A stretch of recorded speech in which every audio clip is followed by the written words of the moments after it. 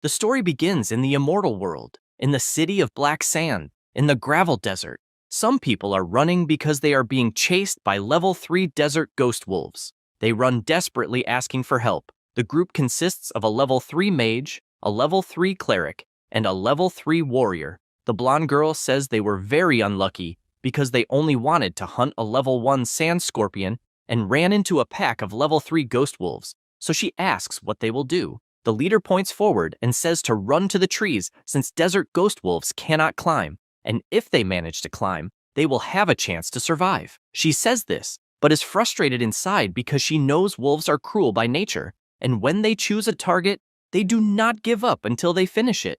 To make things worse, she is worried because they are all injured from a fight they had earlier, and the only 2 black metal equipment pieces are broken. Suddenly, the mage falls to the ground, and they all look back frightened because the whole pack is attacking the girl on the ground. She looks back and freezes with fear because there is nothing she can do. At that moment, the wolf is struck by an attack and falls, finished on the ground by a sword. She watches the lifeless monster's body until someone appears, passes by the body, and stands in front of them. Xiaohei is surprised, wondering if that person saved her. Then she decides to check the person's level and realizes it is level 1 and is surprised, meaning the boy is a novice. The MC removes his hood and faces the monsters, saying that level 3 monsters are not that strong. Immediately, the wolves charge and he draws his sword once again and goes to meet the monsters. The wolves jump to attack, but in the blink of an eye, all are sliced by several attacks from the MC. The 3 are surprised to see a boy in front of them defeating all the monsters with ease. The warrior is impressed to see someone finishing 4 desert ghost wolves using only a beginner's sword. At that moment, Xiaohei points forward and shouts that they are facing an even larger pack. They don't understand how this is possible or where so many wolves came from, and speculate that the monsters smelled the bodies of their fallen companions on the ground. The group leader shouts for the MC to run, because that is a horde capable of massacring an entire novice village, and emphasizes she is serious since the monsters will tear him apart. He smiles and asks if she is serious. Then he opens his system, and a notification asks if he would like to summon skeleton warriors. He confirms and throws all his summoning cards forward, which, upon hitting the ground, create a huge magic circle. At the same moment, a hand starts coming out of the ground, and several level 3 skeleton warriors appear in the battle. The wolves waste no time and advance, but the MC confidently says he wants to see who will be torn apart first. His army advances at full power, and a fierce battle begins with Lin Yuan massacring the wolves alongside his army, finishing one by one that appear in front of him. He plants his sword in the last wolf, and soon after withdraws it. He managed to finish 16 desert ghost wolves, and thus gained 160 experience points. He obtained 16 wolf fangs, as well as 16 pelts and 16 claws. Some energy balls start coming out of the monsters and head toward the protagonist. The girls, watching from afar hiding, ask if that was a dream, since they saw a novice finish 12 desert ghost wolves alone. At that moment, Xiaohei approaches him and asks if by any chance he is a mage with summoning ability, since she herself is also a mage but has never seen a skill like that. He replies that he is not a mage, and she is surprised, wanting to know what he is. The MC just smiles and stays silent because he has a forbidden class of rank SS. Currently, he is at level 2, and his class is Necromonger, a variant of Necromancer. His talent is Dark Summoner of the Gate of Hell. He has 5 strength, 25 physical, and 30 mental. His name is Lin Yuan from the Blue Planet, and he is a reincarnated. 3 years earlier, scientists detected the emergence of a giant and mysterious planet near the Blue Earth, which became known as the Magic Planet. 3 months after that, an unknown company launched a virtual reality game called Immortal World, which shocked the entire world. By using the virtual reality glasses developed for the game, people chose a class and, when leveling up, gained powers to face monsters inside the game. At first, everyone thought it was just a game, until some players began to awaken the same powers in the real world, and they became known as the Awakened. It was from that moment that a cult called Worshippers of the Evil Stellar God arose. They crossed the barrier between the virtual and the real world and began to massacre people, and the entire city suffered at their hands. MC's parents died in this tragedy. Humanity united all the forces on the planet and fought with everything, but in the end, they were defeated by these awakened, as was Lin Yuan, who also lost his life in the final battle. It was at that moment that MC woke up startled at the exact moment he logged into the game Immortal World for the first time. But unlike before, the system granted him a forbidden SSS rank class called Necromonger, a variant of Necromancer. In addition, he also gained 2 SSS rank talents, Shadow Summon and Gate of Hell. At that moment, he could only think that he would get strong as fast as possible to protect his family and save Blue Earth. Back in reality, he was near a wolf, and with his outstretched hand, began to emanate a dark power. The same happened to all the corpses of the desert ghost wolves. The system asked if he wanted to use Shadow Summon on the wolf bodies. He answered yes, and immediately the monsters awaken, already possessed by his ability. He reflected that his class has a unique characteristic that, besides granting him a warrior's physique, also allows him to use Shadow Summon to turn monster corpses into zombies that fight for him. These zombies keep their levels and abilities from when they were alive. In addition, he gained a new skill called Death Body, which makes them immune to most negative effects. He began to use his other skill, and the ground started to crack with his talent Gate of Hell. This allows him to maintain the monsters resurrected with Shadow Summon, and the amount he can store increases with his level. The enormous Gate of Hell appeared and began to open until it completely created the passage for his new army to enter. He, with his new zombies, imagined that if he got strong enough, he could create an unstoppable army of undead. The leader of the girls' team was in disbelief at what she was seeing, and since she understood that he was reviving corpses as zombies, she asked who the hell he really was. MC just replied that it was almost time, and a warning appeared in the sky saying that the world boss giant death wolf was descending on the gravel desert. He thought it was a perfect moment since it was time to hunt the boss. The sky began to thunder louder and louder while other players were hiding. A rift appeared in the sky and grew increasingly dense. 2 players commented that the giant death wolf would soon appear, and because of that, they began to run. One of them said he remembered seeing on the official game site that the attack range of that boss was 50 meters, so they needed to get as far away as possible. Everyone started running like crazy, but one of them was attacked without being able to react. The 2 were scared and hiding, since before them were the massacred bodies of other players near the giant death wolf, which is level 6, has 2,400 health, 360 attack points, and 48 defense. One of the players started screaming because one of the victims was his brother, and the others asked if he was crazy since a solo player couldn't defeat that boss and therefore couldn't let him die for nothing. They were terrified to see the giant death wolf devouring other players, and one of them asked if it was really possible to defeat something so terrifying. Suddenly, they noticed something, and upon seeing the MC walking, asked what the hell he is doing. Lin Yuan walks without any concern, his eyes full of confidence. The players notice the sword and ask if he is also a rookie. His friend replies yes, and further emphasizes that the giant death wolf is a level 6 lord boss, and that without support, even all of them together wouldn't handle it. In the immortal world, monsters are classified from weakest to strongest as normal, elite, leader, lord, king, monarch, and god. Among them, a lord-class monster, even if a level 1 boss, is still a great threat to rookies. The MC finally stops and stands face to face with the boss. The players try to get his attention, asking if he is crazy since if he continues like that, he will die. After all, in front of him is a colossal level 6 wolf. Lin Yuan says that seeing that boss again, he doesn't think it's a big deal. The monster starts drooling blood and immediately uses its skill, Giant Wolf Howl, firing a powerful laser that the MC dodges by jumping back. Once again, the boss advances using its death claw, and only then does the MC stop to think that last time that level 6 giant death wolf was enhanced with boss powers, had 3,400 health and a 510 attack. He also knew that for the desert explorers who were only level 3 at best, they would need a raid to have any chance. Back then, he almost died in that raid. In the present, he sees the claw coming toward him and thinks he has lived another life, fought in numerous bloody battles.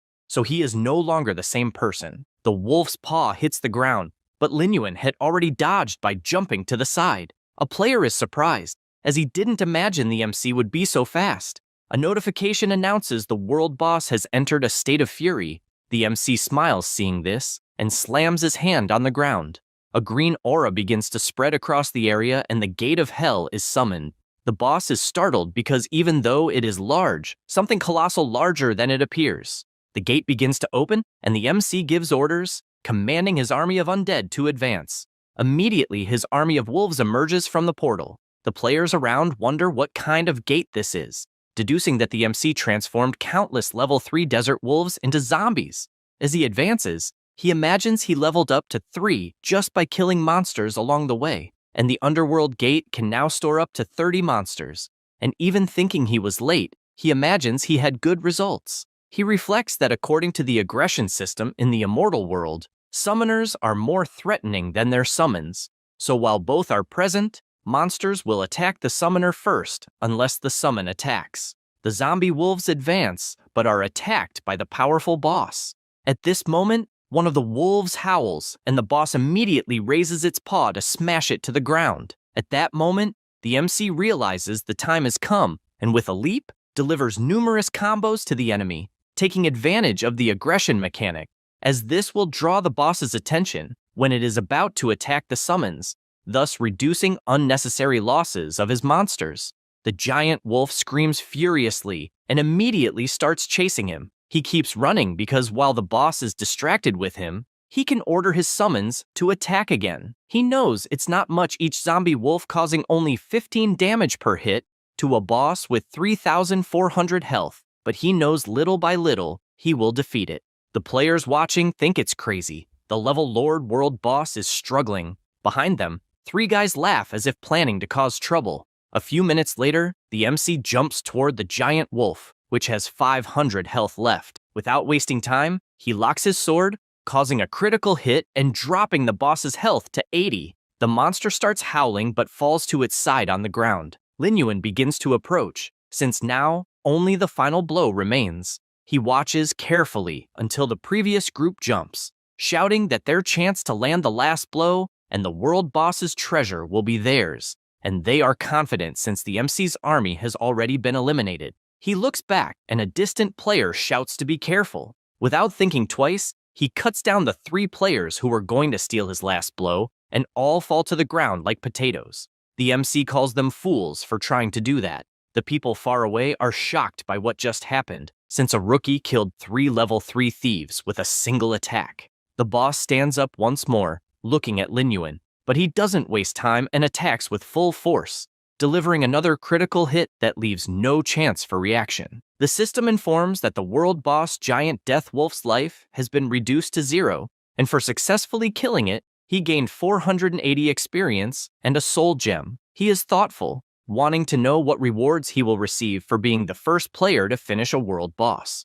2 items appear before him, and he takes the first, the soul gem, which contains soul power. After collecting a certain amount of them, he can go to the Eternal Council to exchange them for legendary equipment. He reflects that after level 60, players must go to the Elven Eternal Council to continue evolving, although he is still far from that. However, soul gems are also the simplest way to obtain legendary equipment. In the immortal world, equipment is ranked from lowest to highest as white, black iron, bronze, silver, gold, black gold, epic, legendary, and mythic. Rookies usually only have the lowest level equipment possible, and even black iron is rare. He also remembers that 2 hours before he used knowledge from his past life to attract 2 elite black sand lizards with skeleton warriors, then had the chance to loot the bronze chest they were guarding, and for that, he obtained the bronze level cloak. It was a black lizard tunic, increasing 30 defense, 10 mind, and 10 agility.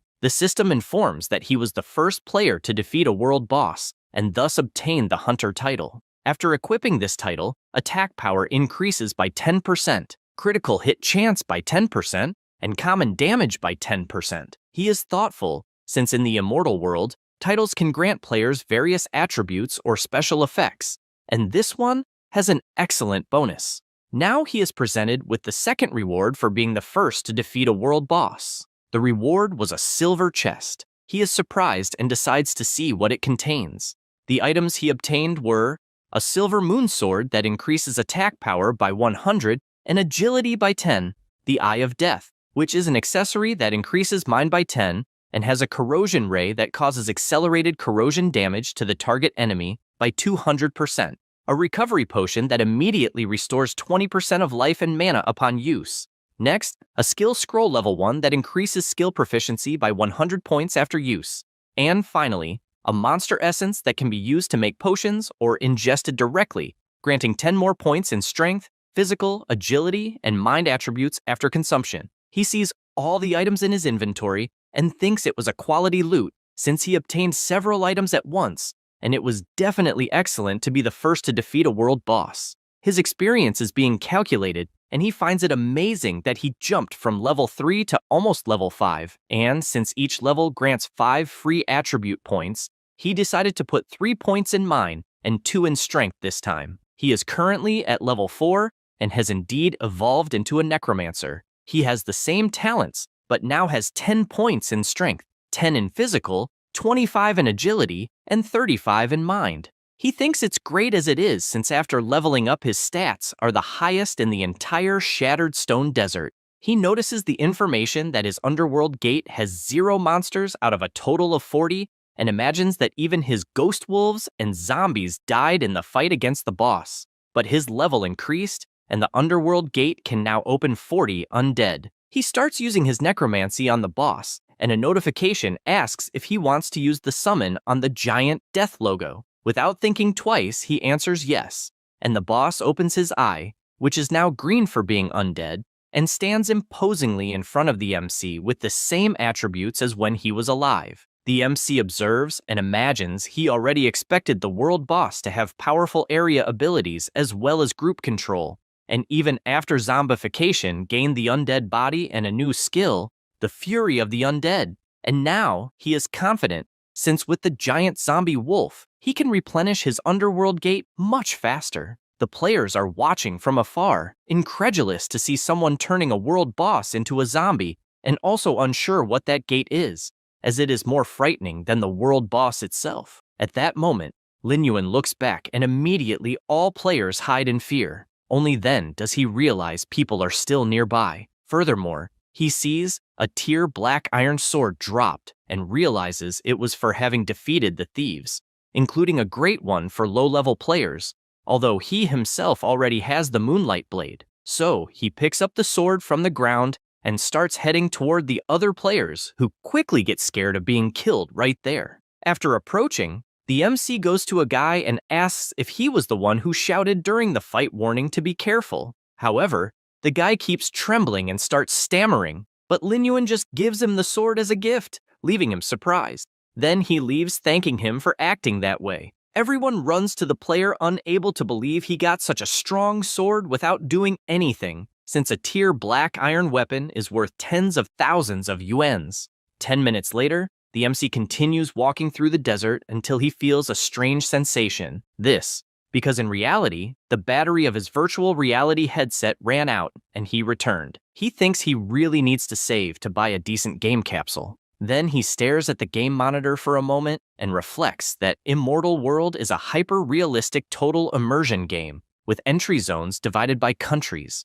Each zone contains different nations in the game that players can choose, and he gives as an example his region Elpad, which has 4 kingdoms: the Western Desert Kingdom, the Southern Return Empire, the Northern Underworld Empire, and the Tide Archipelago. He is facing the system asking to select the game region. The options are the aforementioned regions, and he, having respawned, chose the same as last time. So he clicks on the Western Desert Kingdom. He did this because before dying, he discovered a secret. The place was infested with monsters, and he was defeated on the ground, extremely wounded. At that moment, something approached him that made him widen his eyes, since from inside a portal, some kind of divinities were coming toward him. He observes a yellow jewel on one of the beings, and believes it is the emblem of a guild from the Western Desert, the first believer of the Starry Sky evil god. He wonders if that is a human player. He reflects since as far as he remembers that being is the key figure who summoned the evil god to Blue Star,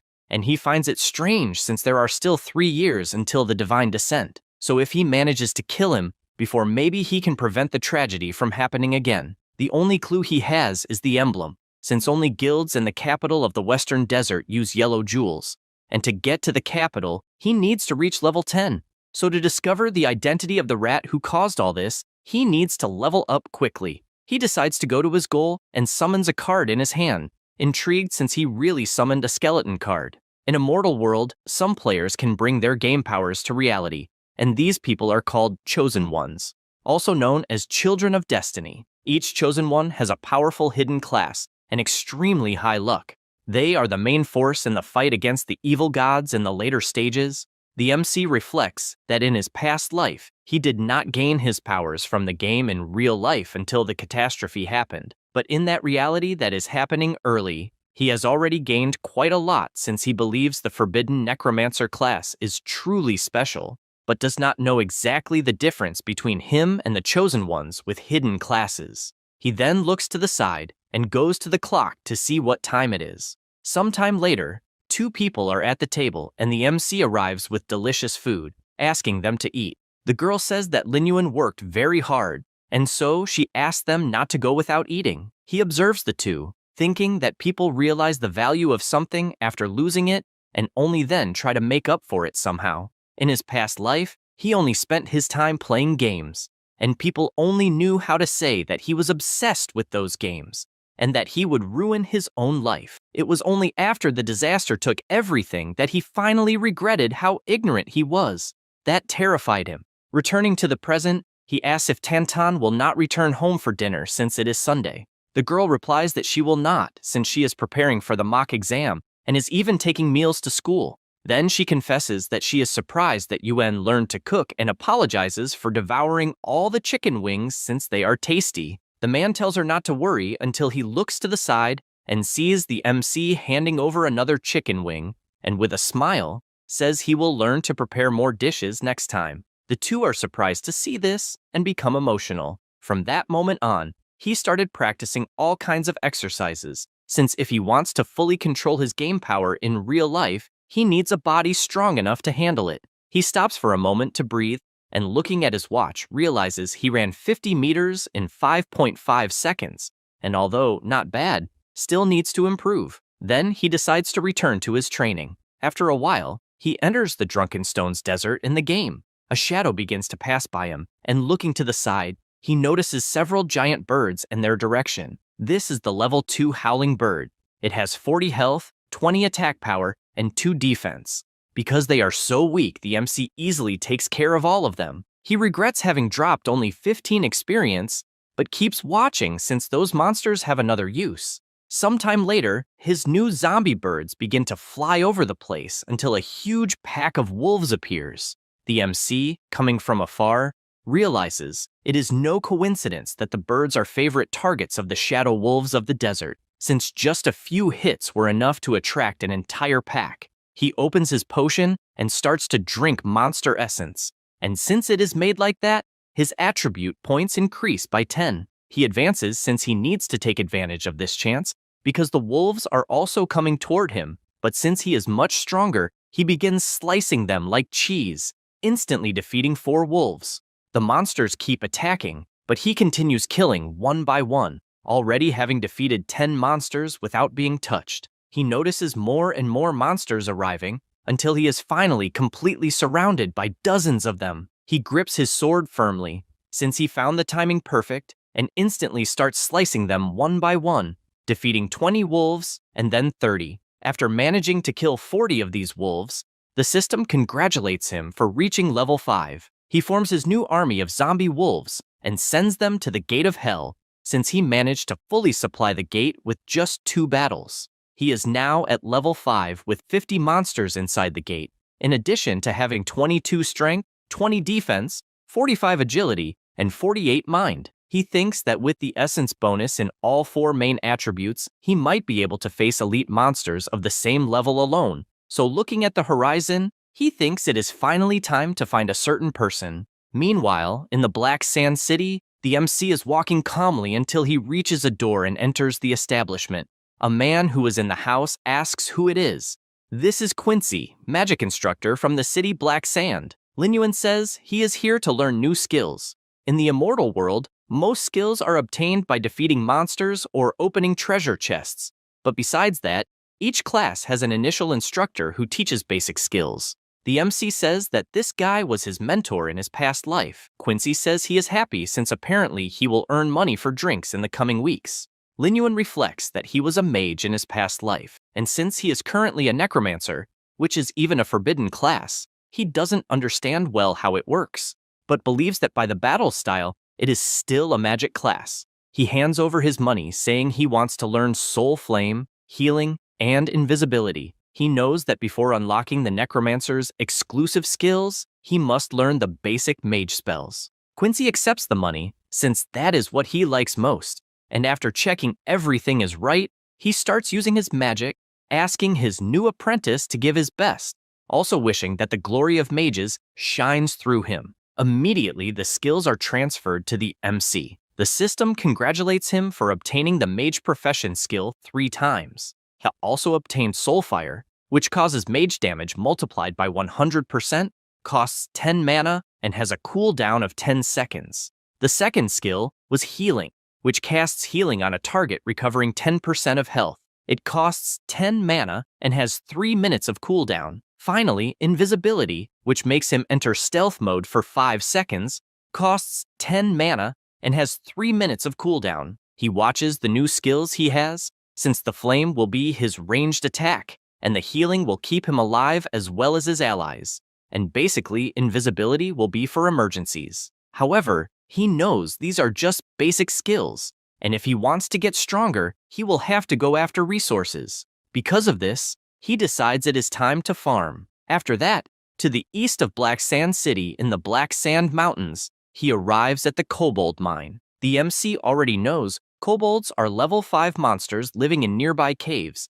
and have the ability to detect enemies in the dark. This type of monster is treacherous and lives in large groups, usually more than 100 per tribe. He concludes they are the ideal target to train his undead army. To start his attack, he drinks his night vision potion, which grants the player a vision radius of 3 meters in dark environments and lasts 30 minutes. He also summons the Gate of Hell to call his undead wolves, and since he knows he can gain levels besides it being a great chance to improve Soul Flame and Invisibility, and if lucky find treasure chests as well, Linyuan starts entering the cave with his army and they go deeper, and after walking for 15 minutes he finally senses something. In the dark, he notices something moving, and for that, he throws the torch he was carrying in his hand, which lights up the dark place showing monsters nearby. The kobolds immediately open their eyes and charge the attack now that they are disturbed. The torch falls to the ground, and all undead wolves charge the attack as well as the MC,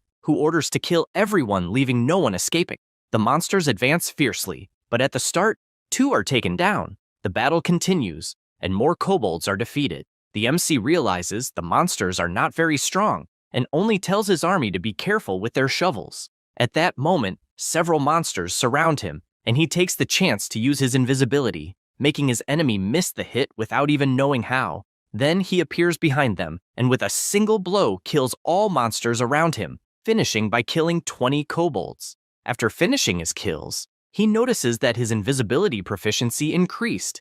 But even happy with that, he does not like one thing since those monsters are very weak, so farming on them is slow. Now his army also consists of level 5 kobold zombie miners. He ordered everyone to advance, since they are the new substitutes for the zombie wolves, and commands them to find the boss of that dungeon quickly. They start walking until they reach a place with several paths. He watches for a moment until he hears some noises coming from a certain direction, which excites him.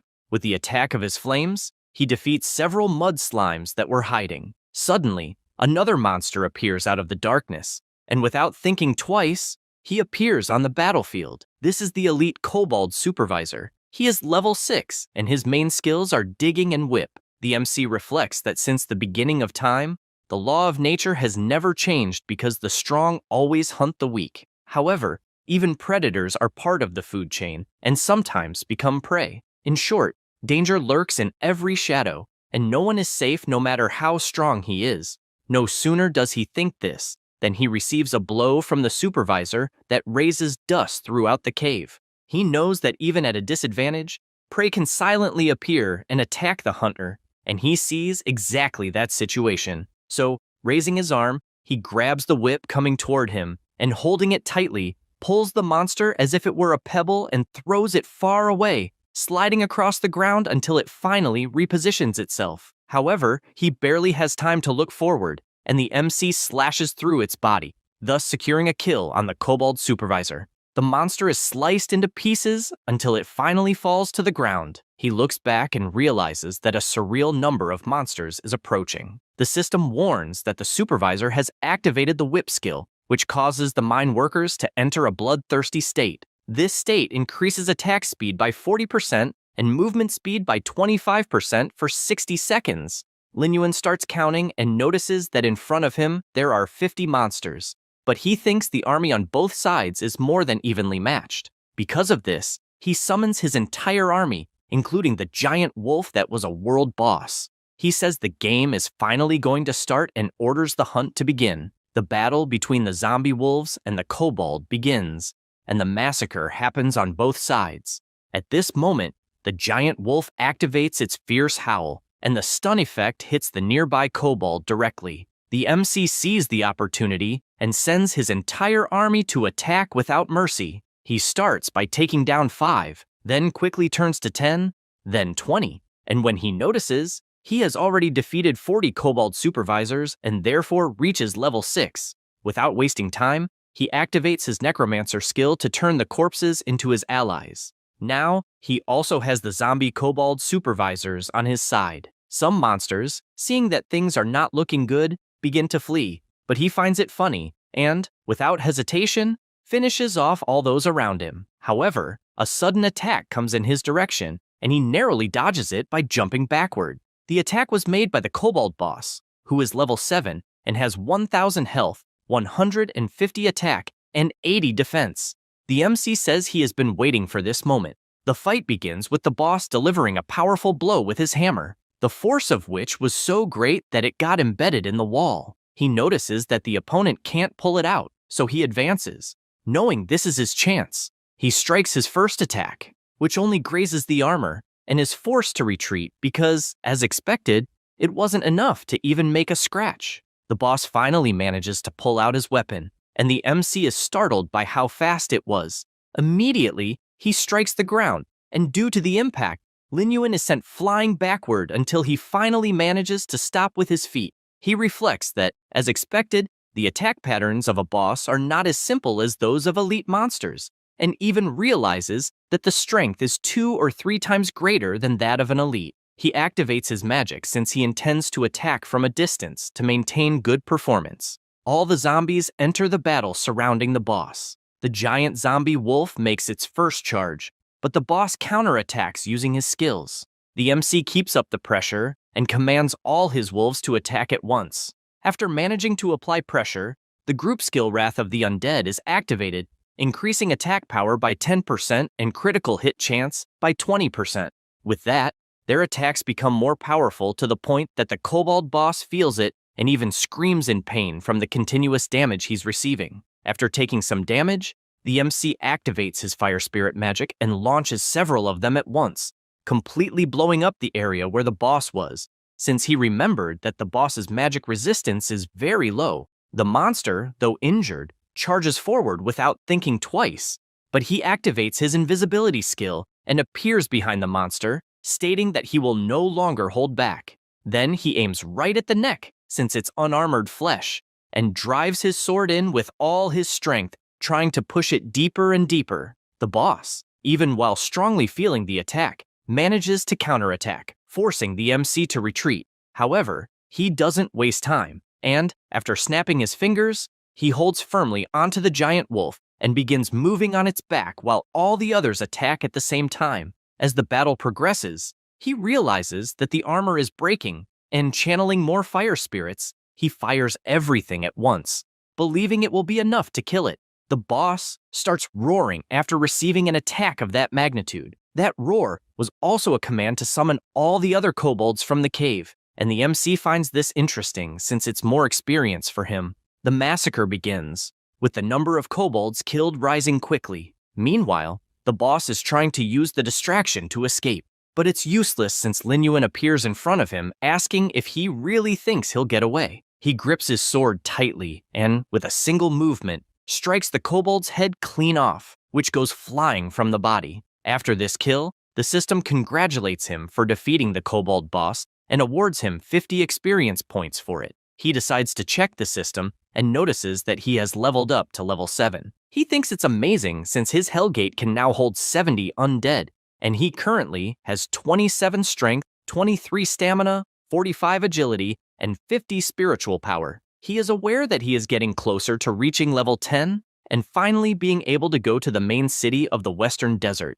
He decides to check his stealth technique and the spirit flame, as their mastery has been completed and both have leveled up to level 2. Now, the stealth technique lasts for 10 seconds, and the spirit flame deals magic damage to the target equal to 200% of the damage. While reviewing this information, something catches his attention as a treasure chest dropped from the boss. He decides to check what it is and opens the chest. He obtained a kobold leather pouch, an inextinguishable torch, a skull mask, the shadow gloves, and, in addition, opened the kobold leather pouch which had 20 gold coins. He grabs all the gold in his hand, knowing that soon, major banks around the world will open currency exchange channels between the real world and the game world, and those 20 gold coins are worth 200,000 yuan in real currency, and he knows that's already a lot. Furthermore, the inextinguishable torch grants the player night vision with a range of up to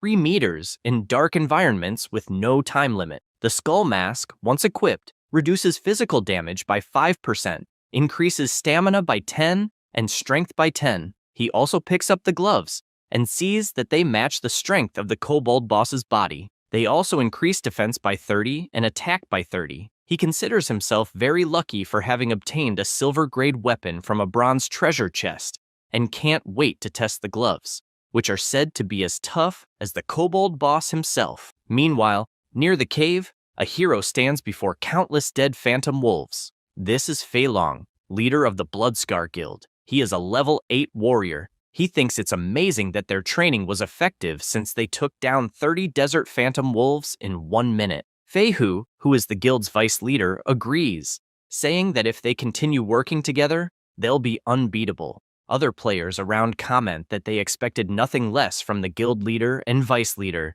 as they managed to defeat so many monsters at once.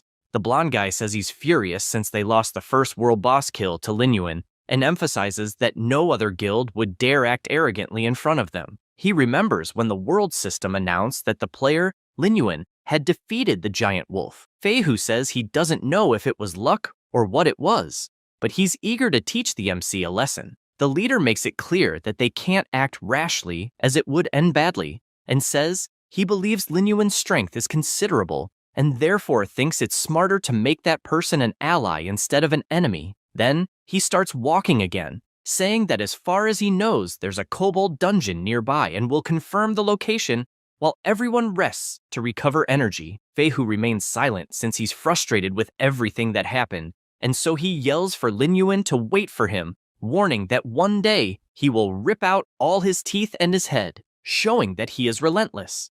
A blushing member of the guild asks the vice leader not to be angry since something very beautiful is in front of them. He doesn't understand what he's talking about and turns to see what it is, coming face to face with a beautiful woman.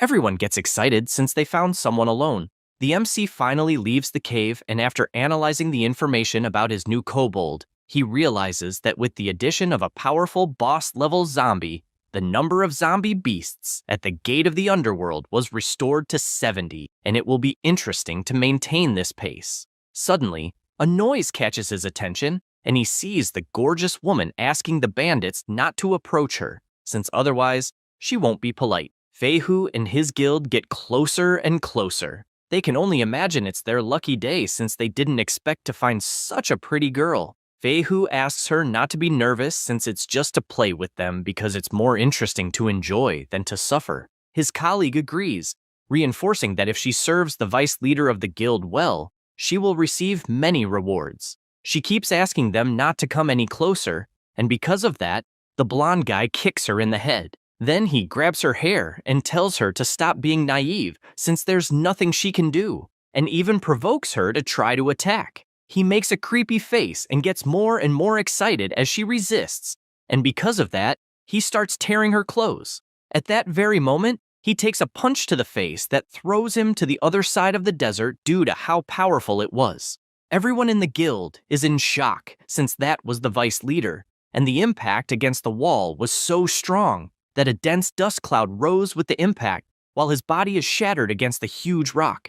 The MC, who had thrown the punch, just thinks it wasn't bad at all, even though it was softer than he expected. A guild member runs off since he needs to find a way to notify the guildmaster. At the same time, the others ask who the boy is, also making it clear that he offended the Bloodscar Guild and therefore will die. Lin Yuan looks straight ahead and realizes that it's the emblem of the Bloodscar Guild, the #1 in the novice village of Black Sand City during the early days in the immortal world. Most of its members are red-named players who commit all kinds of evil, and all of them represent danger to other players. These red-named people are those who, due to malicious acts, such as attacks, thefts, and robberies, are dangerous players judged by the system as having sin points of 10 or more. And although the evil god has not invaded yet, dead players don't cause real-life death. However, they lose equipment and levels which will cause major problems for players in the future. Knowing all this, he asks if those guys really are from Bloodscar.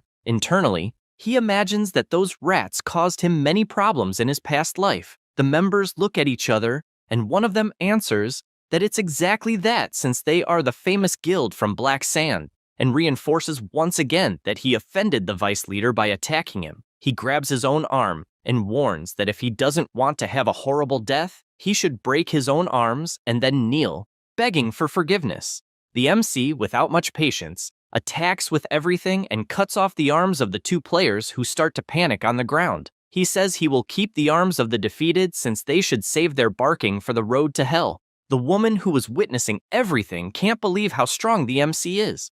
After a while, Fei Hu wakes up and immediately takes a potion that heals 20% of his life. He gets up extremely furious and warns that death will be too little for whoever attacked him. The man returns with the guildmaster where everyone was. Their arrival draws the MC's attention, who turns to see who it is. The brat points, saying that the one responsible for attacking the vice leader is right ahead. Fei Long prepares his axe, but while holding it, he notices something. He notices that the player's eyes were indifferent and cold, yet imposingly imposing. Furthermore, he notices that they are like swords forged under the moonlight, shining with a cold light that could cut anything, and the aura he was feeling was so overwhelming that it suffocated him just by being nearby. The guild member starts provoking the MC, calling him a fool, and making it clear that he will die there. However, the guild leader knows the situation is not good, as the aura he's feeling, plus the sword he saw, makes him believe it was dropped from a boss-level monster, and because of that, he firmly believes the player in front of him is Lin Yuan. He gets internally irritated, as out of all the people they could have provoked, they went and did it with the strongest one possible. The MC asks if the one there is the guild leader. He just holds his axe since there's nothing else he can do and believes the battle is inevitable.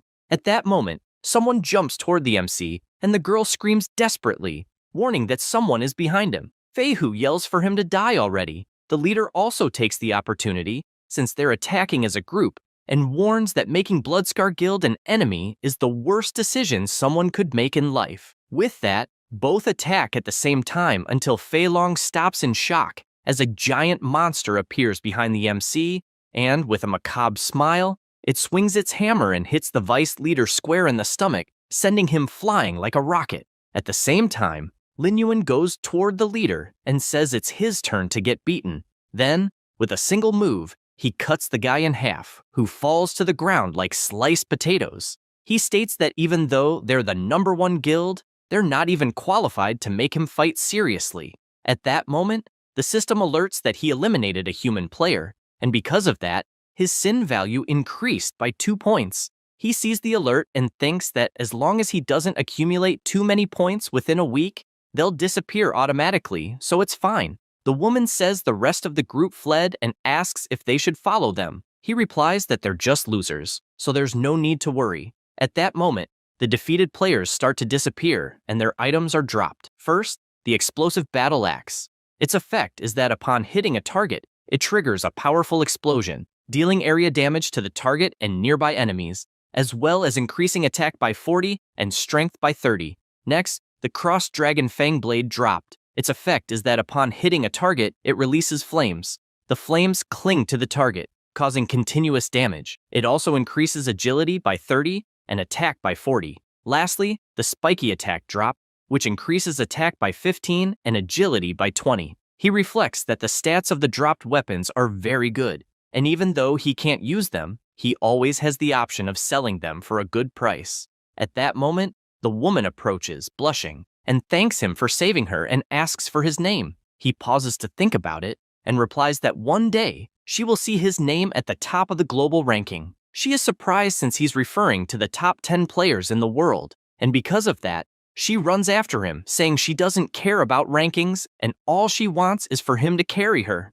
After that, the MC continues walking through the desert until a monster appears behind him and several level 6 Thunder Lament Scorpions jump toward him. He positions himself and begins slicing each one that tries to get close, but with his colossal power, he takes care of them all very easily. He defeated a total of 60 Thunder Scorpions, and because of that, his level increased to 8. He realizes that reaching this level was quite easy, and although it was hard to collect the paralyzing herb, he believes the reward was at least unexpected. 2 days before, he had met someone. The monocle indicates that he was waiting for him. Because of that, a quest from the alchemist Emor was detected. The name of the quest is Imor's Will, and it is necessary to go to the Lamenting Desert to collect 10 paralysis herbs and deliver them to Emor. The time limit is 1 day, and this plant has thunder properties that grow in the desert. Lin Yuan stops to think that after a while a special dungeon will open in the main city, and the dungeon in question is full of monsters with the thunder attribute, and to clear it, extremely high thunder resistance will be necessary. Because of this, the powerful potion that grants electric resistance will be in high demand and could be worth tens of thousands of gold coins. And he also remembers that someone in his past life made a huge profit from it. Also, after completing the mission to collect the paralyzing grass, it will be possible to obtain a recipe for the electric resistance potion. He looks at Emor since he is aware that it is his first day in the Black Sand, and, after completing that mission, the NPC will enter permanent seclusion. In other words, that is the only way for a player to obtain the recipe and the only possible chance. And because of this, he accepts the mission. Back in the present, the MC continues defeating all the monsters that appear. He knows that the Thunder Wailing Scorpion is a level 6 Thunder Beast guarding the paralyzing grass. And at his current level, that guy does not pose any threat. He goes to the grass and decides to make the most of the opportunity to maximize his proficiency in the gathering skill he recently learned. Gathering is at level 2, and because of this increases gathering speed with a 5% chance to collect rare quality herbs. It consumes 1 spirit point and has a 3-second cooldown. After some time gathering, he feels a strange tremor growing stronger. Suddenly, something emerges from the sand and almost hits the MC, who stepped back at the last second. He is startled looking ahead as multiple danger alerts are triggered in his system. He is facing the Crystal Demonic Thunder Scorpion, which is level 10, has 2,800 GP, 400 attack, and 55 defense. He smiles, finding it interesting for something like that to appear out of nowhere, and charges himself knowing it will be quite difficult due to the level difference. His first attack hits the monster's powerful armor directly, but is not enough to cause significant damage. He stands atop the monster until the scorpion begins activating its lightning ability, and the MC starts feeling intense pain since he cannot withdraw his embedded sword. However, he realizes he is about to be stung by the scorpion and jumps at the last second, retreating as far as possible to avoid another hit. He notices that the strength of that scorpion is greater than expected and prepares himself as it comes at him full force. Because of this, he activates his Hellgate skill, and all his zombie monsters appear to join the battle. His Kobold Chief lands the first hit, and the MC is displeased for not having triggered the double critical hit. At that moment, the Chief activates his skill that completely destroys the ground where the monsters were, throwing them all into the air. The MC takes advantage and launches his fireballs, hitting multiple spots simultaneously. He keeps using his combo since his skill level has increased, making it stronger than before. Then he orders his monsters to throw some ropes around the chief's paw and the rest of the body to try to restrain him. The kobold chief then leaps and lands a double critical hit with his hammer, causing colossal damage that even makes the chief scream in pain. At that moment, Lin Yuan jumps and causes the chief to lose sight of him. He gathers energy in his gauntlet, and the system notifies that the player holds the title Slayer Hunter, increasing attack power by 10%, double damage chance by 10%, and magic damage by the same amount. He announces he will break the entire body of that scorpion, and without hesitation strikes the chief's back directly, causing devastating destruction around, and the monster screaming more and more in pain. Due to this attack, the system notifies that the crystal assassin Thunder Scorpion has been successfully eliminated.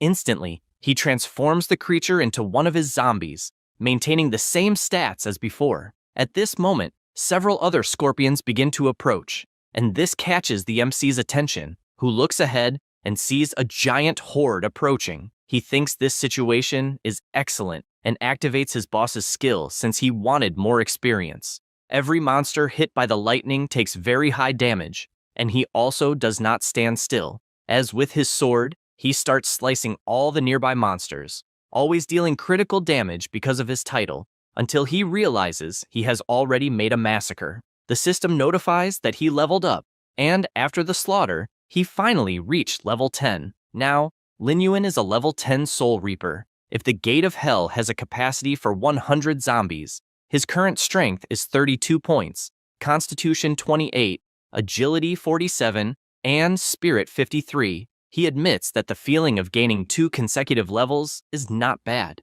Additionally, he also obtained a Lightning Spear, Guardian Greaves, a Paralysis Ring, and a Ghost Bracer. He notices that all the drops were silver level, and if he sells everything, he could significantly improve his parents' lives. A notification warns that the demonic beasts in that area were eliminated, so he obtained a gold skill book specific to his personal skills. A strong glow appears in his hand, and a book appears right in front of him. He realizes that it is the Curse of Darkness. The only condition is that the player's class must be Soul Reaper. The MC realizes he was very lucky, and at the same moment, the skill book is automatically registered in the player's memory. An intense beam of light falls on him, congratulating him for obtaining an exclusive skill of the Soul Reapers, which is the Curse of Darkness. This skill deals damage equivalent to 20% of the target's health, or restores 20% of health to the undead. It costs 100 mana and has a cooldown time of 10 seconds. He activates the skill in his hand, since he does not know exactly how it works, and looking to the side, he sees his giant scorpion is at 60% health. Then, to test, he casts the Curse of Darkness skill directly on his monster, which immediately has its health increased to 80%. The MC reflects that the warm-up is over, as it is time to go to the main city to meet his first believer. However, he feels something strange and already imagines what will happen. It was his stepmother calling him in real life, warning that his father threw some things away and has a lock back. He goes there to help and also asks him not to strain himself too much. The woman warns that he is already at an age where he cannot be doing those crazy things, as he could very well have called a professional to check the air conditioner. He says he was just trying to save some money since it was similar with the washing machine, because he fixed it with some simple adjustments. Then, he asks Lin Yuan not to worry, as he will be fine after one night, but just asks him to remember to pick up little Xiaotan from school the next day. The MC closes the door while thoughtful about this, and the next day, his parents are sleeping until they wake up to a noise. They go to the living room to understand the reason for the loud noise so early, and notice some workers completely renovating their room. Immediately, a worker asks for permission, explaining that those new items were bought by Lin Yuan and that they installed them as quickly as possible. So he asks them to confirm the delivery. The two are just shocked as they are processing what is happening there. At the same time, the MC is training at full speed while admired by the girls since his shape is at its peak. He also continues running on the treadmill until a woman approaches and asks for permission, wanting to know if he is there to sign up for the VIP package and warns that they will need to charge the upfront fee for 1 year. He replies that it is no problem and hands over his card. Inside, he imagines that he sold some equipment he no longer used, renovated his house, and also earned a gym membership for a family. And he thinks about his parents and Xiaotan, since they also need to start training early so they can adapt as quickly as possible when they enter the immortal world. The woman blushes, admiring the MC, since she saw him exercising for a long time, and he doesn't even seem out of breath. Only then does she notice something and realize that the card is the Supreme VIP, which is issued only to clients with more than 5 million in their bank account. Meanwhile, Lin Yuan is on a call confirming the cash prize he won in a tournament, besides asking them to rest since he himself will go look for Xiao Tan. The woman admires him more and more, since besides being a client, she also found him an incredible young man. Meanwhile, at Xiushui Secondary School, several students are leaving, and a girl is standing waiting. This is Linton, the MC's sister. At that moment, 2 girls appear gossiping. One of them says it is the older brother's birthday and that they bought a huge cake. The other is surprised and says it must be amazing to have an older brother and that she also wanted to have one. Linlen becomes thoughtful upon hearing this, as she doesn't know if having an older brother is really something to envy, since her only memory is of her brother playing games 24 hours a day, and for that reason, she thinks she doesn't want an older brother. At that moment, a person approaches her, and she realizes it is a group of men. One of them invites her to go out with them,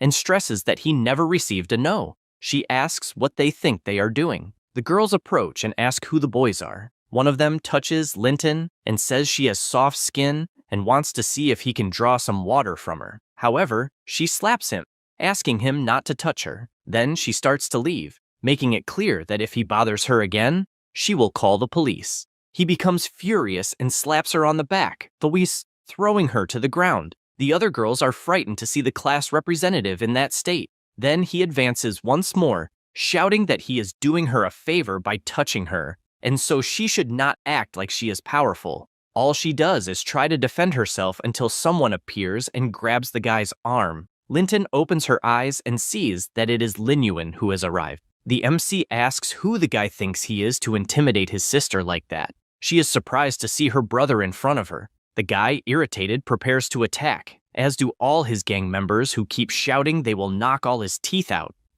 However, the MC has little patience and starts beating all of them, and whenever he hits one, he goes to the next and beats him as well, to the point of stepping on the face of one that practically buries him in the ground. After beating them all, he calls his sister so they can leave. As they walk, she asks why he is there that day. She says this thinking her brother should be playing all day, and so she doesn't understand why he came to pick her up from school. He replies that their father hurt his back, and so their mother had to stay at home. She is startled by this information and asks if it was serious. He asks her not to worry since it was nothing serious. Then they walk in silence again, and she tries to remember the last time they talked about anything, and so she finds the silence awkward, besides observing how tall and strong her brother is.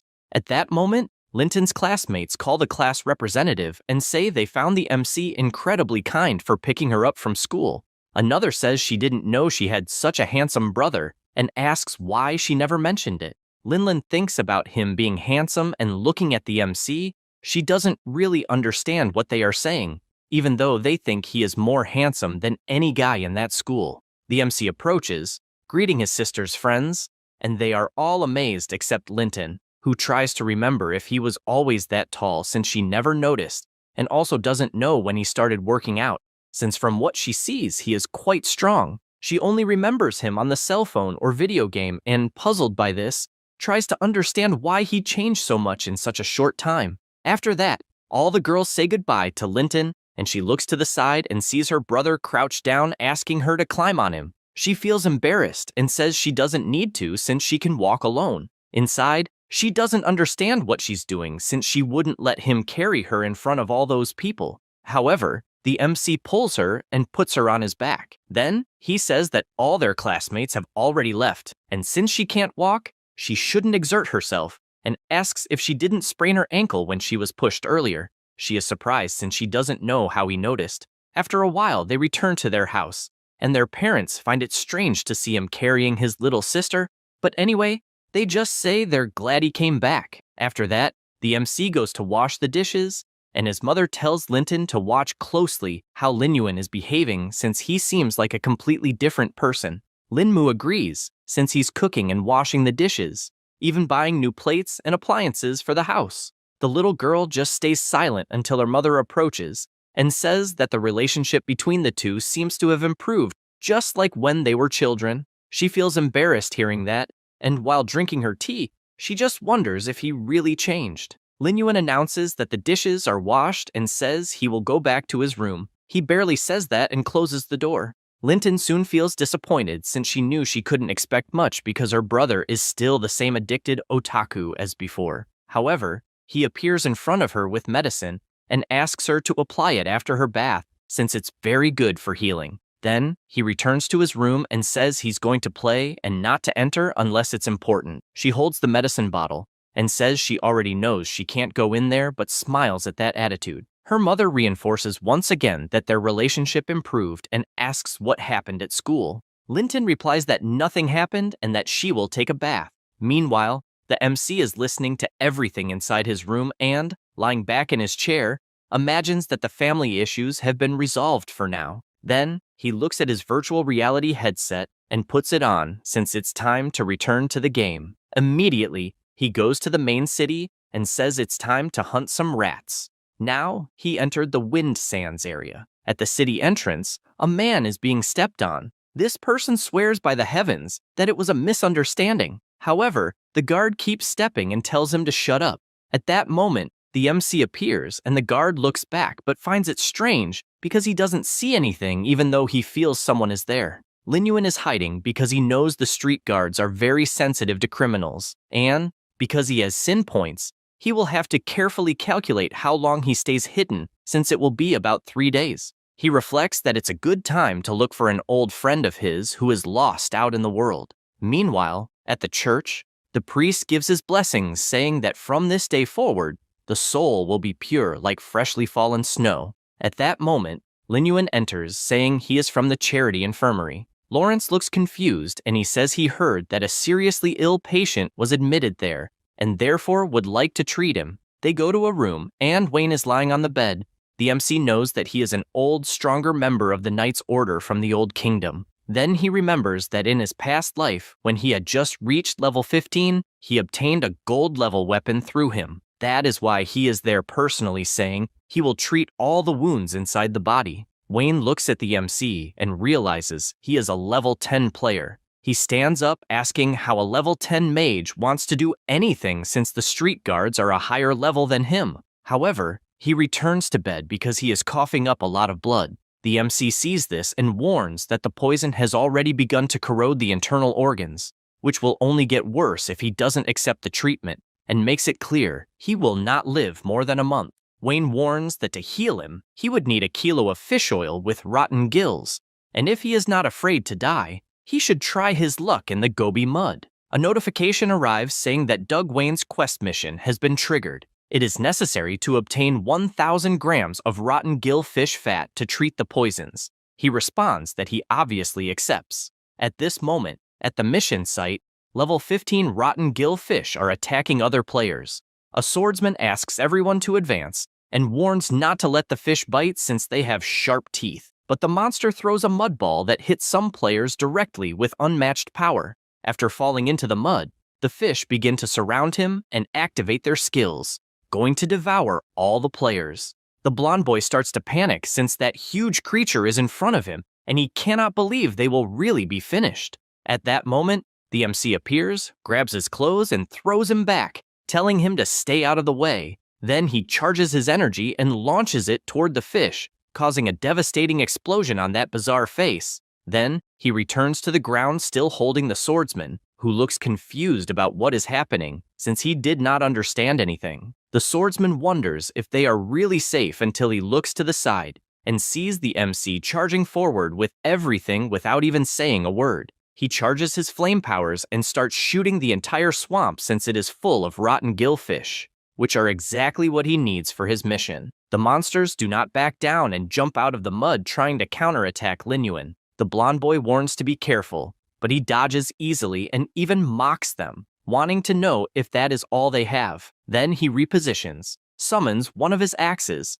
and says that a gang is still a gang. No sooner does he say that, than he starts slicing all the fish he finds in front of him, making them into tuna. The players watching from afar cannot believe how someone can be so strong since there are 8 of them, and they were almost wiped out while a single person is fighting alone. Anyway, he remains scared since he knows the deadliest thing about those monsters are their area skills.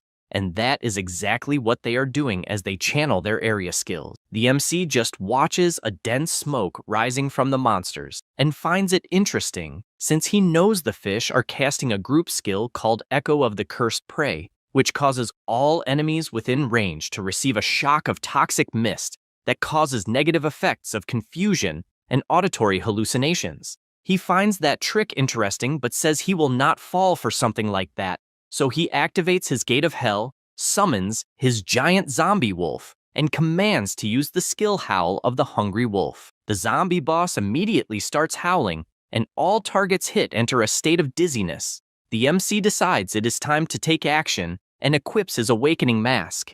It is a one-time defensive mask against toxic mist. He equips the item and charges forward, telling the monsters to die all at once. He starts landing critical damage on all the fish he finds in front of him and defeats them one by one until creating a huge pile of corpses. One of the remaining fish tries to escape, but he grabs his axe and throws it with all his strength, causing a devastating explosion on impact. The nearby players found it incredible what they were watching, but emphasized not to let their guard down since more fish were approaching. The MC found it interesting and ordered his Thunder Scorpion to take action. He immediately activated his skill and fired numerous thunder crystals, starting to bombard all the mud where the enemies were, but the fish were resisting the attacks well. One of the players panicked since he imagined the attacks wouldn't work and blamed the level difference, which was very large, and firmly believed it was impossible to eliminate them all at once. At that moment, Lin Yuan jumped and approached the group, questioning who said the goal of those attacks was to kill the monsters. He then put on his hood, and everyone asked to wait a moment since they noticed the scorpion's attack direction seemed to target the female fish's belly, and they started to find it strange as the males began acting oddly and soon got scared as they started devouring each other. The MC knew that whenever female rotten horses die or lay eggs, they release a large amount of muscatone, and this causes the male fish to enter rage mode and start attacking anything within reach. He warned he would take advantage of this trait to let the monsters kill each other. Suddenly, a fish that was nearby charged toward the MC, and this time it was a giant fish. Everyone panicked since they didn't imagine there could be a female fish the size of a male. Lin Yuan found it the perfect moment and ordered his ghost wolves to advance. They all started biting the monster, and it quickly began losing strength even without losing its life. The MC was surprised since even after sending all his wolves, it wasn't possible to land a fatal blow,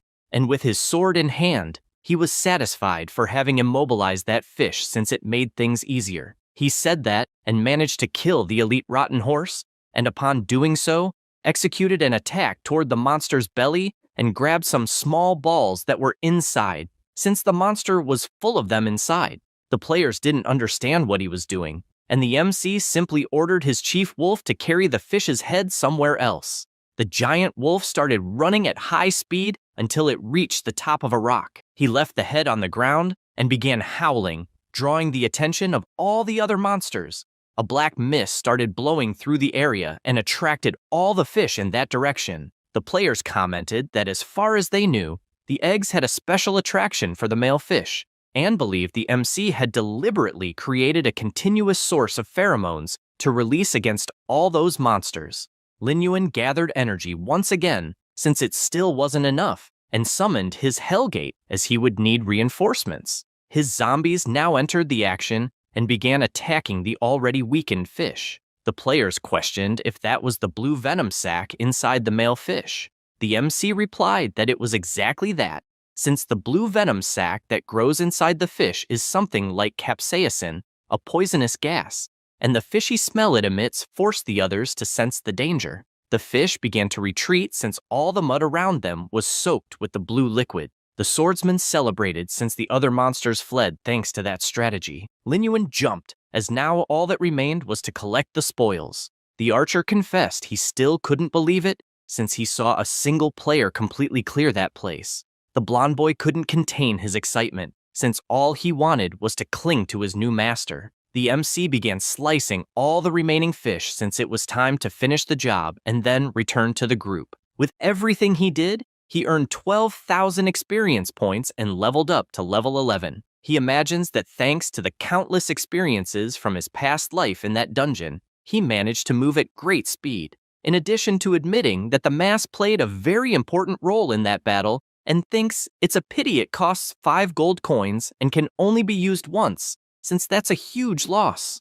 Next, the new drop appears in his hand. It was the jar with 1,000 grams of rotten gillfish oil. It's the ingredient for high-level healing potions, and also the item for his quest. He realizes he received something else, and a red ball appears in his hand. This is the nose of the wave player. It's an armor-type item, and is a spherical and elastic nose cover made from tanned, rotten gillfish skin. Its effect is that it emits rotten gillfish pheromones, causing a fear effect in small to medium aquatic creatures. He observes it for a moment, and thinks that in his other life, he used to wonder why that reward was so high, or if it was the sixth sense of humor of the game designer, since it looks more like a clown nose. Immediately, the swordsman approaches and whispers in his ear, since he thought the item was cool, and with his eyes shining, he confesses that he can't hold back. Lin Yuan asks if he really liked that clown nose. He replies that he absolutely loved it and asks to buy it regardless of the price. The other players apologize since their leader is always this enthusiastic, but the MC simply throws the item into his hand, telling him to keep it, and then starts to walk away. The player asks him to wait since he wants to at least pay, but the MC just opens his imposing wings and says it's not necessary. This makes the blonde boy cry with emotion since he thinks his master is an angel. The other players don't understand how anyone would want to pay for such a ridiculous clown nose. After that, Lin Yuan returns to the church and uses the item on Doug. At that moment, he feels completely healed and confesses that he didn't expect to get that healing item. With that, the system informs that he has successfully completed the gold level quest, and the reward obtained was a gold level weapon, the Blue Soul Blade. He is happy since he finally got the first gold level weapon he obtained in his previous life. The weapon increases physical and magical damage by 150 and spirit by 100. It also has the Blue Soul Seal, which deals damage equal to 150% of the spirit to the target and has no cooldown, with only a mana cost of 10. The MC thinks those basic stats are decent, but finds the skill extremely efficient, especially the hidden effect, since each hit accumulates Blue Soul Chi in the enemy, and after 3 hits causes an additional 250% damage. He remembers that at the time it was the Blue Soul Blade that helped him cross the Western Desert until he became the #1 mage. He doesn't tire of admiring his new sword until a notification informs that he also received a reputation reward, increasing his reputation by 1,000 points in the main city, and reputation with the Manticore Knights increased by 500. He reflects that even though he reached a neutral standing like in his past life, that earned reputation is enough for activities within the main city. At this moment, he finds it strange because another notification is arriving. It was a notice stating that due to the excellence in completing the quest, he received a specific affinity reward with the NPC Doug. The affinity increased by 10 points. The MC looks at Doug and notices he's a bit different from the last time. The NPC immediately thanks him, saying that without that help, he would have died in that bed, and says he is obliged to give a warning since he received that help.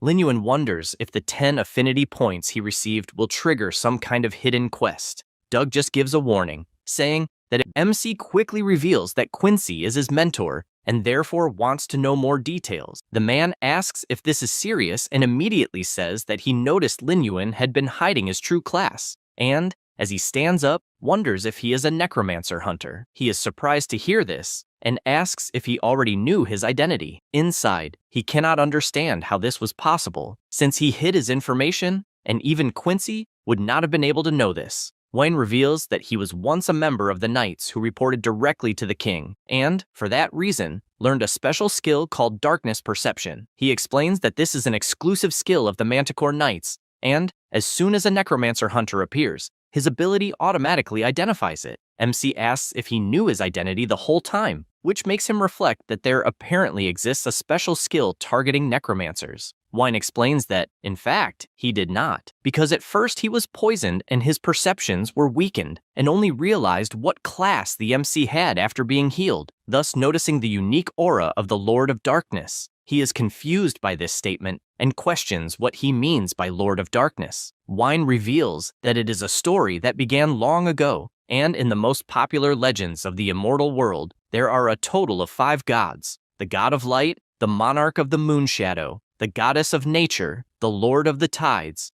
and the king of souls. However, he explains that at the beginning there was a 6th god who was the Lord of Darkness, also known as the king of the undead, being the most powerful being among the 6 gods. Because of this power, the Lord of Darkness did whatever he wished. He granted extremely powerful dark abilities to his followers, allowing them to change their class to necromancer. Then, under the bloody rule of the Lord of Darkness, the necromancers spread chaos and, besides the slaughter, also transformed the souls of the dead into zombies, causing significant disaster. Thus, the main kingdoms resisted the Lord of Darkness, and the temples originally built to worship him were destroyed, and all records about him were burned to ashes. Furthermore, the necromancers lived in hiding because if they were discovered, they would be killed immediately, and this class was listed as a forbidden class, passed down by everyone. He continues telling his story, saying that at the time he was poisoned by a necromancer in battle, which is why he is constantly tormented by the illness. MC decides to check his system screen and imagines that his past life was only that of a mage, and never imagined that such a great secret was hidden behind the legends, not being surprised to be a hidden class. He reflects that things have become problematic, since by clearing his sin points, he could secretly investigate the clues about the badge in the main city. But now, if he cannot find a way to hide his Lord of Darkness aura, his identity will be exposed immediately. Because of this, he calls Wayne and asks if there is any way to avoid the darkness perception skill that the knights possess. Wayne replies that it would only be possible if Quincy was truly willing to help, but for that, he would have to reveal his true identity and would definitely kill him. He says this emphasizing that the instructor lost his wife in an attack by a necromancer, and therefore asks once more to stay away from that person. MC just remains silent listening to this, and, sometime later, returns to the desert.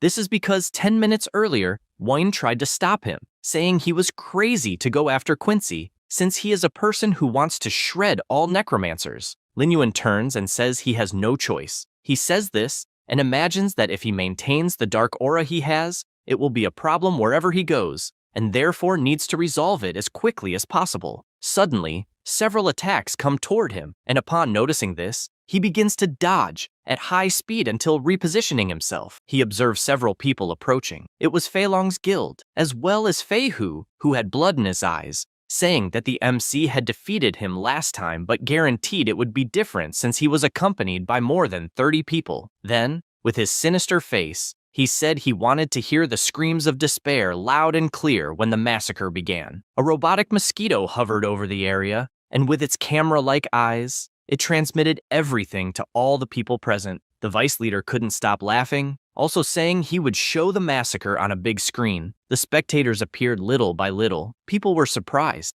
questioning if the Bloodstained Guild was doing a live broadcast while crushing novices. They admitted being shocked since it was 30 people against 1, while others commented that they found the MC familiar as well as handsome, and that it was a pity. Lin Yuan immediately said that guild wouldn't even be good for a warm-up. Instantly, the leader shouted to attack, and everyone advanced at high speed. The mage prepared his magic while the archer readied his arrows, and the warriors formed the front line. At that moment, the system announced that the malicious attack determination had been established, and the contract time was 15 minutes. If he killed all the attackers within the time limit, the sin value would not increase. He prepared his sword, saying that 15 minutes was more than enough to kill all of them 3 times, and thus summoned his entire zombie army to join the battle. His giant wolf began blocking a spell, and at the same time, the zombie scorpion struck one of the henchmen dead on. The leader shouted for everyone to pay attention to form a shield wall to protect the mages.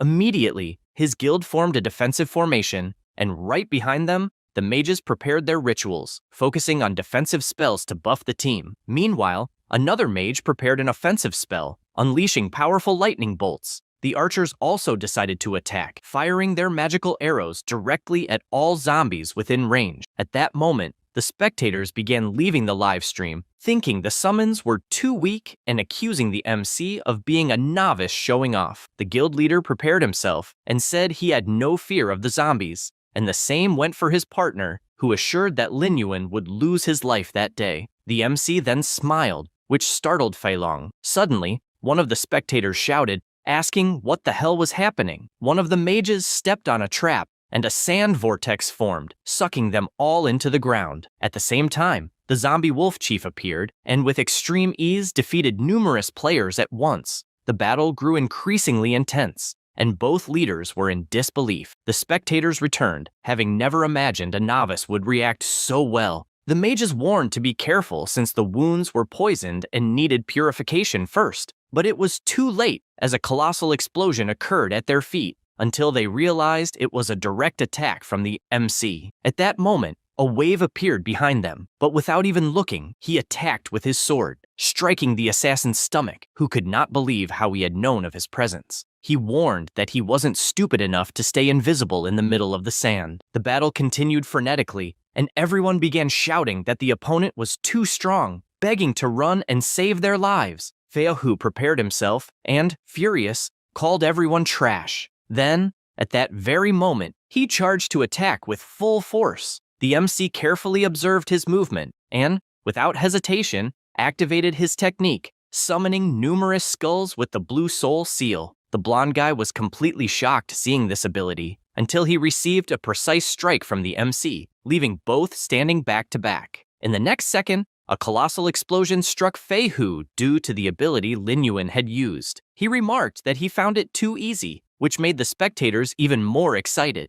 The guild begins to be obliterated by zombies, and all the captain can do is stare in fear, questioning if he is hallucinating, since the MC is in front of him, far more powerful than before, and looking into his eyes, it feels as if he is facing a demon from hell. At that moment, Lin Yuan looks back and makes Fei Long tremble in fear, begging for his life. The MC finishes off an opponent and starts walking toward him until instantly he strikes him in the head with his sword, giving absolutely no time to react. Then he looks to the side and, seeing the robotic mosquito, aims his skill and completely blows up the camera, claiming it was making too much noise. After all this, somewhere in a skyscraper, some players are complaining that the MC blew up the drone and ask who he is. A servant replies that he is the one responsible for killing the giant death wolf. They decide they need to find him, since the mercenary guild issued a rank S invitation, and a blonde boy announces that this person is called Lin Yuan. Meanwhile, in the city of immortal black sand, Quincy is almost falling asleep in a barrel until the MC arrives,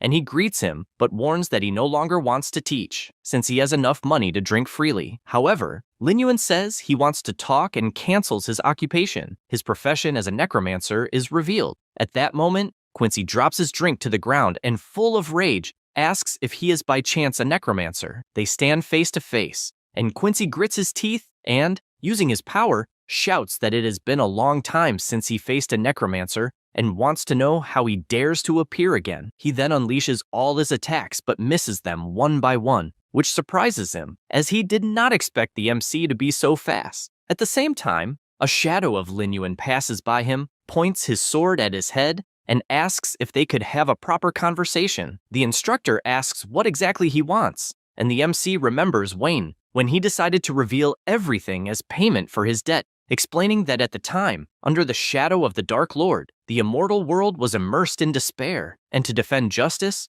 Quincy and his wife fought against a necromancer who was one of the Dark Lord's main lieutenants. After a bloody battle, the necromancer was killed, but Quincy's wife was severely injured by the death curse. Her soul was corrupted by the power of darkness, turning her into a memoryless monster who would never reincarnate. The only way to break the death curse and save his wife was to personally destroy her corrupted soul. Everyone thought Quincy would spend his days drowning his sorrows, but it became known that any righteous person who could save his wife would receive a fortune in life. He planned to use the spoils as bait, both to save his wife and break the curse, and to make the remaining necromancers pay with their lives. but of the 158 people who accepted the mission, none returned alive. After remembering all this, the MC asks to hear about his mission. He says it is fine, since there is no other choice, and asks to meet his wife. At that moment, the system asks if he would like to accept Quincy's mission. Mission name, Dead Wife's Soul. Objective, free Quincy's wife and lay her soul to rest. The mission time limit is 10 days, and the rank is silver. He accepts without hesitation and quickly departs, while the old man wishes him good luck, believing the journey will succeed, but with his strange face warns that the body will not return intact. Later that night, he finally reaches the location and immediately uses his night vision potion. He begins walking through the dungeon with his zombies and quickly realizes that this is the sanctuary of the dead, where all NPCs who die in the city are buried. Suddenly, a zombie appears in front of him, but is instantly killed by the King Scorpion. The MC analyzes the monster and concludes that they are undead like zombies, and that there are probably ghosts as well. He knows that the levels of those monsters increase with each floor, and the first floor has zombies from level 1 to 3, and then, on the next floor, they range from level 4 to 6, until finally reaching the third floor, where there are ghosts ranging from level 7 to 9, ending with the monsters on the fourth floor, which are ghouls of level 10. After walking for a while, a portal opens and he gets excited,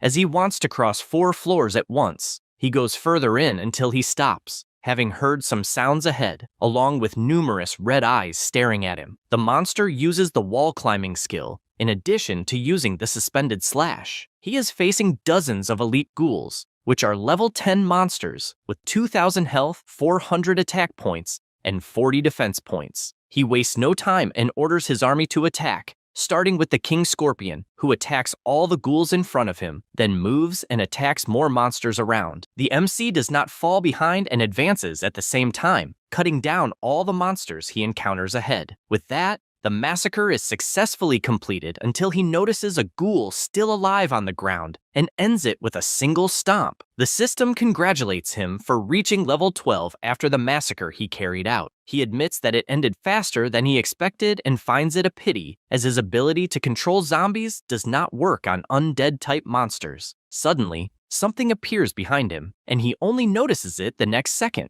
The skill attacks him with full force, and he barely blocks it using his sword, even though he finds the situation dire, until he is thrown far away, crossing the entire hall. At that moment, he looks to the side and notices something chained and that the area has changed. The woman inside the coffin smiles, saying she has been waiting for this moment, and then completely explodes the coffin she was in. This is the resentful ghost of level 18. She has 6,000 health, 800 attack points, and 200 defense points. Lin Yuan wonders if by chance he is on the 5th floor, and the ghost wastes no time and advances, forcing the MC to defend with all his strength. However, she activates her Death Bloom skill, and numerous thorny vines begin to attack, forcing him to move at full speed. While doing this, he notices that the attacks are poisonous, and, holding his sword firmly, cuts all the vines in a single instant, also shouting that attacks of this level are useless against him. After obliterating all the vines, he shows that his sword is no ordinary weapon, intimidating the boss to the point of screaming. Then she activates her succubus roar skill. The MC notices the strong wind it generates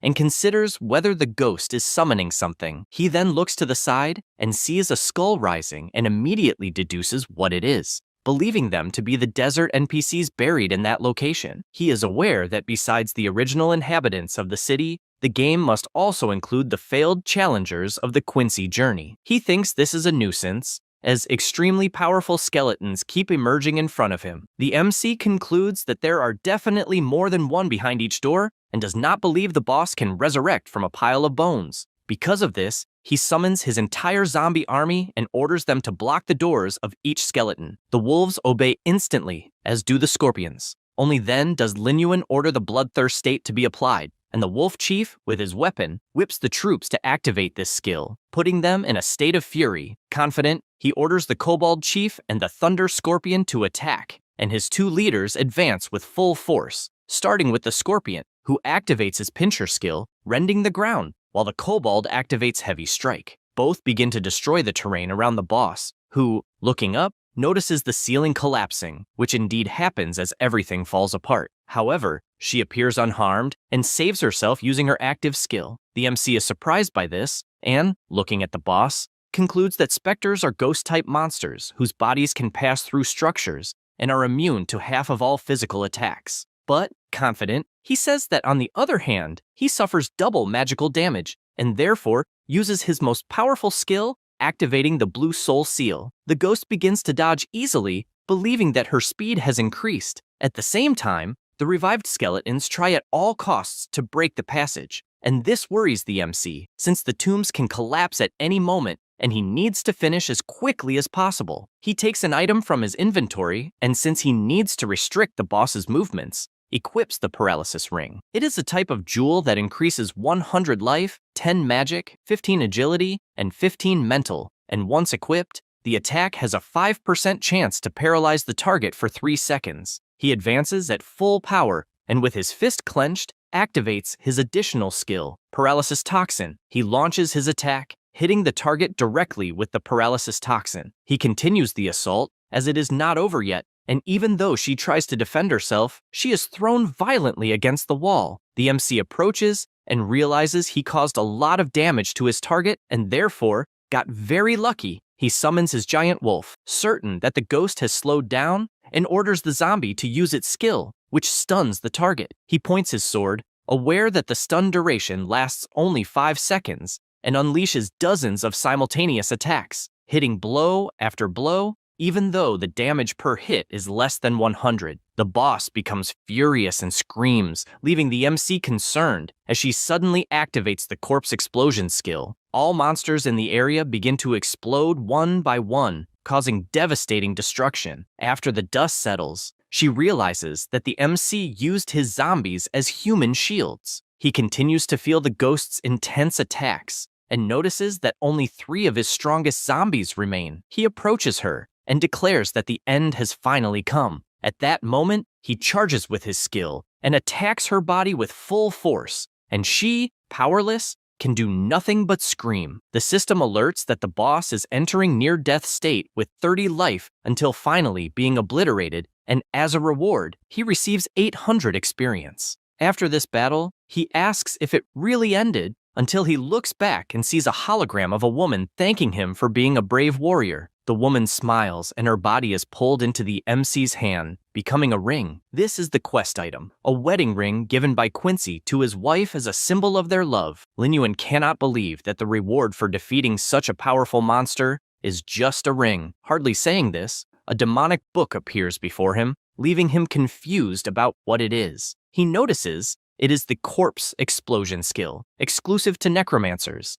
and admits he never imagined this skill was exclusive to necromancers, wondering if it is because the ghost was a servant of the Dark Lord. Without thinking twice, he activates the book to register the skill in his memory, and a beam of intense light falls on him. With this, he learns the corpse explosion skill at gold rank. It is level 1, and its effect is to explode a zombie, dealing its own health times 60% fire damage to nearby enemies. It costs 100 mana and has a cooldown of 10 seconds. He likes the skill a lot, even knowing it consumes his zombie stock, but the attack power and range make it worthwhile, as they are excellent. After that, he returns to the city of Black Sand. He shows the ring to Quincy, who is paralyzed, unable to believe he is truly seeing that relic again. He takes it in his hand and says that a sealed soul has no memories, and only after being freed will it recover them. He then asks if, when his wife departed, he no longer felt pain. Lin Yuan answers yes,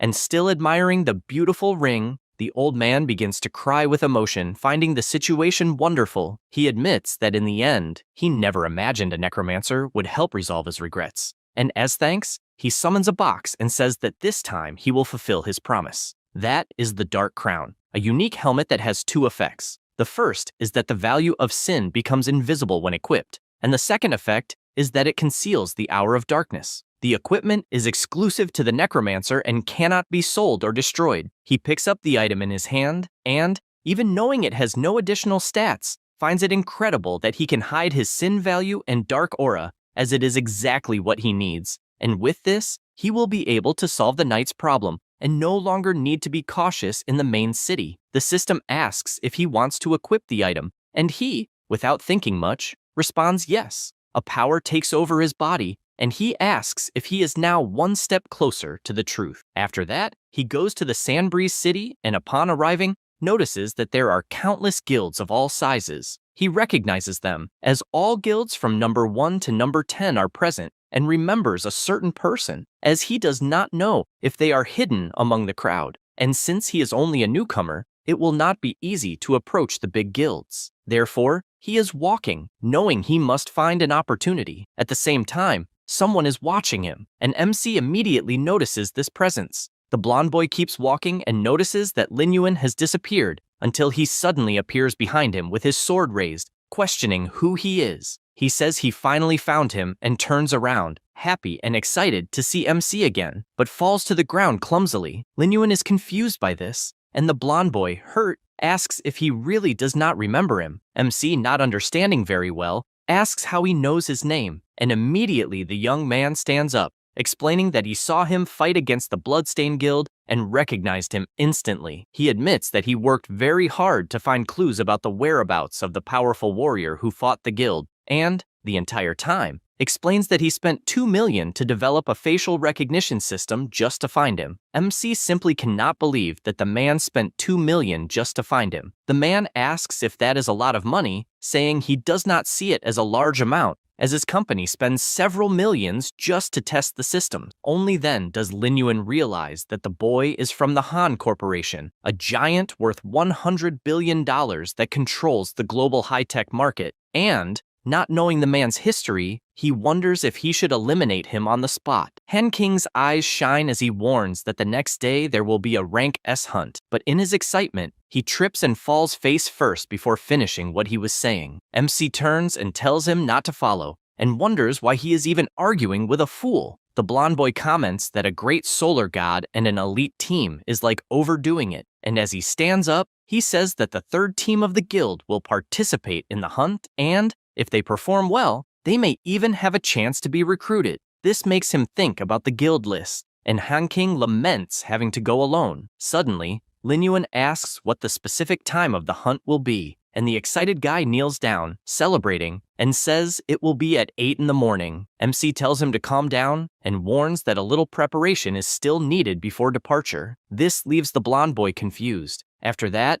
at the Vulture Bandits camp, several explosions occur, and MC, with his summons, says that the leader is straight ahead. Now he has a new army composed of level 12 zombies from the Vulture Thieves gang. He calls his army to march, and as he looks to the side, he sees his enemies directly ahead, and several monsters are protecting the boss. Lin Yuan orders them to advance immediately, and the zombies engage in a fierce battle. The monsters are not intimidated and launch a giant flame directly at MC, but he disappears in the blink of an eye, leaving even the vulture confused. But it is too late to understand anything, as its body is cut down instantly, along with all the monsters within its reach. He continues hitting one by one, eliminating all the bandits in front of him. After killing the last one, he notices something strange, as the boss simply disappeared. But this didn't last long, because the leader of the Vulture Bandits, level 19, was already attacking from behind. However, MC doesn't let himself be intimidated and with a single move sends several of his zombies at the boss and activates the explosive corpse, causing dozens of colossal explosions, sacrificing his servants. The boss begins to scream, but MC moves at high speed and prepares his attack along with his shadow gloves, landing a full hit that slams the vulture violently into the ground. A notification then informs that the Vulture Bandit has been defeated, and because of this, he leveled up to 13. The system shows that the Curse of Darkness reached level 3 and now deals damage equal to 20% of the target's life and restores 20% of an undead's life. The Art of Corpse Explosion leveled up to 2, and, when turning an undead, deals damage equal to the user's lifetime's 80%. He observes everything he gained until he is asked if he wants to use the skill scroll to improve a skill. Upon answering yes, he says he liked the result, having used the scroll to enhance his Curse of Darkness. Additionally, he has 130 undead monsters, composed of level 15 Vulture Bandits, plus the level 19 Vulture Bandit Lord. He possesses various skills, including the deadly poisonous hand, which adds 20 points of poison damage. He is surprised to see this extra skill and remembers something similar happening when the giant death wolf was revived last time, gaining the Spectre's Fury, which increases allied units' critical hit chance by 20%. This makes him thoughtful, as apparently resurrected Lord-level monsters have skills. At this moment, the system announces that the hunting campaign he is participating in will officially start in 2 hours. Lin Yuan smiles and says he is preparing to leave. Upon arriving at the melted blood-scale cave, he immediately gets annoyed by a strong glare in his face and asks if his companion is doing a cosplay of a golden knight statue. The shiny one explains that he spent 50 gold coins for the master blacksmith to customize that armor just to avoid dragging the team down. However, his belt tears and his shorts fall. MC is in disbelief that such a thing is happening and says it is the first time he sees this type of modular armor, and the blonde replies that the blacksmith said it was a recent model. He barely says this when his helmet closes, blocking his vision. He screams for help, unable to see his path, until he trips over his own foot and bumps into someone in front of him. He then looks up and sees someone enormous asking if he is all right. This is Zhao Kui, captain of the 3rd team of the Black Tree Guild. Han King wonders why the person in front of him is smiling, feeling like a venomous snake is watching him, unsure if it's just his imagination. Suddenly, MC pulls him and orders him to remove all the equipment as he appears foolish. The bald man smiles, but Lin Yuan just stares without being intimidated, which irritates him, as no one looks at him directly like that. At that moment, someone shouts to get everyone's attention, and a man asks who is called Han King. He looks closely at the photo on the profile sheet and shouts, asking if he is the guy dressed strangely. Everyone bursts into laughter, finding it pathetic that someone is doing an extravagant cosplay. The swordsman also laughs and says it's himself, then asks if they are the older brothers of the Black Tree Guild. The man draws his sword and, pointing it,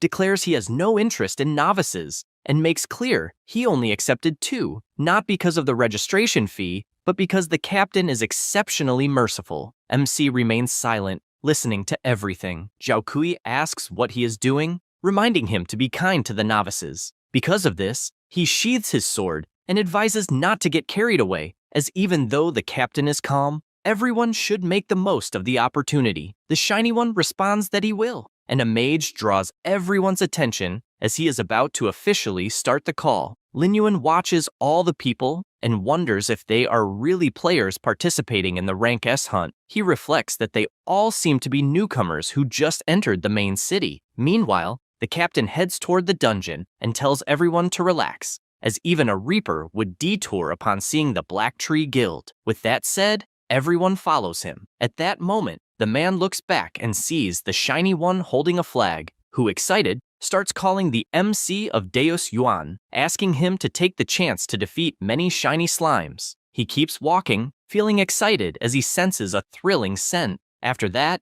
inside the cave, they reach a fork, and a warrior asks which path they should take. The captain, smiling, says it's best for them to split up. Everyone is shocked, questioning if it wouldn't be dangerous since there are level 16 elite monsters. A mage asks everyone to be quiet and reveals that the captain had already scouted the paths in advance, so they had already done reconnaissance of the whole area. A man asks if that is really true, that they patrolled in advance, and Zhao Kui replies that it is, and that the morning reconnaissance followed all 3 paths and explained in detail what each contained, but assures that the more dangerous a place, the higher the likelihood of valuable discoveries, and with a suspicious smile, asks what everyone thinks. They begin to understand, as this is the mindset of a large guild, and say that the captain of the guild's 3rd team is the highest level person, thus the most experienced. Without thinking twice, the MC says he will take the left path, and the captain replies that it's no problem. He just wanted to know if anyone else would go with Lin Yuan. Everyone starts whispering that they don't want to accompany just 2 people, also pointing out that they don't want to walk with someone who hides their own level and class. The captain comments that apparently the popularity of the MC and the shiny one is low, and since he cannot force anyone to do anything, there's nothing to do but let the 2 go alone. Lin Yuan replies that it's no problem, and the 2 take the left fork. Seeing this makes the bald guy happy, also calling them ignorant. They venture further into the cave, and the shiny one confesses to being worried as the temperature is dropping very quickly, and he also says he has the feeling of being watched. The MC is surprised and asks if he finally realized it, as there really is something in that place. He panics, asking if it's true, since the captain said he had patrolled the paths and that everything was safe. Lin Yuan laughs and asks if he really trusts the captain, since this is a rank S hunt and yet the leader recruited a bunch of novices, clearly using everyone as live bait to scout the paths. Han King is surprised hearing this and asks why he didn't expose the bald guy. He laughs and grabs one of the slimes on the cave wall, then throws it forward into the darkness.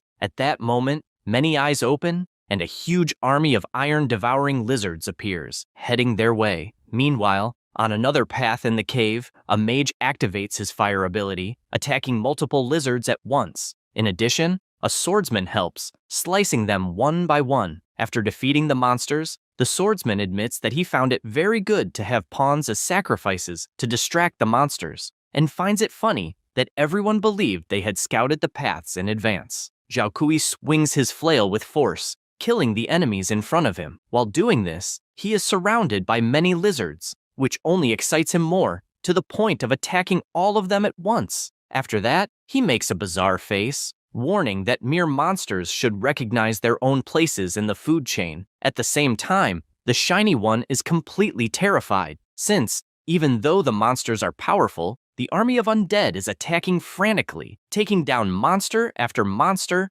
until they finish all of them in the cave. Even though the fight is intense, he is surprised, wanting to know how many monsters the zombie has subjugated since the last time, and reflects that these monsters are even more powerful than the battle against the giant wolf. MC points out that he had said he would make some preparations, and the shiny one confesses that he is impressed, since, in less than a day, he has subjugated so many powerful monsters. After the conversation, he had already killed 55 elite monsters, and, walking, says that it is already over and that the efficiency of his zombies is not bad at all. Han King begins to cry, moved, as he wanted to be as powerful as MC, until he is startled, since a tremor started out of nowhere, and decides to call Lin Yuan, but soon sees him busy and decides that he cannot keep bothering him, since he also needs to be useful. He searches for the direction the tremors are coming from, until he feels something in the ground, and asks if it really disappeared. But in the next second,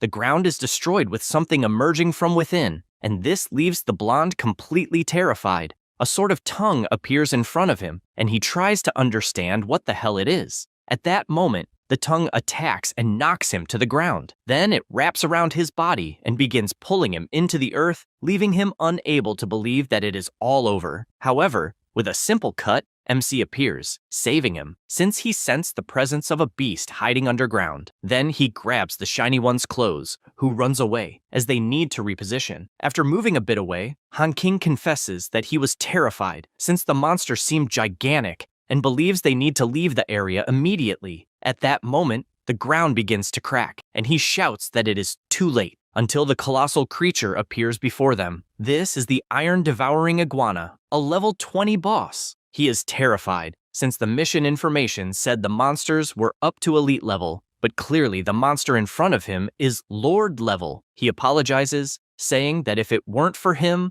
they would not have encountered such a terrifying monster, and asks them to flee while he himself holds the monster as long as he can. MC laughs and asks what he means by terrifying monster, saying that finally someone worthy has appeared to be his prey. The shiny one is in disbelief at what he just heard, until the boss prepares to attack, but Lin Yuan advances first, eager to defeat that giant. The zombie vultures quickly appear and throw their shuriken swords, but it is ineffective, since the boss activated his iron tail skill, which completely blocked the swords. Lin Yuan realizes his chance has come and unleashes his blue spirit seal skill, bombarding the enemy's back. He returns to the ground, and the monster turns to him. At that moment, he sees where the strikes hit and reflects that, unfortunately, he only left some small burn marks. The iguana screams furiously, activating her toxic sand breath skill, which is unleashed instantly, causing an explosion throughout the area in front of MC. The shiny one sees this and shouts for him to be careful with something so dangerous. The impact area created a powerful acid, and MC observes that it was a high-concentration corrosive attack,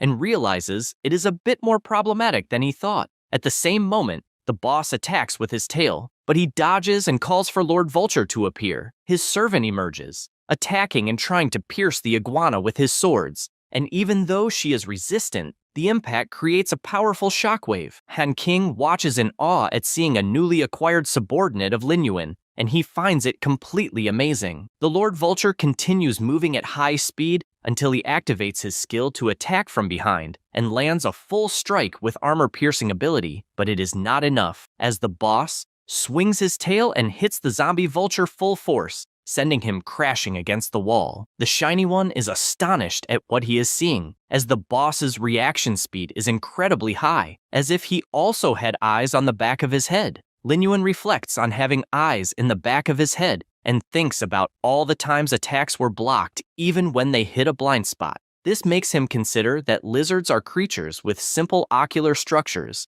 and rely mainly on changes in light. However, their dynamic vision is excellent, and only hearing and smell can detect the slightest movement of an enemy. Therefore, lizards are several times more sensitive to enemy movement trajectories than humans. He concludes that to deal with that monster, he will have to lure it into a trap. With this thought, he launches multiple attacks and starts shouting that he will keep attacking until the monster gets tired. The boss begins moving toward him, and he starts to flee to draw it elsewhere, and while doing this, he imagines he needs to keep the iguana's attention entirely on him. At that moment, Han King shouts, asking if he is in danger, and reflects that the boss's defense is at Lord level. That is why fireballs will have no effect, until he is startled when looking ahead and sees that the direction MC is running leads to the pile of zombies. He approaches as closely as possible and smiles, as this chance has arrived. Then, with a slight movement, he diverts the trajectory, leaving the boss in front of the zombies,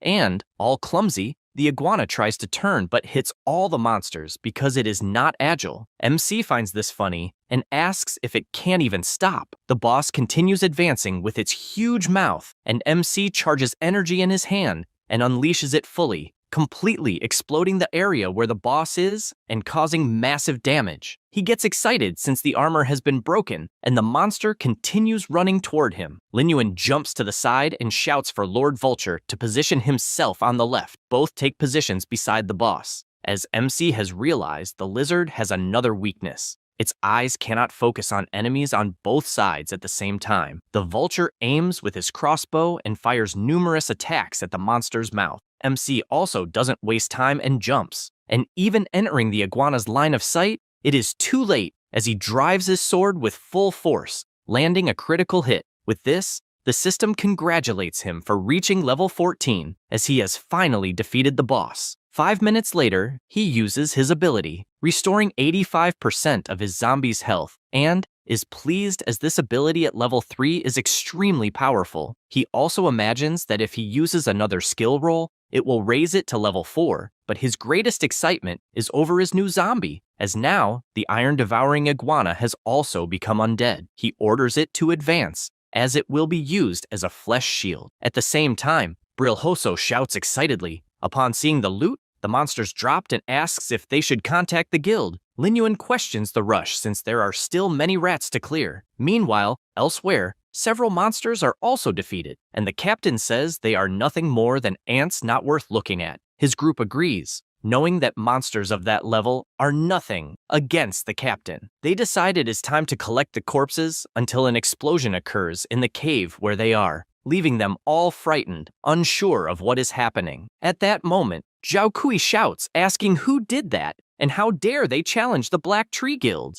They face each other, and MC asks if, by any chance, he will not collect the bodies, otherwise, he will do it himself. The mage, not understanding, shouts that it is impossible since the two should have been eaten by the iron iguana. Han King, enraged, asks if he still has the courage to say that, and had even considered the Black Tree Guild great and honest, but all they do is use players as bait to enter the dungeons. The warrior asks what the problem is, since it should be an honor for mere scoundrels to serve as a stepping stone for the Black Tree Guild to grow. On the other hand, the captain is thoughtful, since 2 people really managed to get out alive, and he is not sure if there were few monsters or what might have happened. The Shiny One continues shouting angrily, and Zhao Kui becomes more and more irritated by these shouts. to the point of deciding to eliminate him once and for all. Because of this, he begins to approach, not knowing for sure if the two were lucky or something like that, and charges fully, striking the ground directly with his flail. However, the two manage to dodge, and Lin Yuan counterattacks immediately. The captain does not waste time and defends, and both attacks collide. MC is pushed back by the impact, and the bald one asks if he wants to die, but he pays no attention and uses his death abilities, bombarding the entire cave and forcing the captain to dodge all the attacks.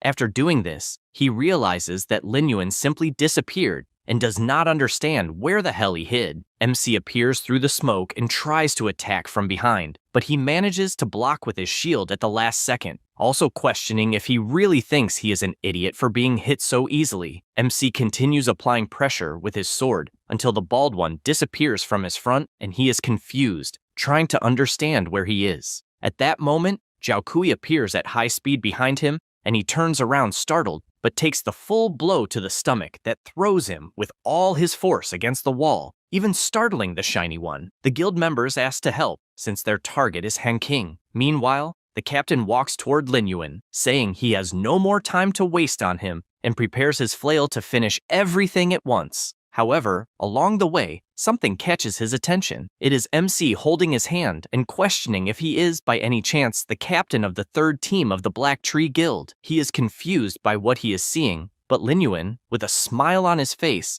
exudes an incredible killing aura, like a predator, and says he has an approximate idea of the level of the 10th ranked guild in the main city. Zhao Kui tries to exert force, but does not understand why he is unable to do anything. MC, with his deadly stare, simply swings his arm and throws the bald one forcefully to the ground. He falls injured and admits that he really underestimated him and, once again, charges with his flail. His subordinates warn that they will also help, and all three attack simultaneously. Lin Yuan says, a mob is just a mob, and nothing will change that. They all attack. But besides MC dodging, he also summons his undead, who take the opportunity to hold them all. Only then does the captain realize what is happening and sees once again the death magic heading toward them and cannot dodge in time, as the explosion hits his foot directly, making him fall to the ground, while the undead birds hold the other two guild members. At that moment, Lin Yuan approaches and Zhao Kui asks him to stop, since if he really kills him,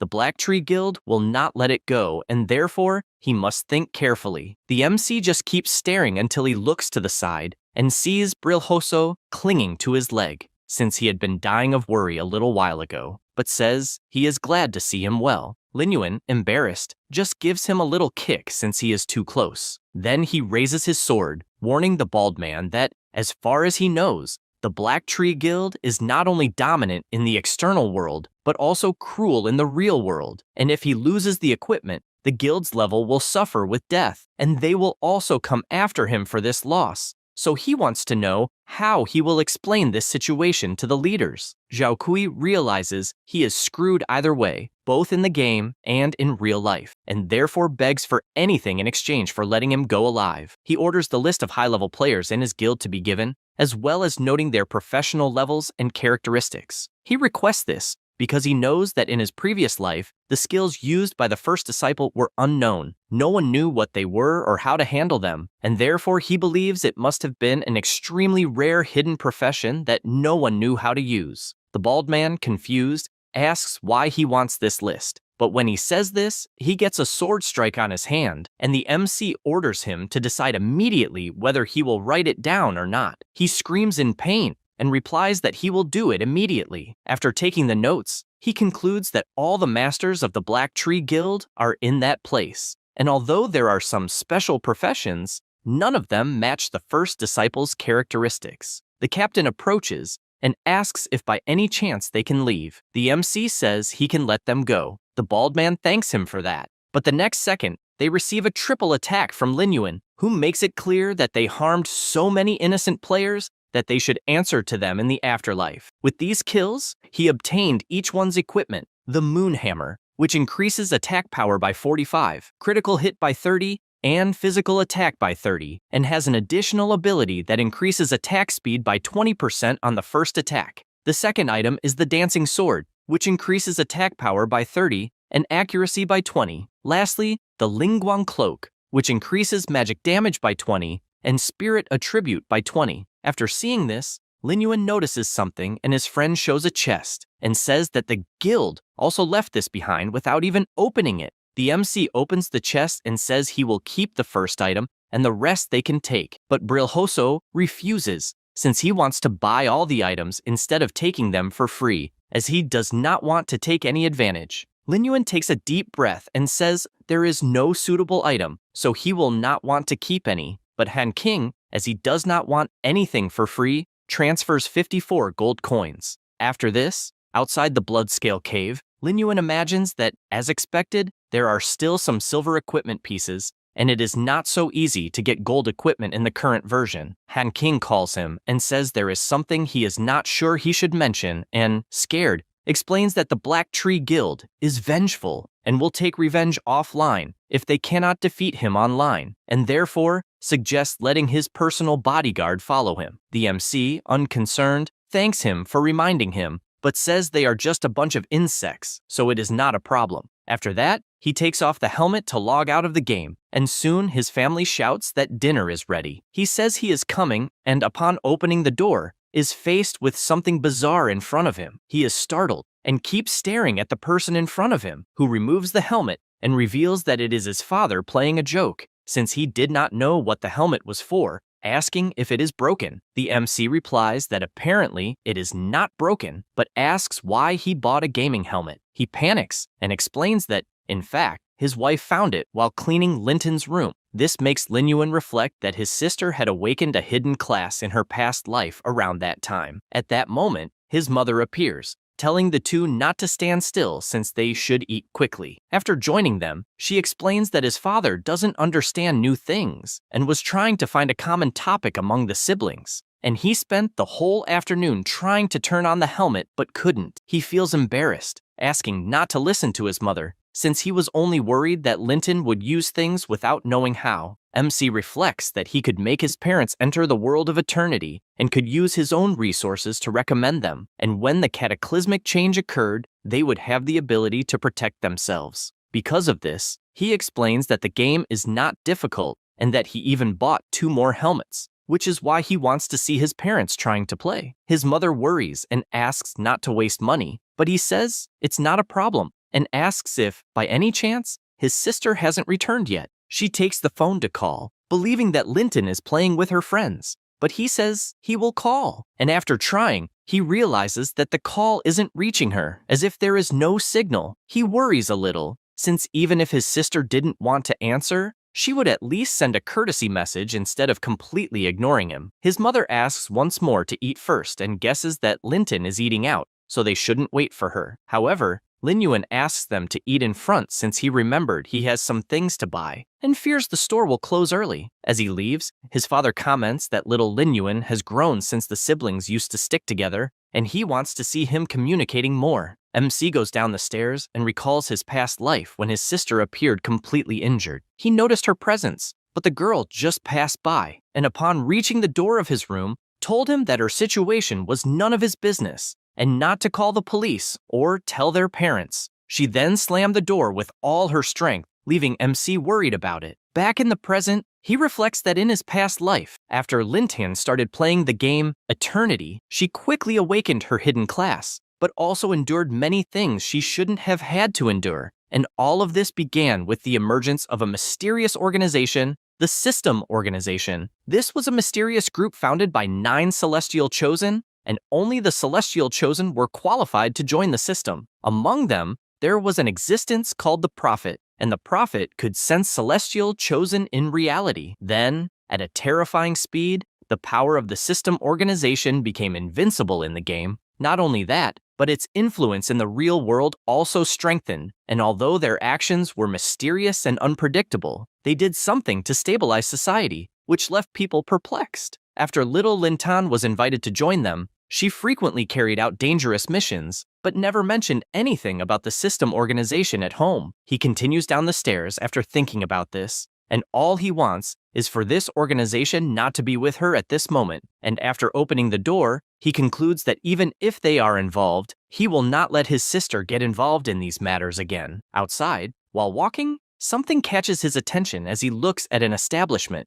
and he immediately hides. Lin Yuan imagines that his sister has definitely already met with the people, but the distance is too great and he will not be able to hear the conversation, so he activates his invisibility even though he hasn't used it for a long time. He begins to approach, imagining that the level of his ability is 3, so the duration is 5 minutes. He stops walking and thinks he is close enough to the two guys talking to his sister. Chen tells her that he said everything he wanted, and whether it is true or not, she must judge for herself when deciding whether to join the organization, making it clear that the disaster will happen in 3 years and that she must wake up to life. The tense atmosphere lingers in the air, and the MC Invisible just observes. Xiaopan tells his colleague to go easy, as this way he will scare the girl with the terrifying hour. He retorts that he is discussing a serious matter for her own good, since things have reached the point they are at. However, at that moment, he notices something looking in Lin Yuan's direction and completely changes his expression, scaring Lin Yuan, since everything indicates he has been detected. Chen activates his dissipate ability, and this aura affects the whole restaurant,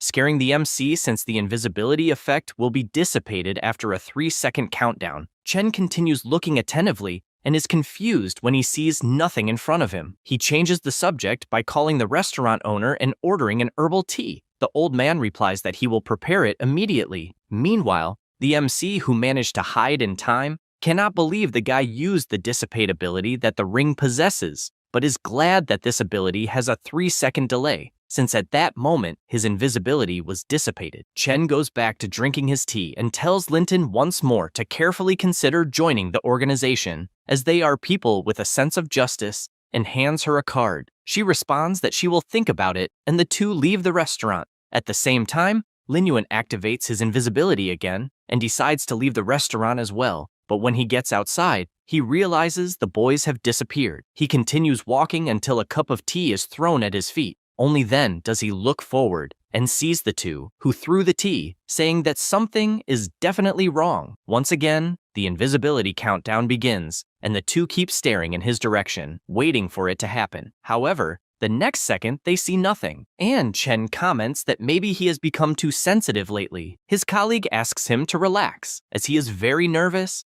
and asks if he believes that the girl will join them. He responds that, according to the prophet, she will join sooner or later. Lorino agrees, as he has never seen the prophet's predictions fail, although his true curiosity is to know which girl will be his girlfriend. Chen, indignant about this, hopes that his friend survives until the catastrophe, since it does not seem likely to happen, and the two leave while the MC watches from the top of a building and reflects that the organization is a group of people difficult to deal with, and he is worried about exposing himself too much and revealing his class, since he needs to be much more cautious. Meanwhile, Linton is staring at the card and remains silent the entire time until she looks forward and asks why her brother is there. He replies that he went down to buy something and asks if she has eaten. She, a little downcast, replies that she hasn't, but that she is fine. The MC shows the bag with food and asks to leave work for later, since he needs to eat something when they get home. She finds this strange, since she knows her brother cannot take care of himself and does not understand why he is taking care of her, but he just asks them to go quickly. However, she remains silent and they return home. When they arrive, their mother immediately asks if she has eaten and if, by any chance, she wants some food heated up.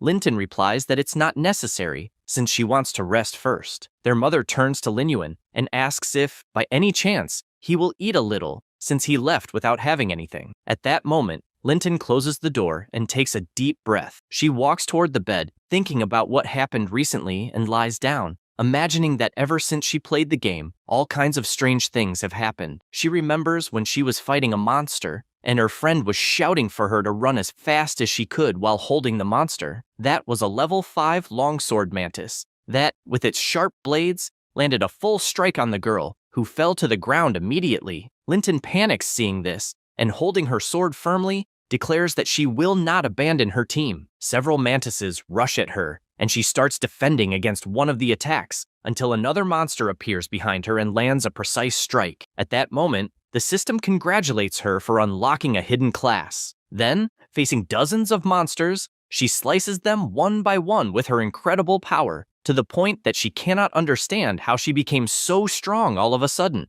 After finishing her slaughter, she plunges the sword into the ground, and the system informs her that she is now the Sword of Dawn. Still in her bed, she wonders if the sensation is real and even notices some changes in her body. This makes her question whether, when a disaster truly occurs, she will be able to protect everyone with this power. Since her hand is overflowing with energy, she reflects that this kind of power will not be able to withstand the disaster, and she no longer knows if there is any hope that others will survive. She then gets up and, looking at her family portrait, thinks she needs to get strong as fast as possible, regardless of joining the organization, since she needs to protect everyone. MC, also looking at the portrait in his room, thinks he can no longer postpone the change, since his energy needs to be in the game, and he cannot keep it all the time, and he believes it is time to let them live a good life. Because of this, he goes to a building and the employee asks if, by any chance, he is looking to see a place to live. He asks if, by any chance, there is a fully furnished mansion, since one of those must have high security. The woman finds it strange, since she does not know if such a young boy can really be rich, and her first question is whether he has heard about property prices. He does not waste time and shows his card. She takes it in her hand and is amazed, since it is a limited edition VIP card with millions of dollars in credit. Because of this, she screams, welcoming him and saying she will serve him promptly. The scream is so loud that it draws the attention of people around. After all this, he calls his family, and his mother, seeing the new house,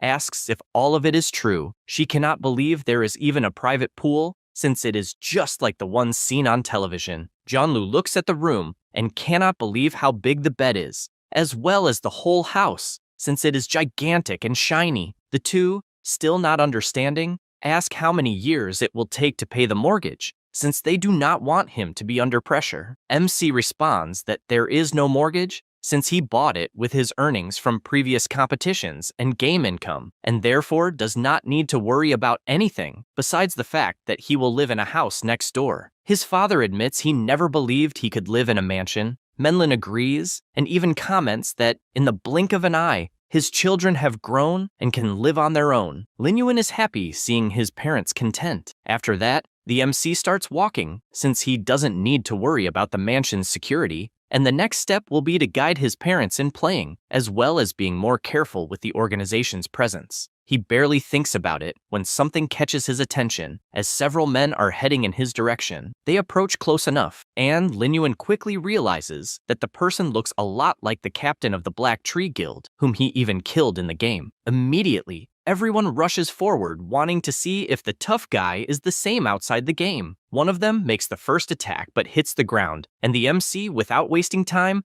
moves at full speed and lands a precise kick on the bald man, besides beating everyone around him. After Zhao Kui falls to the ground extremely injured, he wonders if the MC is a human or a ghost. Suddenly, a piece of iron is driven next to his head, and Lin Yuan says that apparently they don't value their own life. Zhao Kui, desperate, pleads for his life to be spared, claiming he can still be useful, and because he knows about a hidden mission. The MC asks him to continue, and the bald man says that in the main city, he found a blacksmith named Tong who works delivering ore, and, when favorability is high enough, this NPC will make a gold equipment. Lin Yuan hears this, and imagines that indeed, in his past life, a player obtained gold equipment very quickly, and it was really connected to a discrete NPC. Then, to see if it's really true, he squeezes the iron bar with all his strength, deforming it, and makes it clear that if anyone tries anything online or offline against him or his family,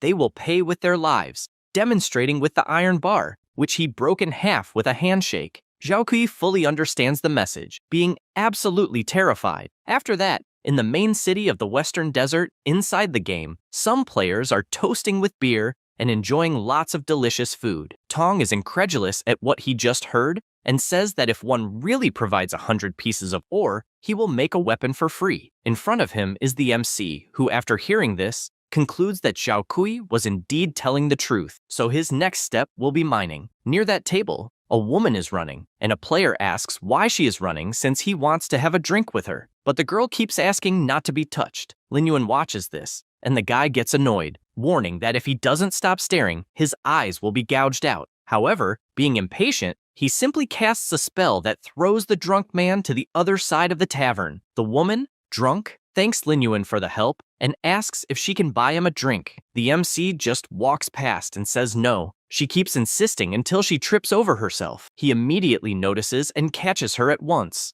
The girl becomes excited and asks if he wants to dance, but the moment is broken as she simply falls asleep without warning. Because of this, he goes to the room and leaves her sleeping, as she is very drunk. Then he goes to the Viper mine and puts his undead to work mining. He imagines that he currently has 12 dog-headed zombies in his underworld portal, which is perfect for mining. Hardly thinking about it, a noise occurs nearby. When he turns around, he sees violent level 10 moles. He immediately summons his black scorpion, which instantly starts attacking all the monsters. After defeating them all, the MC doesn't waste time and begins using his magic, as there will be more monsters efficient for his objective. Soon the moles turn into undead, and once again, an explosion occurs above him. He asked what the hell was happening and realized it was an extremely large monster chasing someone. Upon analyzing, he saw it was another violent mole, but of Lord level, and it was at level 16. With his sword in hand, he asked if by any chance it was the boss of the mine,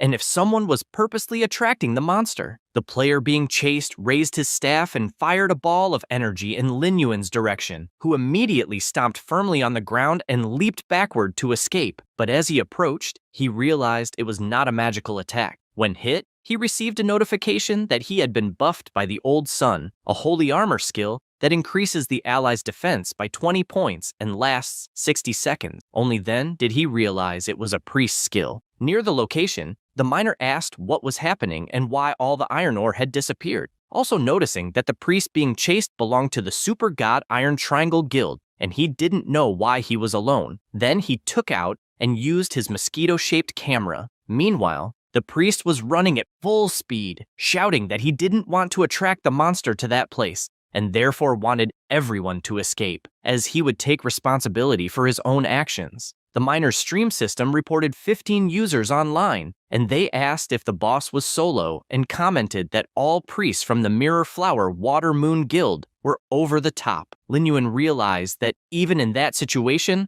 the priest was very loyal and therefore welcomed that boss at his doorstep. People quickly recognized him and commented that he was the master who soloed the world boss, and thus believed it would be exciting what would happen in the mine. The mole boss got close to catching the priest, but Lin Yuan jumped in front, blocking the attack. Seeing this left the guy surprised at such strength to block an attack like that. Meanwhile, elsewhere, Zhao Kui had his system open and, watching the live stream, said he wasn't ashamed to lose to a monster. At that moment, some players passed by complaining about how MC was hyped, with everyone idolizing him as a god, believing that in terms of strength, no one compared to their president. Zhao Kui realized it was Nuyan and drew attention, saying the mad god had only taken advantage of the guild and the class, and no one could compare to the great god. This made the guy so angry that he asked to repeat it once more. He apologized and asked if by any chance it was Nu Yan from the Fury Guild, noting that everyone was saying that leader Quang Shen of the #1 guild should have resigned a long time ago. Immediately, he pointed his sword at the bald man's neck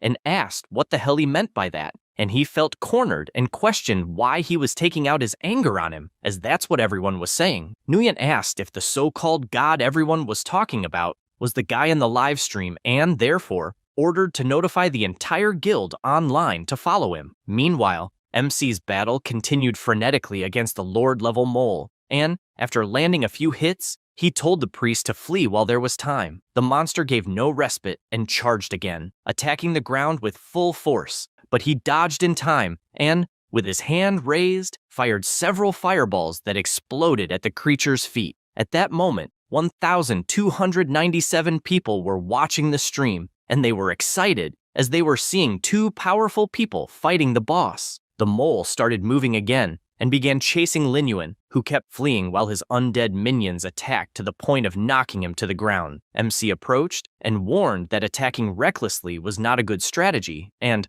without hesitation, drove his sword into the mole's eye, which began screaming incessantly. Cobalt jumps and delivers a hammer blow to the monster's face, not giving it even a moment to react. Lin Yuan takes the opportunity to equip the glove and charges energy in his fist, landing a critical hit that finishes it off. The system congratulates him for killing the violent mole of Lord level and also for reaching level 15, in addition to obtaining the pursuit dagger and the agility boots. He doesn't waste time and begins to revive the boss. The dagger he obtained is silver and increases attack power by 20 and attack speed by 5, as well as agility by 25, and its effect is to strengthen the next attack every 6 attacks, increasing attack speed by 10%. The boots, also silver, increase agility by 30 and movement speed by 5, and their special effect is that when out of combat, they increase movement speed by 10. The priest approaches with glowing eyes and asks if, by any chance, he is the master who soloed the first world boss, and,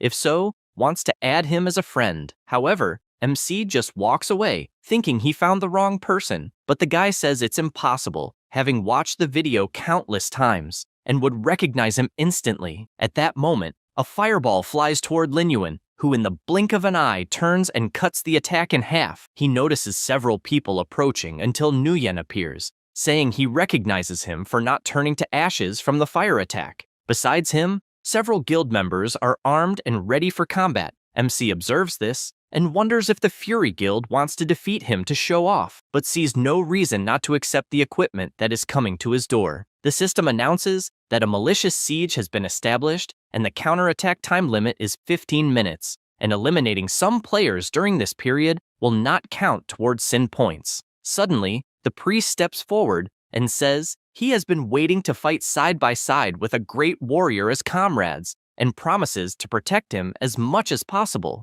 Lin Yuan can't believe what he is hearing. Nguyen points his finger warning that he will massacre the two, but at the same moment receives a punch to the mouth. Since MC is resourceful, the punch is so strong that it sends him flying across the cave until he crashes into the wall. The number of spectators is already over 5,000, and everyone is excited for the show they are about to witness. Nguyen gets up and questions how a lone dog without a guild dares to attack him, and at the same instant shouts for everyone to kill Lin Yuan. The entire guild charges without hesitation, as they must honor their leader. At that moment, MC activates his invisibility, so the attacks hit only air. The mages prepare to dispel this ability, but he appears behind them, saying it's too late, as with a single move he kills both. Nguyen shouts again, claiming that Lin Yuan must have low health and mana, having just faced a boss, so they should seize this opportunity. The broadcast continues at full speed, with people marveling that the Fury Guild is struggling against a single player. They advance with everything, as their pride is at stake. While MC takes them down one by one,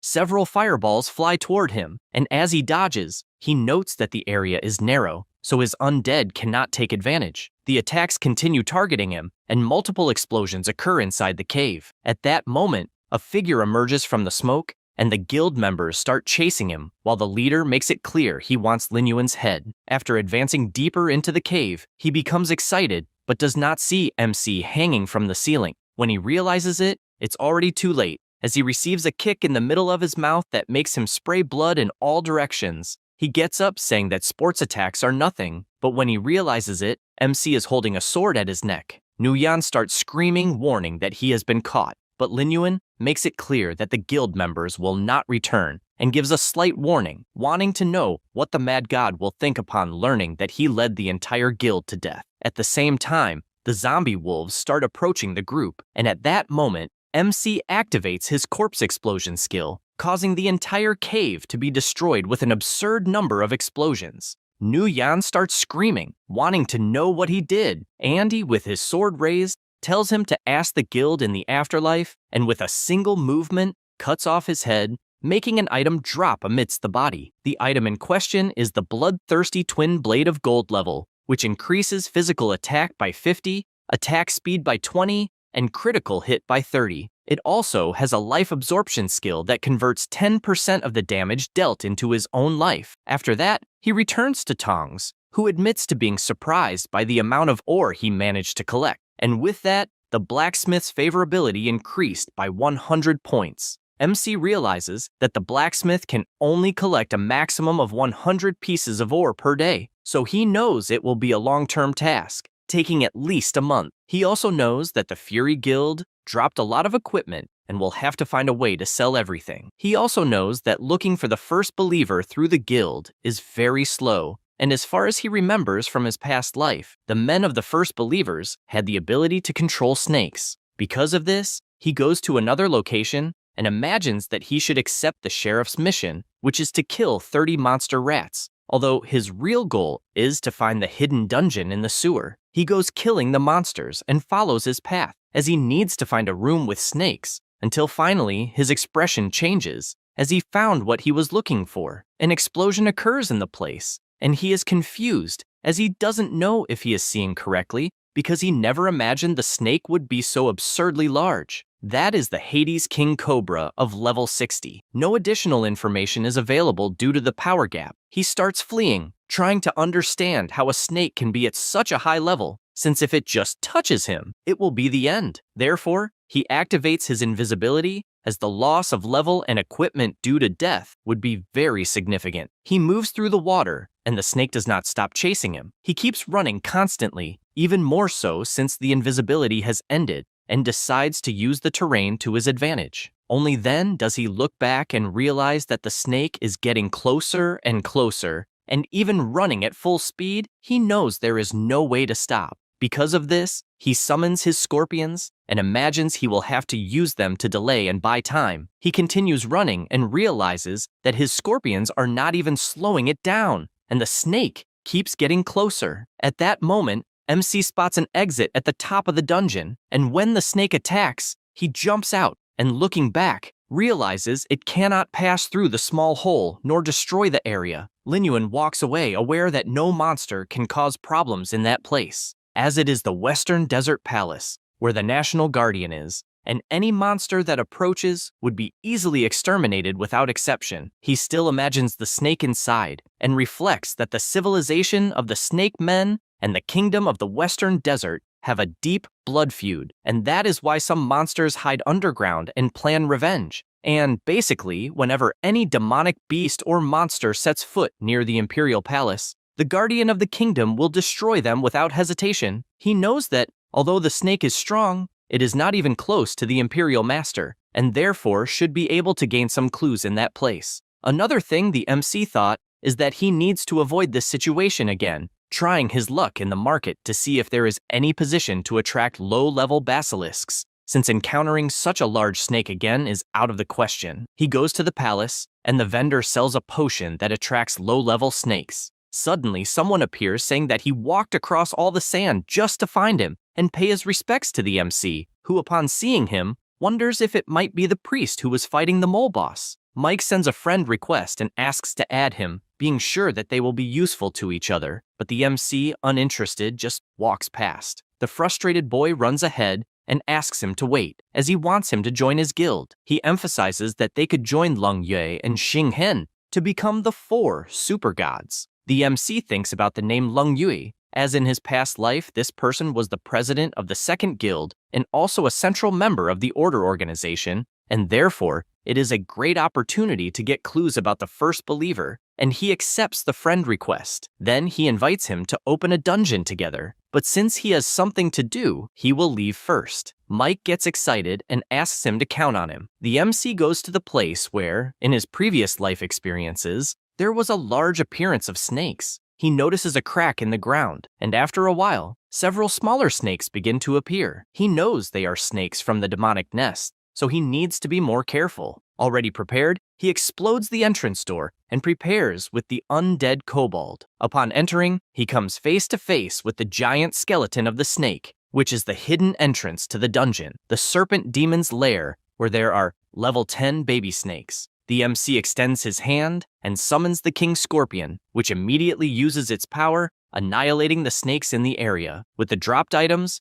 the system asks if he would like to consume the blood and meat seed, which is a special medicine, increasing the player's main attributes by 1 to 5 points randomly, and making the human class increase tolerance when consuming it, up to a total of 100. He takes the item to his mouth, and the system informs that his spiritual value rose by 3 points, and his tolerance increased by 1. He sees all the pills dropped on the ground, and from what he understands, they can only be consumed once. but the attribute increases are impressive. Besides being a rare item that can be sold for 4 or 5 gold coins in the market, he continues eating the little fruits, gradually increasing his attributes until finally having eaten all 100 fruits, which is the limit. Currently, Lin Yuan is level 15 with 77 strength, 101 constitution, 119 agility, and 318 spirit. He creates his new army of undead snakes and decides to save 900 blood and meat fruits to sell in some store. And after that, he will visit the place once a week to farm. Additionally, he left 3 zombies in the dungeon to scare any players who happen to encounter them. He becomes thoughtful, as the snakes in that place are different, since the level 61 he found definitely should not have appeared at that stage of the game. Suddenly, a notification arrives from a call in the real world from his sister, and he wonders if something happened, as it is not common for her to seek him out on her own initiative. He answers, even while inside the game, and asks if something happened. She, in the real world, responds that no, and that she just wanted to ask if he had eaten. Lin Yuan finds this strange and answers yes. At that moment, a girl next to Linton shouts over the phone, wanting to know if he could lead in a dungeon. MC does not understand what the hell is happening, but answers that he can, and wonders if his sister wants him to fetch her for a dungeon. At that moment, a boy approaches at school and points out that Linton is a liar, just like her brother, since MC agreed without even asking which dungeon it was, and therefore asks Linton if by any chance her brother has lost his mind from playing too much, and if by any chance they usually conspire to deceive people. The girl next to her agrees and asks to choose the heroic difficulty of the Veil of Ashes, which no guild has managed to clear so far. Linton, still on the phone, asks her brother if he managed to hear that the boys asked for the dungeon to be the Veil of Ashes at heroic level. The boy provokes again, saying that they are weak, and that, in fact, their parents are too, for having given birth to 2 failures. Linton screams furiously at this insult, but MC, listening through the phone, asks her to calm down, not to say nonsense to an idiot, and that he will soon be heading to this Veil of Ashes. Linton's already at the location, and despite knowing that her brother plays the game frequently and even makes money, she becomes worried since that is a difficult dungeon, ranking just below death difficulty, and therefore wonders if she is causing him trouble. At that moment, someone approaches calling for her, and a notification appears informing that Xiang has joined the team. Her friend says that the idiot Wang Yan found out that they had moved and instead of congratulating them, acted like an idiot, and she is there to witness it as well as to make him apologize in front of everyone. She feels happy hearing that and thanks her. At that moment, Wang Yan appears with his team, which was composed of several players. Linton notices that he is laughing and asks what qualifications he has to laugh at others since he only happened to be born into a good family, and her friend tells her not to bother with trash. He gets irritated by the provocation, and they all move in to attack, claiming they will teach the 2 of them a lesson, starting by touching their faces and even tearing their clothes. At that moment, a flash of light appears and strikes all the players. It was the MC arriving in great style, tearing off the arms of those who attacked. He turns and asks if the 2 are okay, and his sister replies that they are. Meanwhile, Xiang is admiring how fast and handsome he was. Wang Yan starts shouting, questioning how he had the courage to attack his team, since it cost a lot to recruit everyone, and asks if he can pay for it, since he won't be able to level up without them. Lin Yuan stares for a moment, and in an instant appears in front of the kid wanting to know who, minutes earlier, had intimidated his sister and parents. Wang Yan doesn't let himself be intimidated and asks if he knows who he is talking to, but it's completely useless since it only serves to get him slapped in the face so hard he flies backward, causing colossal destruction in the area. The last girl on the team asks if this is a joke, since to enter the dungeon, as agreed they need at least 6 people, and if he kills everyone, she wants to know how they will enter. He says he will take care of the missing people, and, with his system open, sends a request for team formation. Xiang takes advantage of the waiting time and whispers to Linton that she has a very powerful brother. Besides being very handsome, she gets embarrassed and tells her to shut up. Wang Yan, still furious,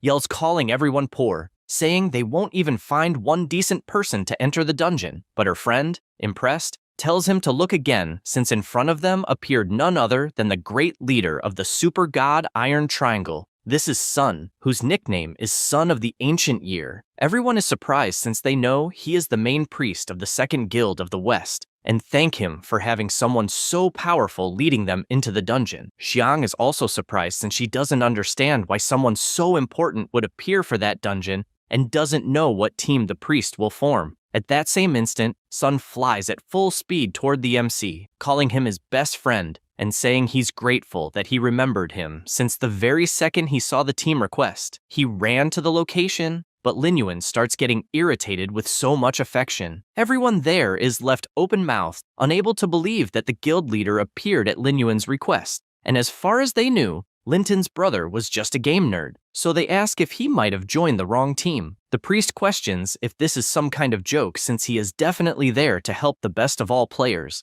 someone at the level of a god. The MC tells him to shut up since they need to enter soon, but Wang Yan, still not believing what he's seeing, shouts that Lin Yuan also hired someone high level and makes it clear that not even the top 1 guild could handle it. So even with the second guild's priest, it won't be enough. The MC once again tells him to shut up since they need to enter soon and says to just watch. With that, it's notified that the team is entering the heroic Valley of Ashes. As they pass through the portal, the monsters already appear, being level 18 ash lizards. After the whole group enters, they realize that the monsters are at quite a high level. Wang Yan says that the MC hired a powerful priest to clear the monsters, but guarantees that he will do it first, and his friend understands the message and prepares her attack, launching it against one of the lizards, which becomes furious upon receiving the blow. The MC quickly notices this movement, and the group asks why so many monsters are suddenly advancing. Wang Yan warns that Lin Yuan is not very lucky,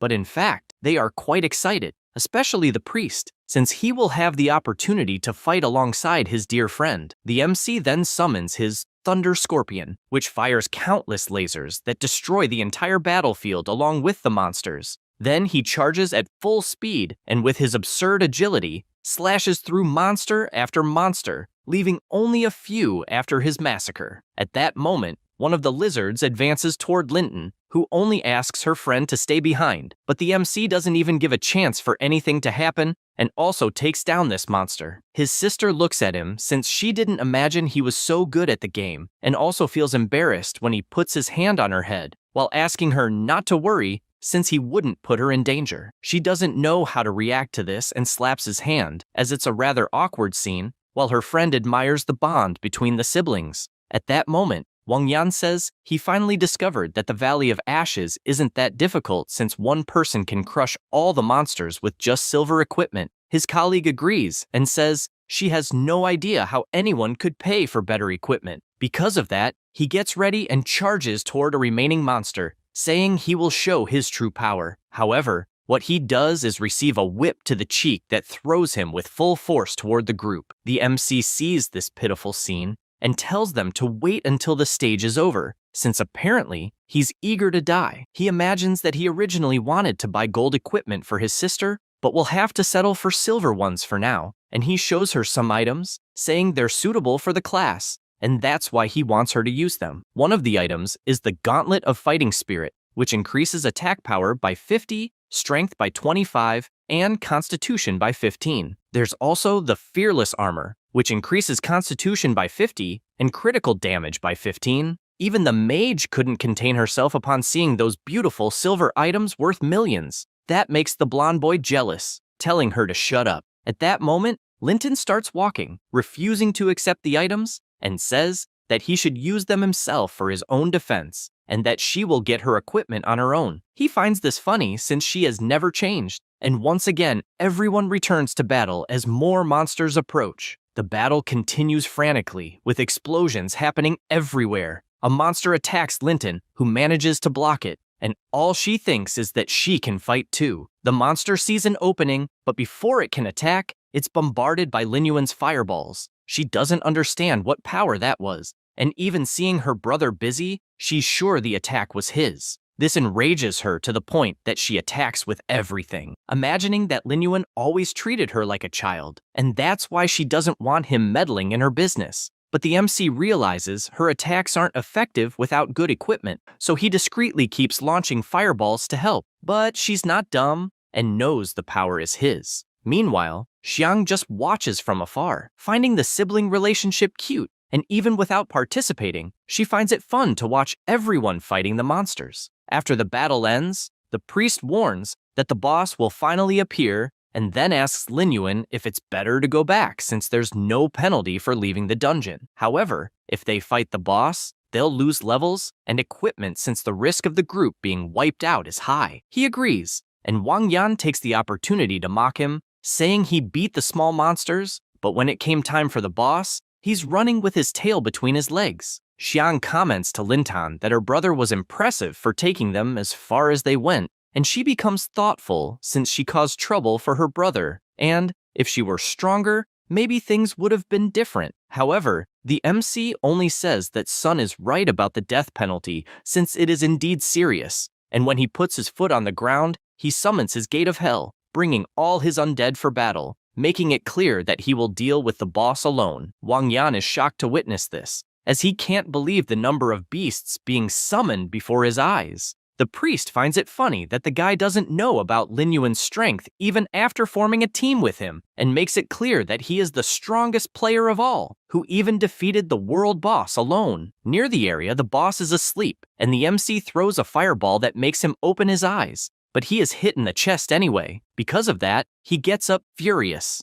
This is the Ash Lizard King. He is at level 21 and has 10,000 HP, 1,200 attack, and 300 defense. Xiang, upon seeing those stats, tells the team that being hit by a 1,200-point attack means instant death. Linton runs in worry, since in her mind her brother will die because of her, and she yells that she will help somehow. At that moment, Sun activates his skill Holy Light Imprisonment and traps her in a sphere, saying she would only cause problems for Lin Yuan if she tried to help. At that instant, the Lizard King charges energy in his mouth and fires with full strength, but the MC dodges with a jump, and all his summons rush into the attack, distracting the boss in every possible way. At the same time, the serpents also attack and start tormenting the lizard's life. The priest is amazed to see the MC using his summons to gather information about the boss, and thinks it's a work of art. Even the mage becomes infatuated with Lin Yuan, hoping he can defeat the boss. Wang Yan becomes furious upon seeing this since he refuses to be humiliated in front of everyone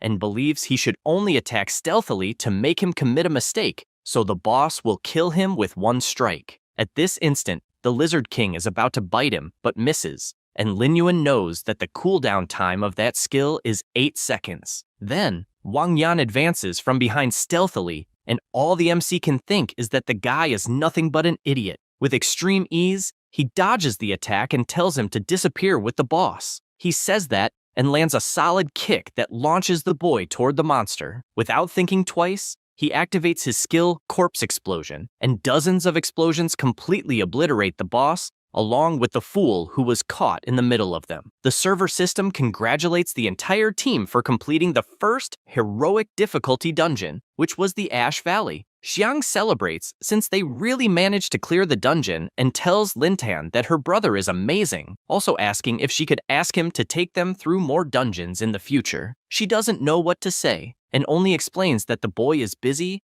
and they can talk about it when they get a chance. The priest also celebrates, though he expected nothing less from the MC. The mage grows even more in love, wanting to know if she could add him as a friend. However, this irritates Sun, and with a stomp on the ground, he summons an annihilation laser that kills the mage instantly since she dared to attack Lin Yuan. At the same time, he wastes no time and summons the Lizard King into his army, and since they have already dealt with the nuisances, it's time to divide the loot. However, Xiang explains that he was the one who dealt the most damage the entire time, so they wouldn't dare ask for any gear, as they are happy just with the levels they gained. But he says he only needs the skill book, so they can keep the rest. The first item is the Ash Pants, a silver equipment that increases Constitution by 30, movement speed by 20, and Spirit by 10, as well as increasing fire damage resistance by 10%. The second item was the Burning Wrist Guards, a bronze-level equipment that increases Constitution by 10, Strength by 15, and critical damage by 5. Lastly, the bronze-level Agility Boots. They increase movement speed by 10, Constitution by 10, and spirit by 5. The priest is impressed since the president of his guild would love the items that dropped and therefore suggests keeping all the items and, in return, will give plenty of gold coins as a contribution. Xiang has no objection since that way she will get rich, and the MC simply says he doesn't need that. After everything is settled, the MC starts to leave and tells his sister that Wang Yan probably won't bother her anymore, and if she has any difficulties, she should ask him directly. She asks him to wait, and he asks if something is wrong or if perhaps she wants some equipment. Linton imagines that her brother, ever since he entered the dungeon, has shown incredible skills and an almost infinite number of summoned beasts, and therefore wonders if he also has a hidden class. But unable to ask directly, she only questions if, since he started playing, he has felt any change in his body. He reflects that apparently she noticed but doesn't want to reveal his own secret as an undead hunter, and since it's also to protect her, he answers that no, there has been no change, and asks if there has been any change in her. She feels embarrassed, answers no, and runs off saying she has a quest to deliver. He finds this funny since she's still terrible at lying, but just managing to talk to him is already progress because she recognizes him as her brother. At that moment, Sun appears with the members of his guild, saying that the leader decided to open the Death Valley difficulty so that his great friend can be sure of success. The MC thinks he didn't expect to contact Lung Yue so soon, though it's a good opportunity to investigate the guild in depth, and therefore replies that it's fine since he was actually thinking of trying the death difficulty. The priest finds it amazing and says he will introduce the main members of the guild, starting with the captain and the president, whose name is Lung Yue, but the girl interrupts him, saying she has already heard of the so-called powerful player, and therefore welcomes the main team and introduces the man beside her, since he's a spellmaster, a rare class. The mage makes it clear that he still hasn't recognized him as a teammate, and therefore doesn't understand why they are hastily recruiting random players. He further emphasizes that the death difficulty has a very low margin for error, so they can't invite a random player who will get in the way since he doesn't want to die for nothing. Sun asks what he's talking about, revealing that his best friend is absurdly strong, but it's useless since the spellmaster says he's tired of hearing that others are strong but will give him a chance, and points out that if the MC takes at least half of the boss's HP, he will give him the golden equipment he's wearing. However, if he fails, he will have to compensate for all the team's losses. Therefore, he says once again that it's not too late to give up, but Lin Yuan interrupts him, saying he gladly accepts free golden equipment and also asks to make sure everyone will watch, since he doesn't want anyone rejecting the deal afterward. The captain says everything is settled, since if anyone had any objection, they should have spoken up earlier, and announces that they will proceed with the original plan, with everyone cooperating to clear the dungeon. Xinghen shouts, asking if they will really go ahead since the death penalty in the dungeon is extremely severe, but she says she won't repeat the decision a second time, and therefore orders everyone to enter right away. He feels frustrated but thinks he will make her understand that stray dogs on the roadside are simply insufficient, and confident assures that he's the only one worth it in the guild. Inside, there are countless level 18 lizards, and at that moment, everyone is teleported inside, drawing the monster's attention. Everyone is surrounded instantly, and the priest quickly realizes the density of the monsters in death difficulty, since they were surrounded the moment they entered. The captain of their order orders the melee class to protect everyone to find a chance to pass. The team obeys the leader's orders, and Xinghen, completely irritated, summons his energy balls, admitting that he's itching to hit the MC's head. A monster manages to break through the defense,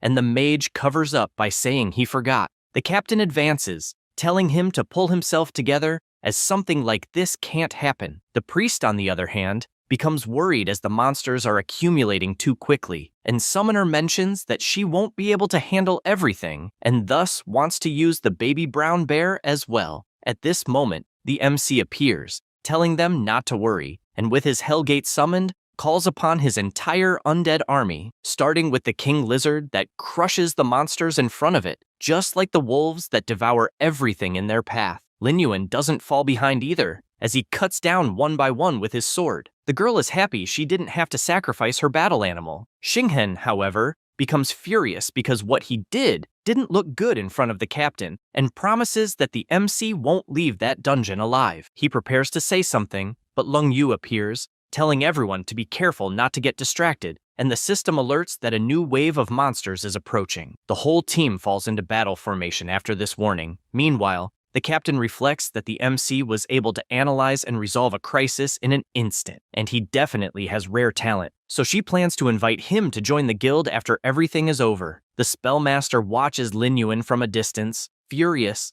knowing he left a terrible impression on the captain. He charges energy and throws several power balls in his direction, saying he's just supporting him and that he shouldn't get hurt. Lin Yuan obviously notices the bad intentions, but despite thinking it's stupid, he knows it's an opportunity to build a closer relationship with Lung Yu, since he'll lower his guard and might gather information from her. So, with extreme ease, he dodges the powers, but finds himself face to face with the monsters. At this moment, the guild leader grabs his hand and lifts him up, saying she'll take care of the right side while he takes care of the left. She throws him toward the monster, and instantly, both of them kill their respective targets. They reposition themselves, and, moments later, kill more monsters that were approaching. The team is extremely happy to see the perfect combination between the two, and the MC takes the opportunity to comment that it's the first time he's seen such a skill, and thus wants to know if she learned it after changing classes. She responds that it wasn't anything special, and that she just learned it from a skill book. He says he understands and admits that the second guild has real hidden talents, so he wants to know if she specializes in any particular skill, as he'd like to trade some techniques. She comments that he can find out for himself by joining her guild, but he refuses since he's used to playing alone. At this moment, she realizes that his smile is familiar,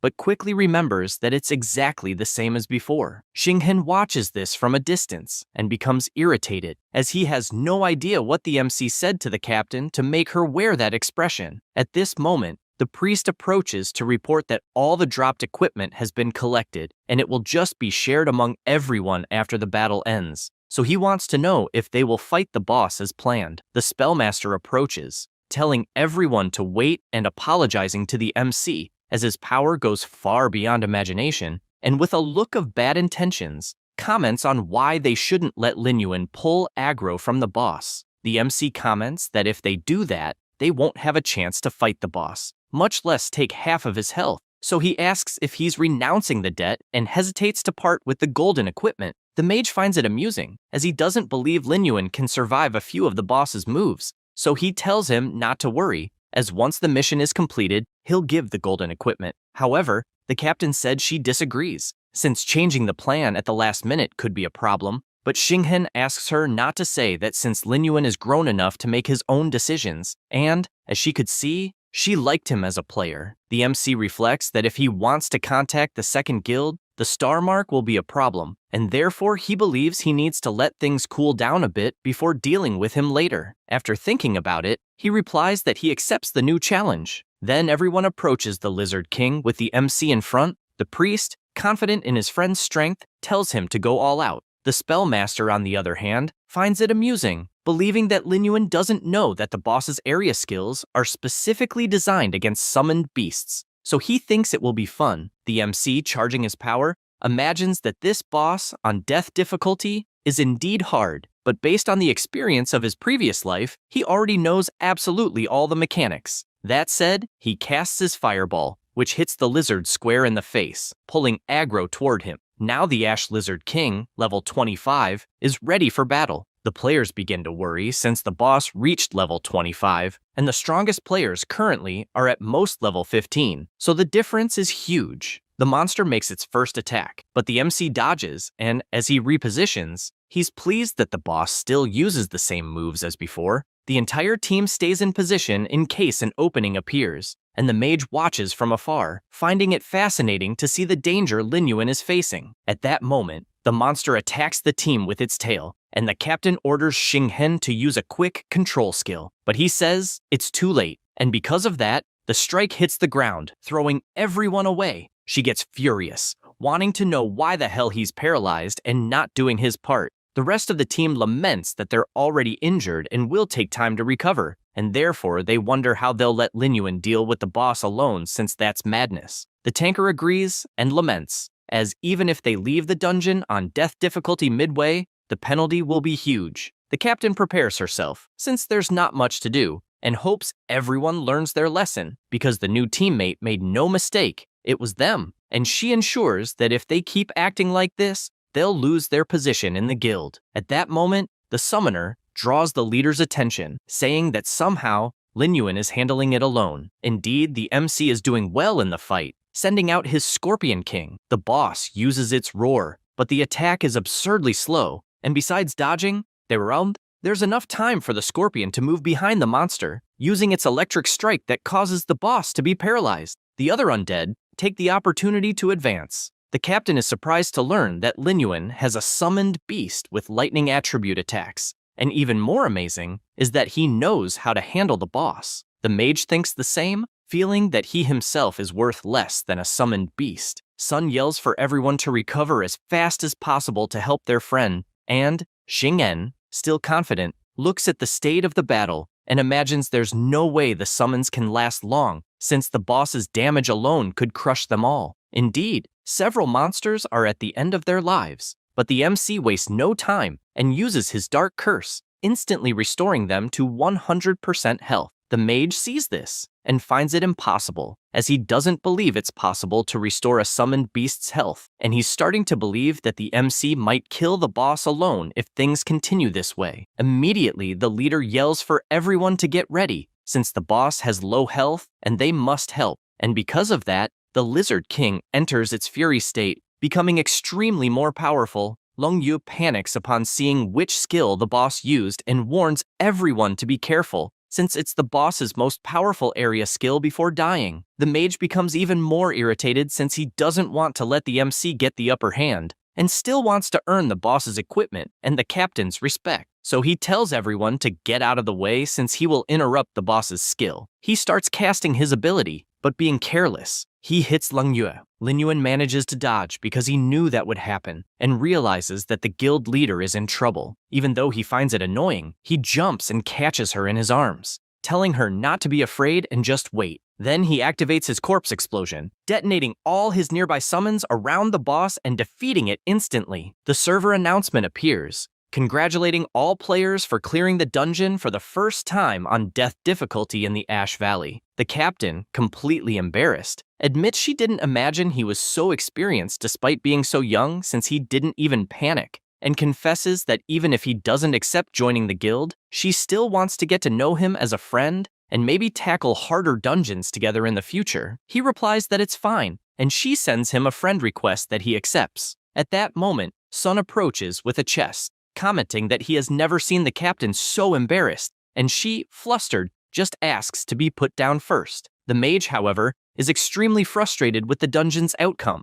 and the system shows that Lin Yuan had 87% contribution in the dungeon, so it notifies that he wants to receive the gold equipment. He gets angry about it and says to check the stats first before deciding how the loot will be divided, but the MC replies that he doesn't care about that and only wants the gold equipment as agreed. Xing'en, although saying he will give it, asks to wait until he finds a replacement item. Lin Yuan asks if he's trying not to pay his debt, and Long Yue decides to intervene, saying that Xing'en's equipment probably isn't suitable for him, and therefore asks the MC to choose any reward item before anyone else, and afterward, she will buy a proper equipment out of her own pocket. He says he agrees, but in truth, instead of equipment, he prefers to exchange techniques with masters of special skills. She says that's fine since he helped a lot in the victory of that dungeon, and informs him that she will ask the guild members if they are willing to trade. Then the MC heads toward the defeated boss, as he was almost forgetting, and begins using the dark summoning on the Lizard King's corpse.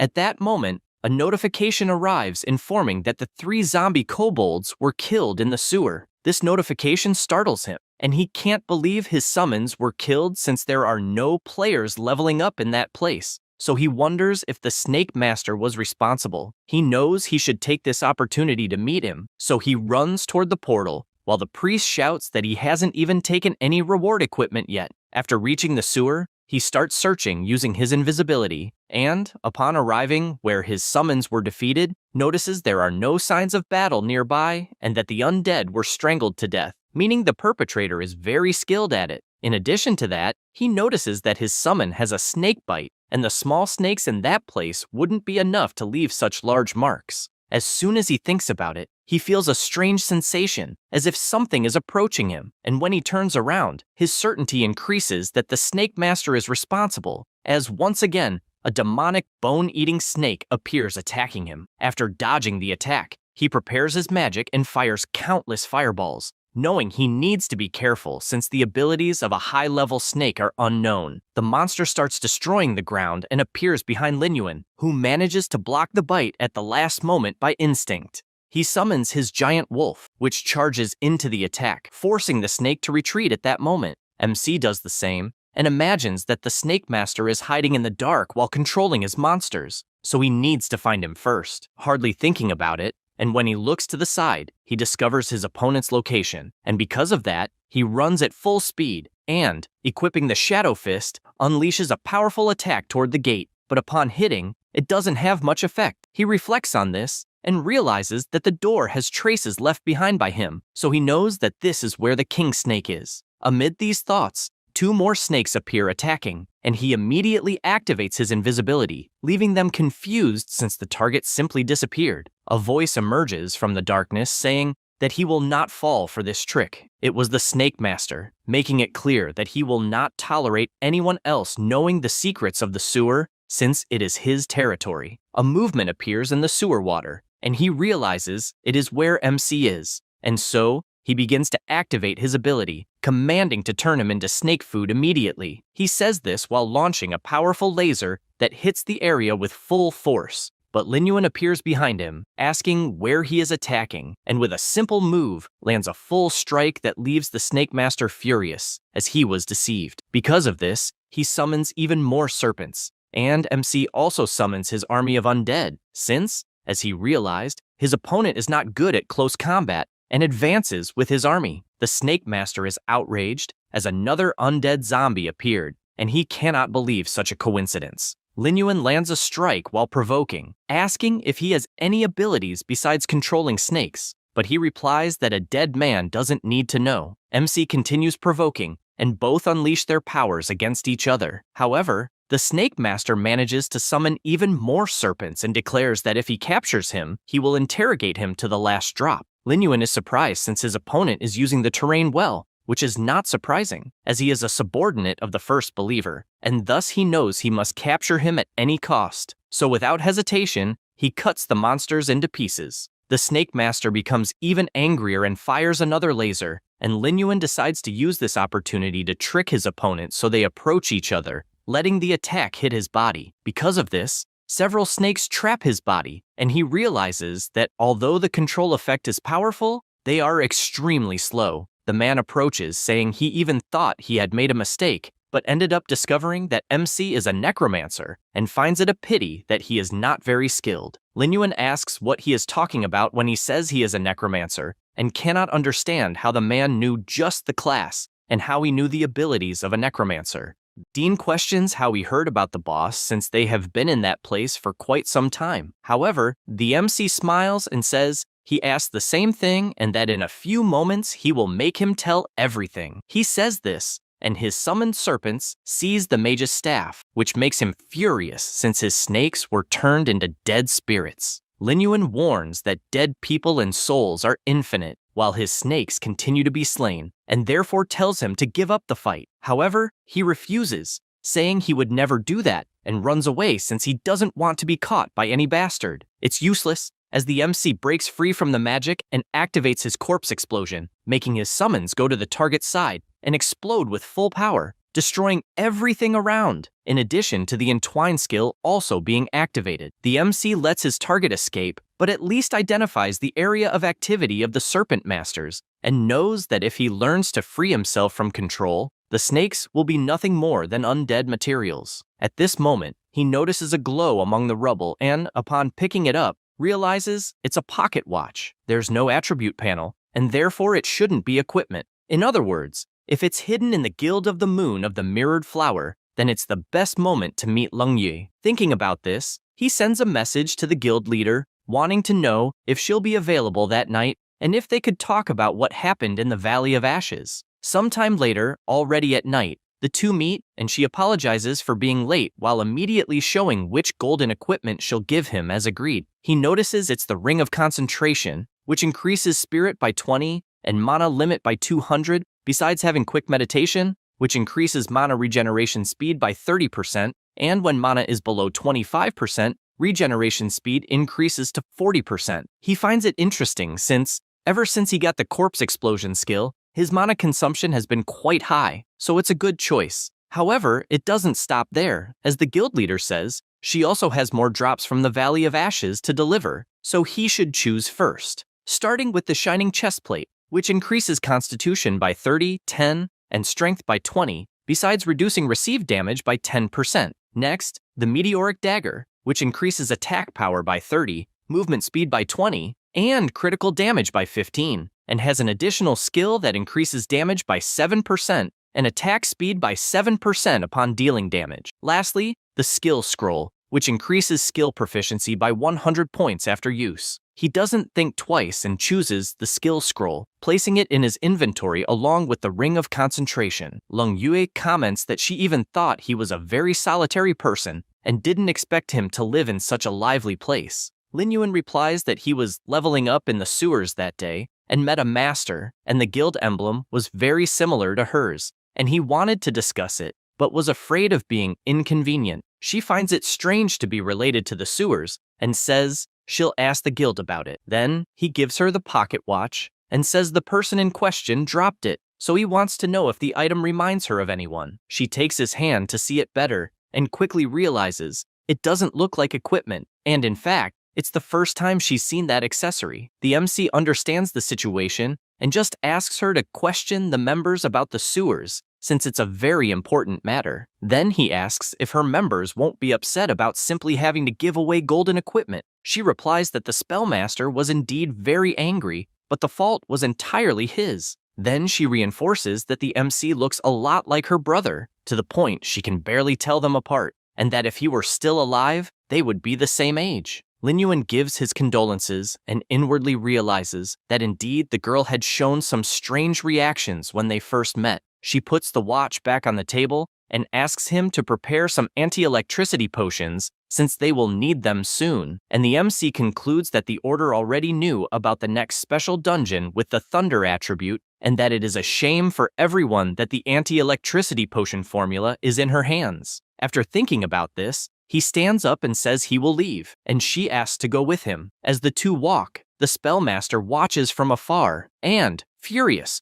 wonders if they are dating and therefore wants to kill him. However, the two arrive at that moment and ask if he was also going to the tavern. Xinghen says he was just passing by and, intrigued, asks what the hell she would have to discuss with Lin Yuan, since he thinks it is better to stay away from him. The MC cuts in and says he called her because of some guild-related problems, and therefore there is no need to think too much about it. Not really knowing what is going on, he says that Lin Yuan had said he would not join the guild, so he does not know what they could be discussing, and changing his expression, he asks if there is perhaps another purpose. The MC thinks it is annoying since the guy is persistent, and therefore says that Lung Yu is also very good with a sword, and he wanted to learn a few things from her. He once again is not satisfied with that answer, and tells his leader to be careful not to end up getting into trouble. She thanks him for the kindness, but says she does not need his permission to drink with anyone, and then walks away while saying she only saved his gold equipment, and is therefore disappointed. Xinghen finally understands what the meeting is about, apologizes for the misunderstanding, and is forced to watch the two leave together once again. He becomes furious because everything that is happening is the MC's fault, and therefore wants to kill him at all costs. He goes somewhere else, and, finding a person, asks for help with the crime he wants to commit. The man in question asks what his prey will be, but asks to finish drinking first. The spellmaster guarantees he will pay double the reward once it is done, but that he must ensure the target's death. The man is surprised since he is willing to spend an absurd amount of money, and therefore accepts. Xinghen starts to leave and with his bizarre face, tells him to remember that it must be in a public place with many people, since he must torture him slowly. As the man watches his target, he can only imagine that it is someone familiar. After that, the next day, the MC gives the watch to Doug to analyze and he admits he has never seen a pocket watch like that before and believes he should try his luck with the Scorpion Tail Knights if he manages to get in. Lin Yuan takes it back and thanks him since he expected nothing less from an experienced NPC. Doug then says that unfortunately, he has retired and it is difficult to see his master without a valid reason. At that moment, a woman appears and asks Doug how he has been and says she has delicious food. He introduces the girl and says he is feeling much better, and also mentions that if anyone wants to ask something to the Scorpion Tail Knights, they should ask her since she is the captain's daughter. However, she says she is no longer his daughter and is just a tailor who makes a living on her own. The MC suggests that there was a misunderstanding between them and that maybe he can help, but Doug, confused, asks if the captain, who is full of regrets, is not her father and does not understand their disagreement. Edith stays silent for a second and then asks Lin Yuan to follow her. As they walk, she says she never thought she would have the chance to give that gift to her father, and the MC says that apparently she simply never had the opportunity. She opens the box and says it is the dress she spent a year sewing, and therefore wants him to deliver it to her father and wants to know his response. He tells her to rest assured since he will deliver it as soon as possible. With that, the secret mission, Dusty Family, is activated. The activation condition was that it was necessary to treat Doug and gain a favor from him. The Scorpion Knight reputation above 0. Now it will be necessary to deliver the dress Edith personally sewed to her father. The mission level is gold and the deadline is 12 hours. After that, at the camp of the Scorpion Tail Knights Regiment, the guards spot someone approaching and order them to stop immediately, also wanting to know who it is. Lin Yuan asks them not to worry since he is there on behalf of Edith to deliver something to the captain. The guard is surprised to hear her name and asks him to wait a moment because he will report to his superior. Meanwhile, the MC thinks that this order is considered the strongest in the former kingdom of the Western Desert, and therefore building good relations is extremely advantageous. After some time, the guard returns politely asking him to follow, and they walk together until a scorpion lion passes by his side, and he knows that if he wants to obtain that unique mount, his reputation must be even higher to be able to buy it. Upon arriving at the place, the barbarian asks him to enter alone, and he obeys, also knowing that the captain's strength is equivalent to that of a level 60 monster, and therefore he should not reveal that he is a necromancer. With that in mind, he asks for permission until Captain Sid turns around, and his first question is whether Edith is well. The MC replies that his daughter misses him very much and asked him to deliver something. The captain takes the item in his hand, and the MC comments that it is the dress she sewed over the course of a year and probably hopes he can feel the emotion behind the clothing. He is surprised to hear this since the girl likely worked very hard, and he questions why she does not visit him, besides it seeming that she still has passion for sewing even after years and even considers it a work of art. Sid reveals that at the time, he was very stubborn and believed his daughter should not follow such a humble profession as that of a seamstress, and ended up distancing himself from her, and because of that, they have not seen each other for 10 years. The MC is surprised since it is impressive that someone so powerful has such a tender side, and therefore he needs to find an opportunity to ask about the pocket watch. So he only says that Edith is not at fault for any of this. The man asks him to tell his daughter that he no longer cares about any glory and only wants her back in his life. Lin Yuan replies that he will deliver the message, but reveals that he has another matter he would like to discuss, and, without hesitation, shows the pocket watch, wanting to know if he recognizes its origin. Sid becomes intrigued since he has definitely never seen that style before, and then asks him to go because he needs to deliver the message. The MC says that it is fine, but before leaving the tent, the captain calls his attention and, with a serious expression, asks him to reveal his identity. The MC begins to sweat cold since he does not know if the man noticed something, but before he can respond, the captain apologizes, saying he was presumptuous for thinking something, as he is someone his daughter approved of, and therefore he should not doubt anything. Because of that, he thanks him for everything he has done and gives him the symbol of the Scorpion Tail Knights, which he will be free to use if anyone tries to intimidate him. Lin Yuan thanks him and guarantees that he will keep Edith safe. With that, the system notifies that he has earned Sid's approval and therefore gained 1,000 reputation points with the order. Now his reputation has risen to friendly level and he has obtained honorary affiliation with the Scorpion Tail Knights. The MC admits he is surprised since he never imagined he would receive the badge directly, as it is an item that can only be obtained through the captain's personal granting. And with this item, he can practically roam freely through the western desert. He goes to a shop since his current reputation is 1,500 and the shop should be open, so he cannot miss this opportunity. The seller greets him and shows all the items for sale, but Lin Yuan wastes no time and says he wants to buy a scorpion lion since he has the riding skill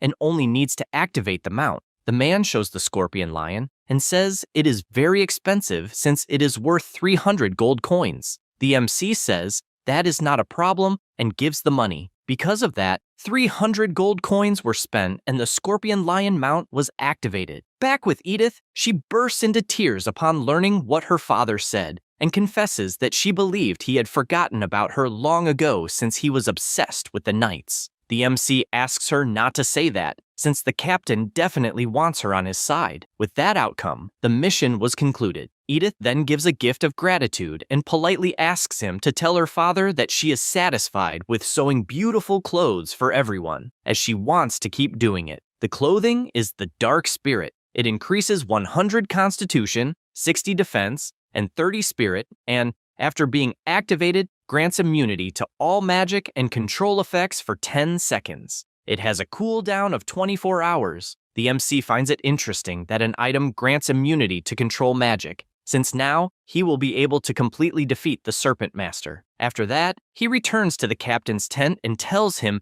everything Edith asked him to say, and he imagines that he should ask something about snakes, since the pocket watch did not lead him anywhere, and therefore he asks if he knows anything about snakes. Sid replies that since they expelled the civilization of the snake people, all snakes were exterminated by them. But then he asks about the dream snake and whether he is talking about that one. Lin Yuan does not know what it is about and asks if there is something special about it. He replies that, as far as he knows, it is a giant snake, but the dream realm is intangible, and because of that, he does not even know where to start if he needed to go there. Then he comments that the MC is currently an honorary member of the Scorpion Tail Knights, and therefore, if he is interested in snakes, he will give him a mission related to that. Lin Yuan says he will accept, imagining that it may be related to the King Hase's snake and that it might appear in someone's dream. The mission is the Nightmare of Duke Carlo. The mission level is unknown, and the objective is to go to the Duke's house and discover clues about the mission, and its duration is 48 hours. He immediately heads to the place, and,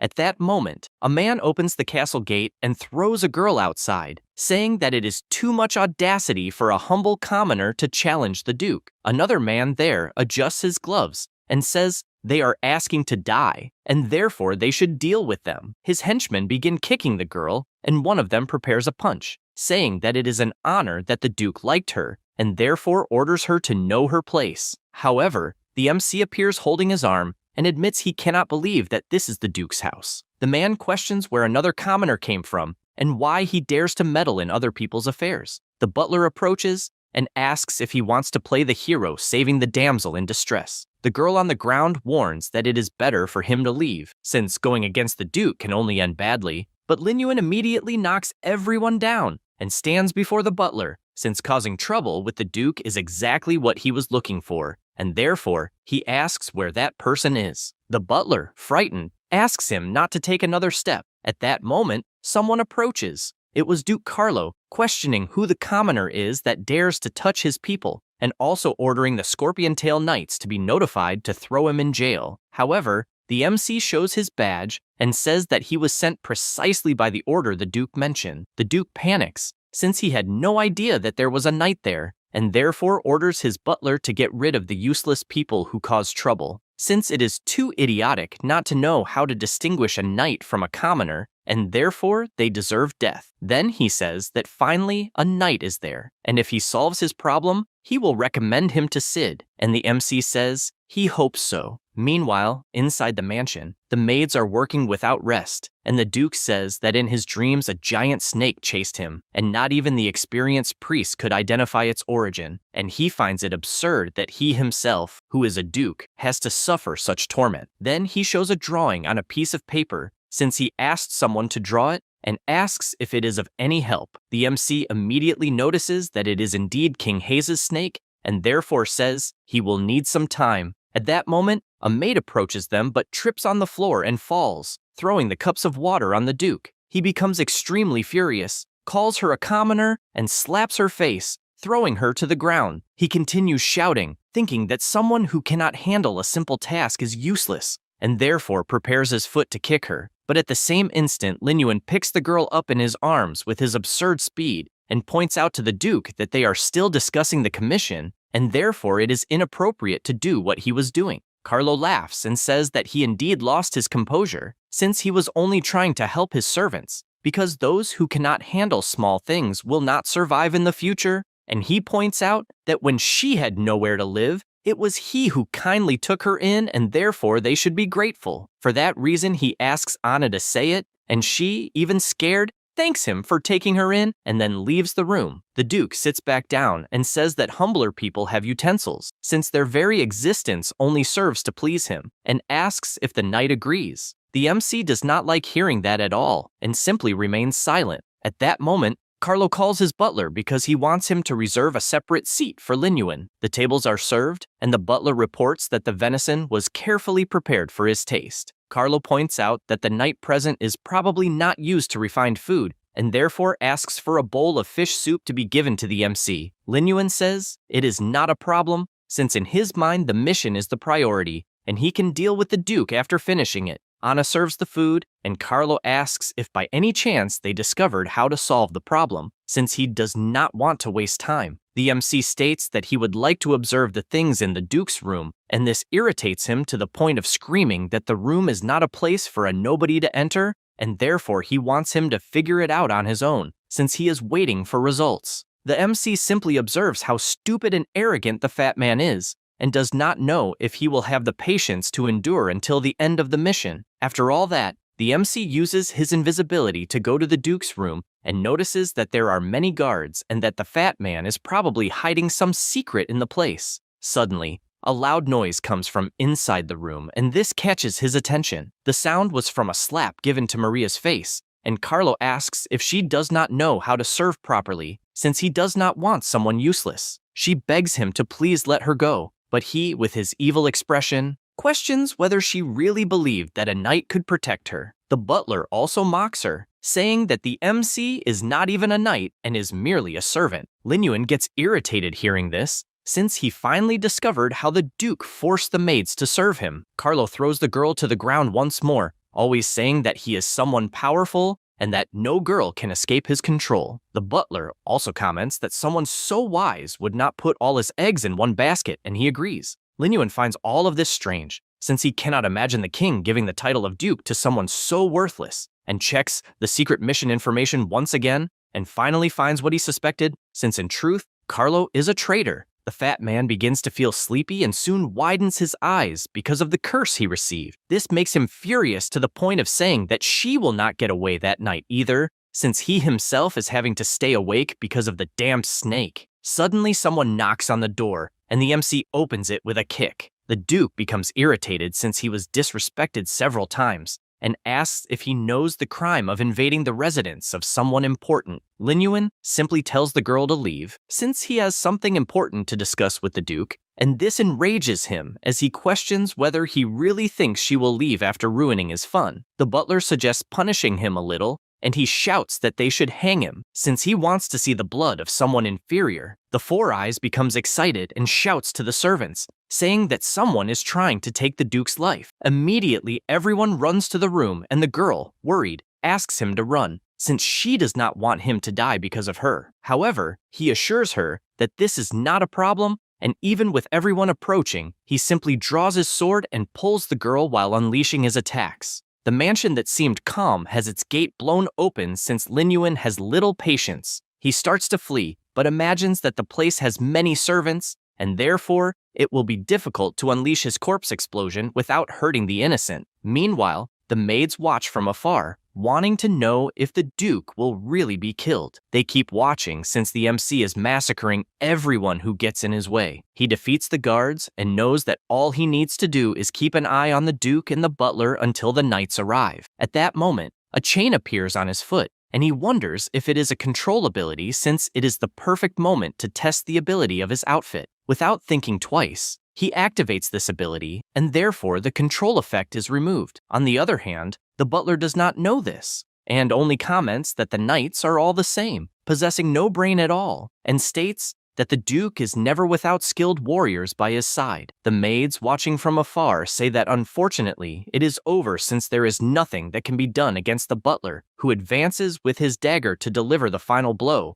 but while he strikes, Lin Yuan simply holds his arm in the air and counterattacks with the butler's own dagger, since he was not under the control effect. The Four Eyes falls to the ground extremely injured, and the Duke panics upon seeing that he will be the next, and therefore begins to scream, asking if he will rebel since he is there to fulfill a mission. But the MC says that compared to the commission, his betrayal is very serious, and the fat man trembles since he did not imagine that someone knew about it. The butler, even wounded, stands up and claims that now Lin Yuan will have to die since he knows too much. But the MC does not even give him time and casts his magic, only regretting not being able to kill him since the mission requires him to only capture him. Then, he charges forward and lands a full punch that sends an employee crashing against the wall, and he falls hard to the ground unconscious. At that moment, Carlo runs away until he is startled to see that Lin Yuan was already at the top of the staircase and cannot understand how he was so fast. And he simply replies asking if he had not said that he would condemn him to death. The chubby man says that this is nonsense since he would never do that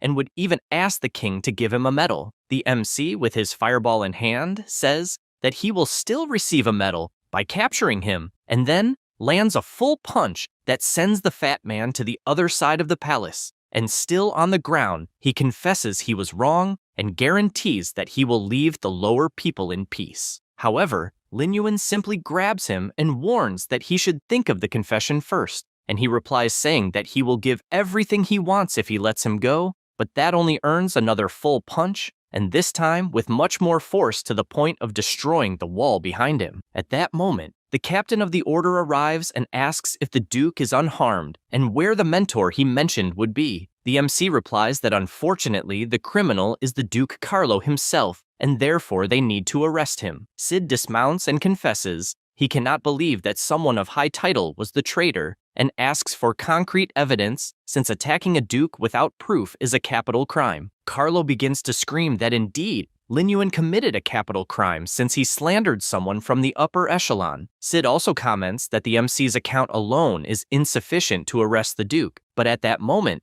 Anna approaches saying that she has evidence and reveals that she heard from the Duke himself that he was secretly plotting against the Snake People civilization and that they even worshipped him in a secret chamber. She explains that the place is not far from the mansion and that she could show where it is. Carlo fills with fury and charges toward the maid to end her, but without thinking twice, Lin Yuan lands a full punch on him against the ground while telling the commander to take the Duke back to prison since he will return with evidence and take responsibility if he fails. The captain takes a deep breath and warns that the result will depend solely on him and says that 2 knights will help in the search while they take the Duke back to the camp. MC asks Anna to take him to that place, and she responds yes, since she believes he is a good person. With that said, they go through the mansion's secret passage, which is the sewers, and MC keeps wondering why she wants to help with this and still listen to the conspiracy. After some time walking, she points out that ahead of them is the secret room, and he informs her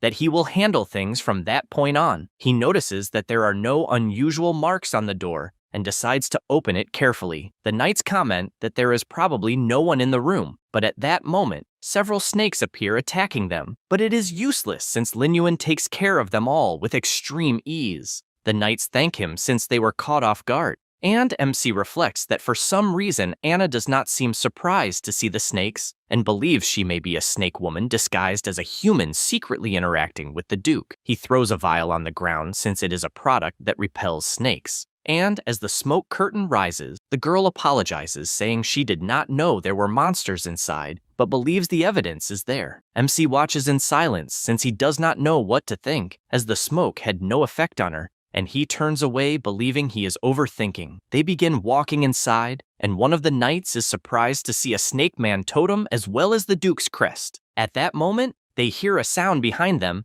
and the maid, with a completely different expression, orders the knights to pay the price for the help. After some time, at the encampment, the Duke is complaining that an entire night has passed, and therefore wants to know the proof of his crime if he does not want to be released. However, the captain enters, shouting that they found proof and will begin the interrogation. He says that this is impossible, but a knight hits his back telling the traitor to shut up. Sid confesses to MC that he never imagined Carlo was a traitor, and, since MC provided great help, he will receive a great reward from the king since he was informed of this assistance. He is grateful since a reward is always welcome. After some time in the interrogation, the captain comments that apparently the Serpent People's civilization has a lot of information about the Western Desert, and they will investigate thoroughly. MC says that he will also take care of this. At that moment, a knight reports that the prisoners are about to confess, and upon arriving at the place, the butler is laughing loudly, ready to reveal the Duke's deeds. But the fat man pushes him since he is not supposed to open his mouth. Then,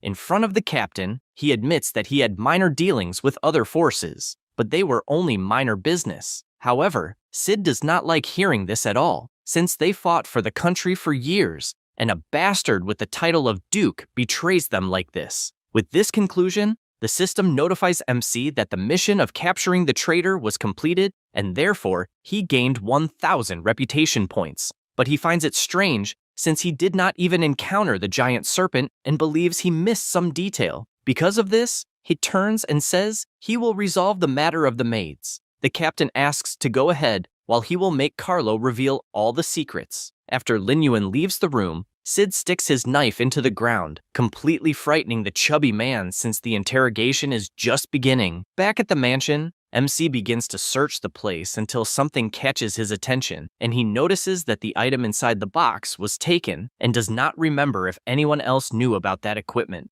The MC gathers everyone and asks who is missing. The soldier tells him it's Anna. This makes him reflect if something is really wrong with the girl and if his earlier guess was correct, so he starts walking, needing to find her first at any cost, since it's impossible for her to have disappeared just like that. He goes to the Duke's secret passage that leads to the sewers, since he found the place suspicious, and enters, thinking that he had felt something earlier, and after a detailed analysis, if the Duke was having an affair with the Snake Man, it would make more sense if he had voluntarily mentioned it. Suddenly, he hears a voice and hides when he sees Anna in the sewer, still talking to someone. He looks closely and sees that it's the Snake Man. He immediately activates invisibility, trying to understand why Anna is meeting with this being in particular, since as far as he knew, the girl was an NPC. Dean laughs and says that Anna is really a great actress, since probably the Duke never imagined, not even in his deathbed, that his room was secretly prepared by her. The maid confirms it, saying it's impossible to notice. However, she reveals that there's a knight who is different, as for some reason, he started to suspect she was connected to the Snake Man,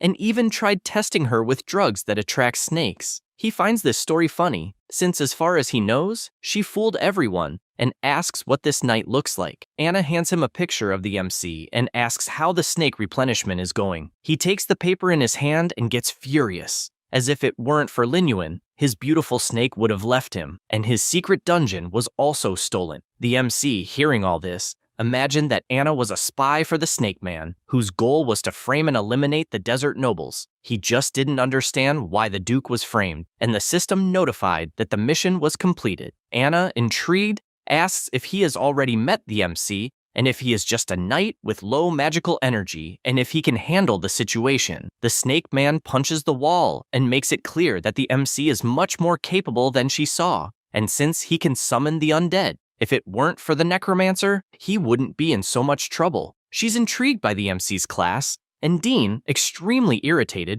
orders to borrow the King Hase's snake for a moment to ensure the MC's complete death. She refuses, as this snake was assigned elsewhere, and if it's exposed out of the blue, it could even be annihilated, and this loss is unacceptable. However, he doesn't hide his bloodlust, and says he can't wait to kill him, and Anna asks him to calm down, as she won't let him do anything reckless. Lin Yuan continues observing this conversation, and realizes that, in general, NPCs don't interact much with players, so the Snake Master is using Anna to increase the reputation of the Snake People civilization. He prepares himself, as he can't let something like this happen until an explosion happens that catches his attention as a giant snake appeared behind her. The snake man gets intimidated, and she explains that the king snake can sense his emotional fluctuations, and if he makes a move, there will be no turning back. He says that indeed they share a deep master-servant bond. Anna confirms this, and he turns, as he will find a way to resolve the situation, and asks her not to forget what the boss said, as she needs to cooperate with his actions.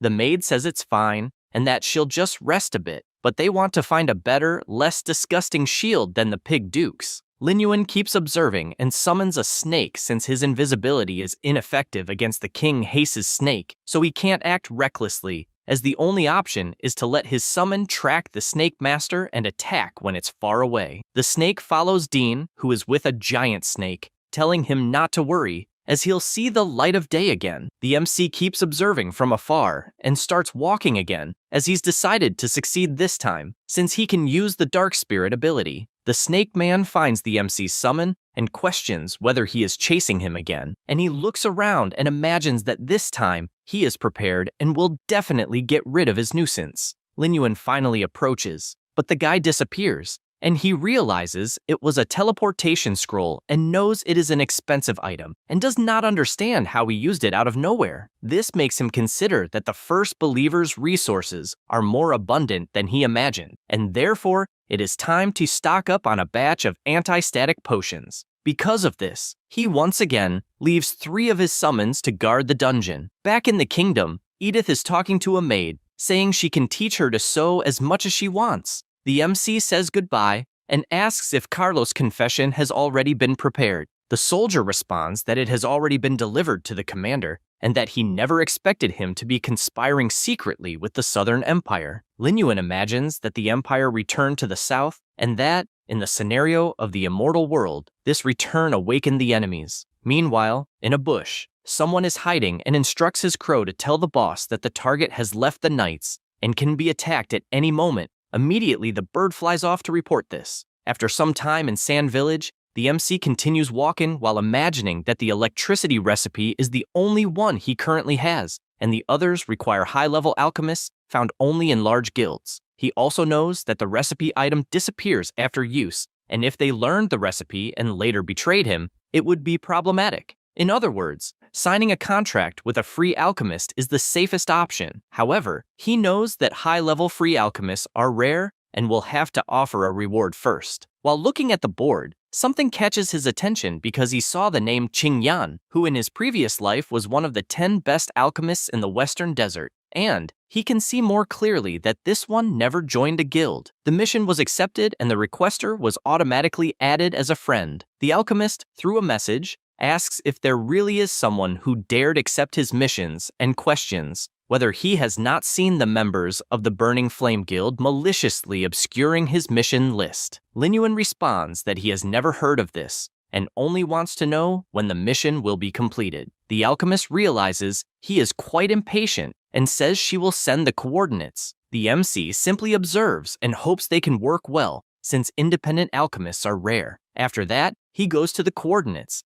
and the alchemist approaches asking if he was the one who accepted the mission, and also asks if he is alone, and if he can really handle a granite golem, since it is an elite-level monster. The MC is surprised because as far as he remembers, the girl is the drunk he met at the tavern. Qing Yan approaches him and says she didn't expect him to be such a handsome guy, and asks him to follow her, since she will protect him with her bow and arrow. The MC notices she doesn't take things seriously and believes she is not very reliable. While walking, he also imagines that she is the only option since there is no one else suitable. At that moment, a stone begins to move and the MC looks back. In the next second, the granite golem appears attacking them both, but they both jump away, dodging the strike. She prepares her arrow and shoots at the monster, but becomes frustrated since, as she expected, compared to alchemy, her combat is useless. More golems appear attacking her, and Lin Yuan tells her to hide since he will take care of everything. He gathers energy in his hand and fires at both of their heads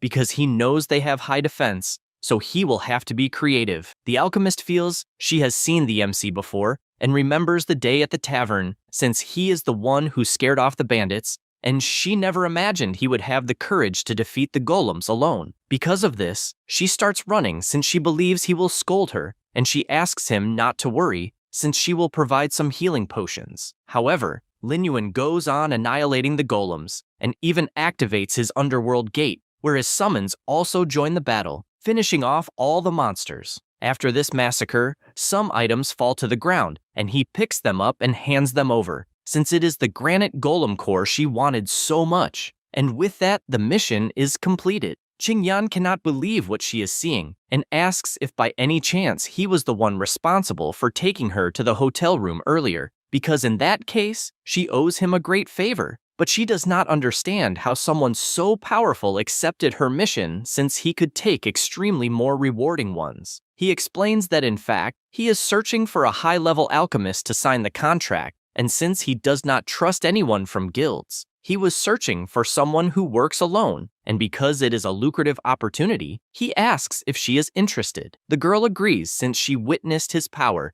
and asks to have a drink together so they can talk about this plan. He asks to sign the contract first, and only then, he will talk about the plan. She agrees, even though she does not like contracts much, but if it is his, then it is fine. With that, the contract is successfully fulfilled, and the player Qingyan agrees to sign a cooperation contract establishing an employment relationship with him. The alchemist soon asks what kind of help he will need. He gets ready to take the recipe, but something catches his attention, and he wonders if he has seen that scene somewhere in his past life. So he summons his lion and scorpion and flies off without saying anything else, leaving her confused. He reflects that the photo on the forum in his past life was taken in that place, and after arriving there, he points out that this is the entrance to a hidden dungeon. After some time, he enters together with the alchemist, and she confesses she never imagined there would be a hidden dungeon in that stone forest, and worries because there are only 2 of them.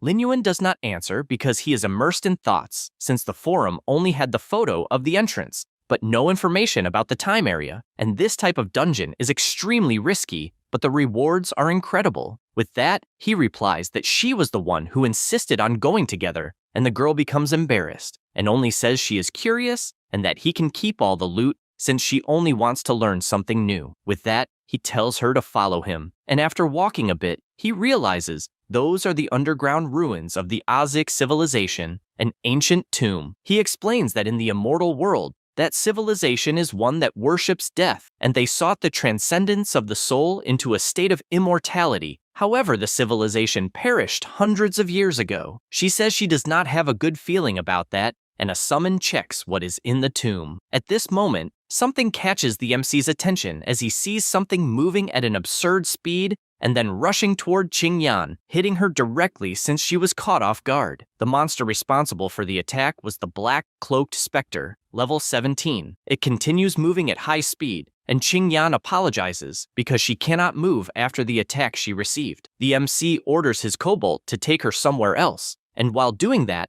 she accesses her inventory and throws countless potions, believing she can temporarily increase his attributes. The potion increased Lin Yuan's agility by 10%, as well as increasing his damage by 10% and his defense by 10%. He starts slicing the specters since they are monsters with exceptionally fast attacks, so he must focus solely on them, and with his increased agility, he cuts them one by one. However, one of them attacks from behind, so he turns and tries to counterattack. His strike deals 1 point of damage several times. This makes him reflect that the monster is definitely more intelligent than he thought, and that despite being nothing more than an insect and having 0 defense, he does not understand why he cannot deal damage, and wonders if it has some kind of special defensive mechanism. This is an Aziki scarab, a special monster of unknown level. It possesses the execution ability and is immortal. Lin Yuan keeps running after it since he cannot let it escape, and the Thunder Scorpion jumps in front,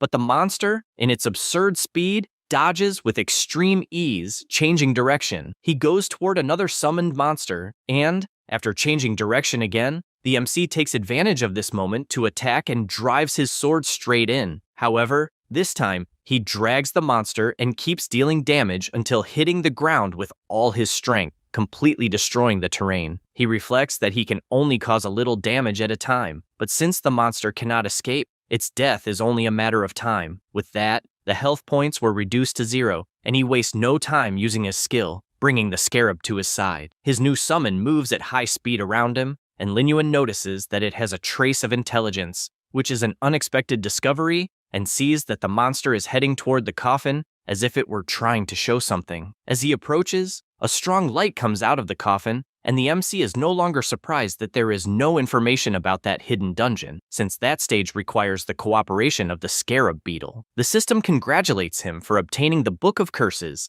and allows him to pay a price to choose a skill to learn, starting with Amplify Damage, which curses a group of enemies by increasing by 50% the damage they receive. Its learning cost is minus 200 maximum health points. The second is Weak Vision, which curses a group of enemies by reducing their vision range. The cost is minus 50 vision points. The third is Impair, which curses an enemy by reducing the damage he deals by 100. The cost is minus 100 attack points. The fourth skill is Counterattack, which curses a group of enemies, causing them to reflect back to the user the damage they inflict. It costs minus 10 points of the Strength attribute. Lastly, the Fear skill curses an enemy, making him flee in fear. It costs 5 spirit points. He notices that the skills make sense with the civilization that worships death, since they focus mainly on negative effects, and apparently are not easily dispelled. He decides to choose Amplify Damage since 200 maximum life points are not a problem for him. Besides that, he now has the Beetle, which compensates for his lack of large-scale annihilation skills, while his curses are suitable for fighting groups of enemies.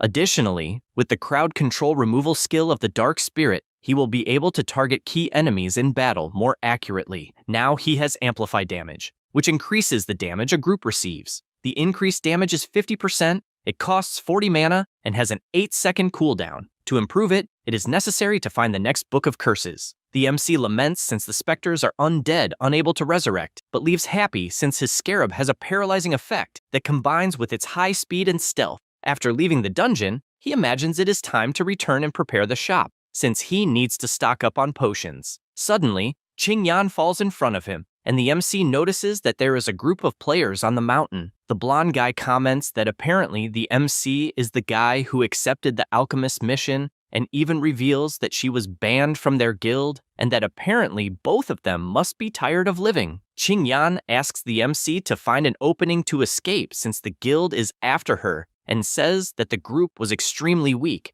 but insisted on stealing her work and is now trying to blackmail her. Marcus calls her a bitch and points out that if she had not helped in the fight against the stone golems, his brothers would not have died, and therefore it is her fault, making it clear that if she does not pay 30 gold coins, no one will make it out alive. However, he barely says that and feels a strange energy in his body, asking his team what it is. They, sweating cold, answer that apparently it is a curse, and therefore they need to flee immediately. However, the MC warns that this will not happen, since, as stated, no one will leave alive, and he finds the perfect opportunity to test his new skill combined with the scarab. Marcus asks how the hell his mage cannot dispel a simple curse, and he answers that it is not a simple curse, since he has never seen one like that before. The leader makes it clear that they should not think they won just because they landed an ability with everyone off guard, and that they are in 4 people, so the victory will be easy. At that moment, an explosion happens, and one of the guild members is finished off without anyone seeing.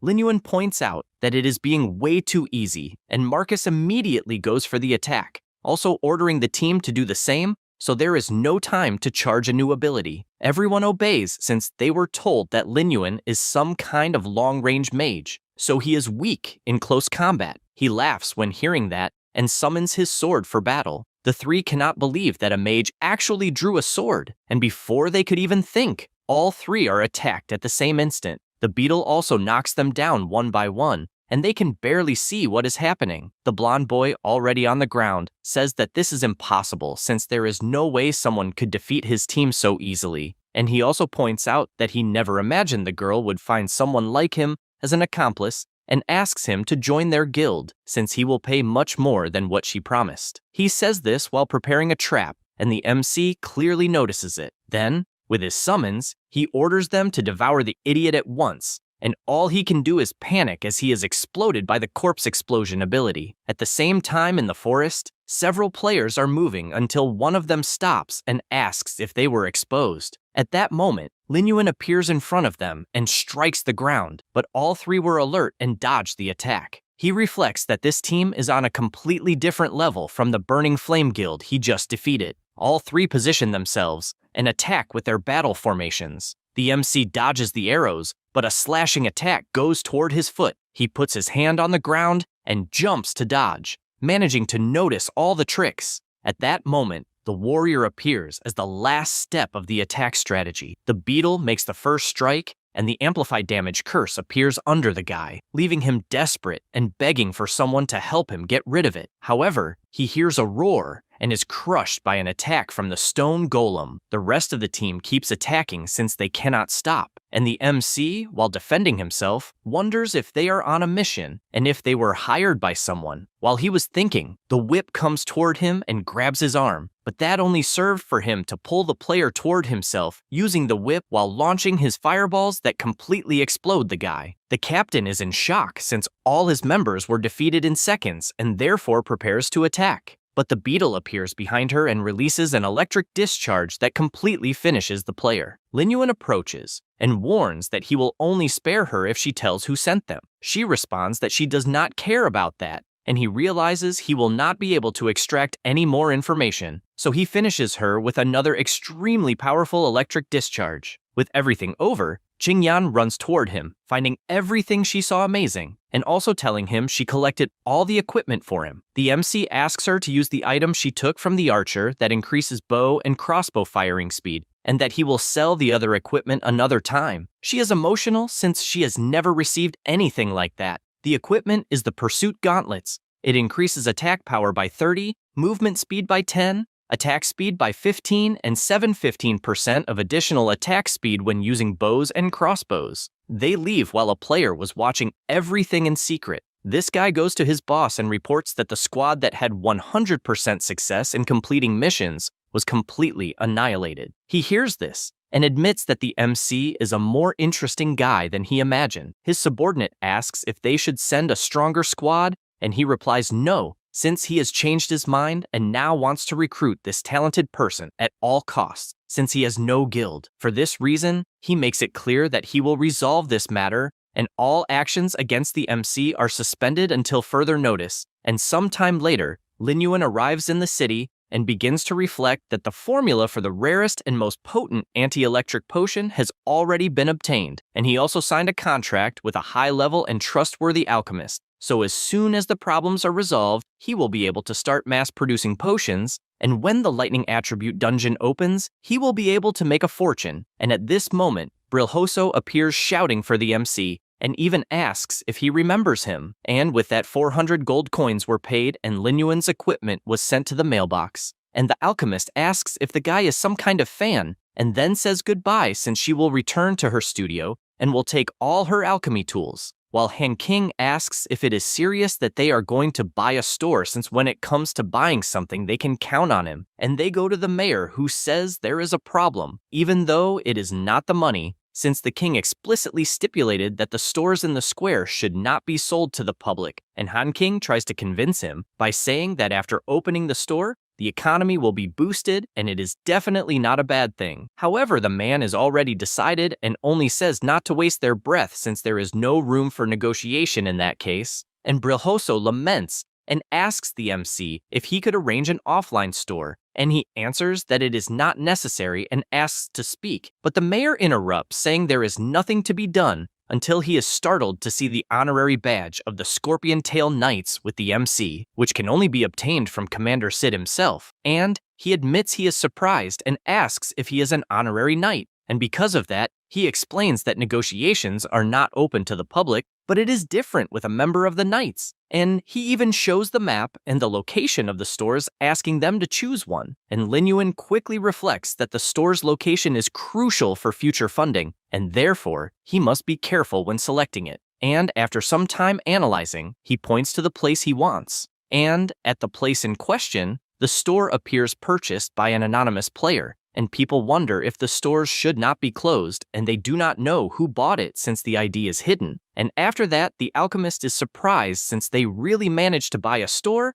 and she has no idea how that is possible, and the MC replies that it is only necessary to use some special methods and even asks her to check which ingredients are missing from that potion recipe, and she replies that she has all the materials except the thunder lizard's claw, which is practically unavailable on the market, and he thinks that he has accumulated a lot of experience and is almost leveling up, so he might as well stock up on some materials. And Han King asks to go along to the dungeon since he wants to help gather some items. But Qingyan refuses since she prefers to study alchemy, and the MC says that he has already authorized her to operate the store, so it will be her new workplace from that moment on. And then he mounts his scorpion lion mount to go with Brilhoso to the dungeon. And inside, the lightning lizard prepares its attack, but is bombarded by several fireballs that completely burn the monster. And the blonde guy, on the other hand, is surprised by the number of monsters that appear, and Lin Yuan replies that it is normal for a thunder lizard to awaken all the others when one dies. So he summons his boss monsters that instantly wipe out all the monsters in the area, and because of the experience gained, he reached level 16, and he realizes that now he is at a higher level, and Han King does not hide his admiration for seeing the chief of the Ash Valley working for him, and the MC takes the opportunity to check his status and reflects that he needs to find a chance to investigate the players who ambushed him. And in the meantime, Han King returns with all the items collected from the monsters, and meanwhile, at the store, Qingyan is working at full speed and realizes that she is preparing extremely powerful potions that are not necessary for low-level dungeons. And this only reinforces that they really will sell. Then the door opens. It was the MC and Brilhoso who had already returned, leaving her surprised by how fast they were, and she also takes the opportunity to say that the recipe is of a very high level and even advanced alchemists have chances of failing, and therefore she needs time to improve her proficiency. The MC places something on the table and asks her to put it on the shelf, but she questions if it is a fruit,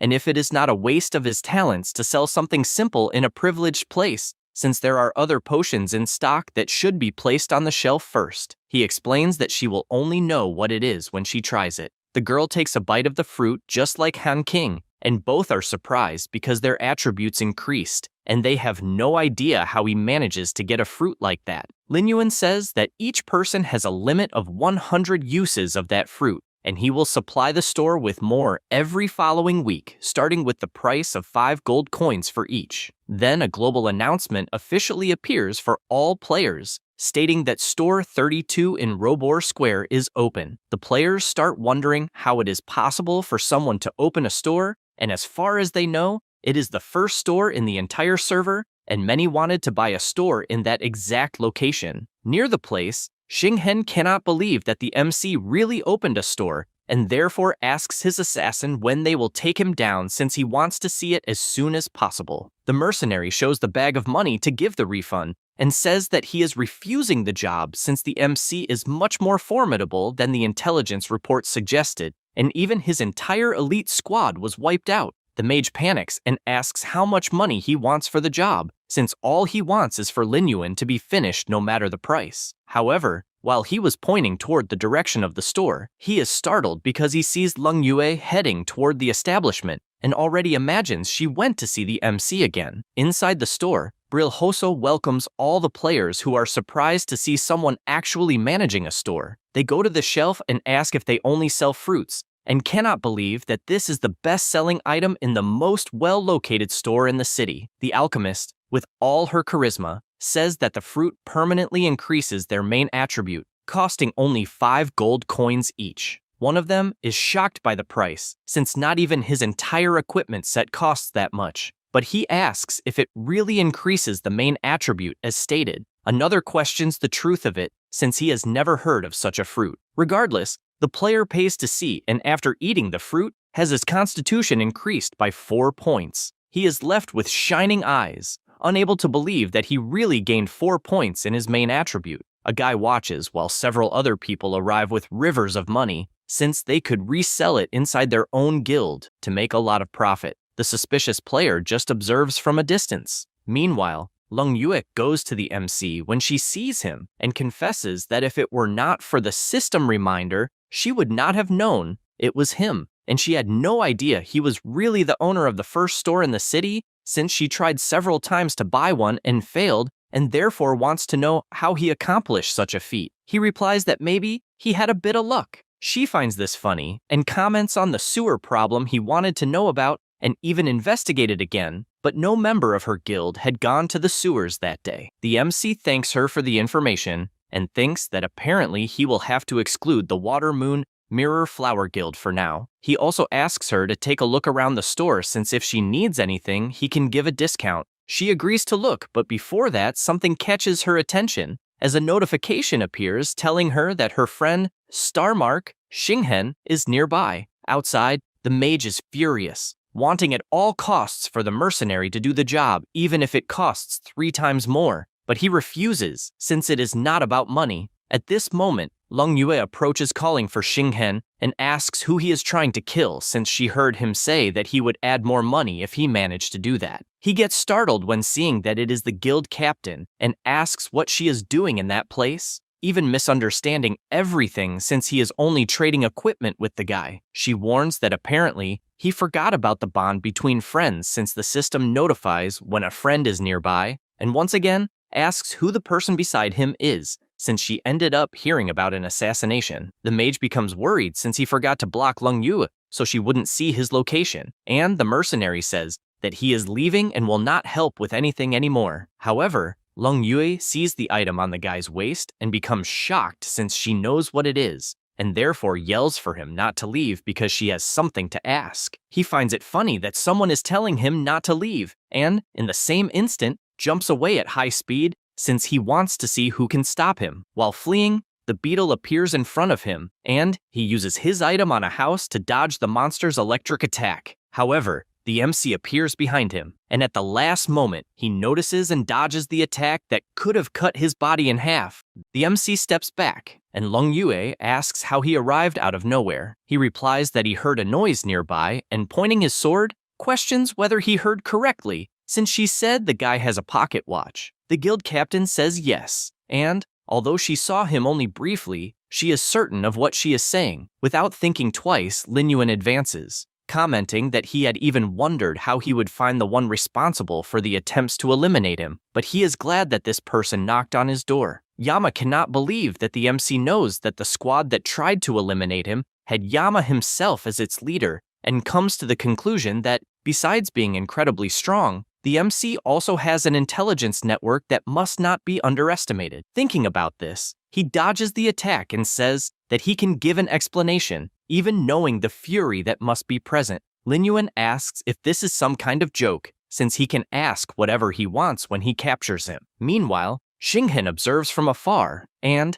since he knows that according to the rules of the assassin squad they do not betray their clients, if things get bad, he may attack first. The masked man says that he has already given up on hitting him, and that there is no need for a situation in which everyone loses, revealing that he is doing everything for money and cannot reveal any information about the person responsible, since they cannot break the squad's rule. The MC says that he is surprised it is for money. At that moment, an attack flies toward them, and both dodge at the last instant. This attack was made by Shingen, who shouts furiously, telling him to go to hell, besides not believing that an assassin would betray him, and that if that happens, everything will be over, since the guild captain will become furious. At that moment, the masked man calls him an idiot, since he really tried to kill him so that nothing would be revealed, and therefore warns that he will have no mercy, since his client does not have a shred of morality. Saying this, he throws the scroll where the contract was made,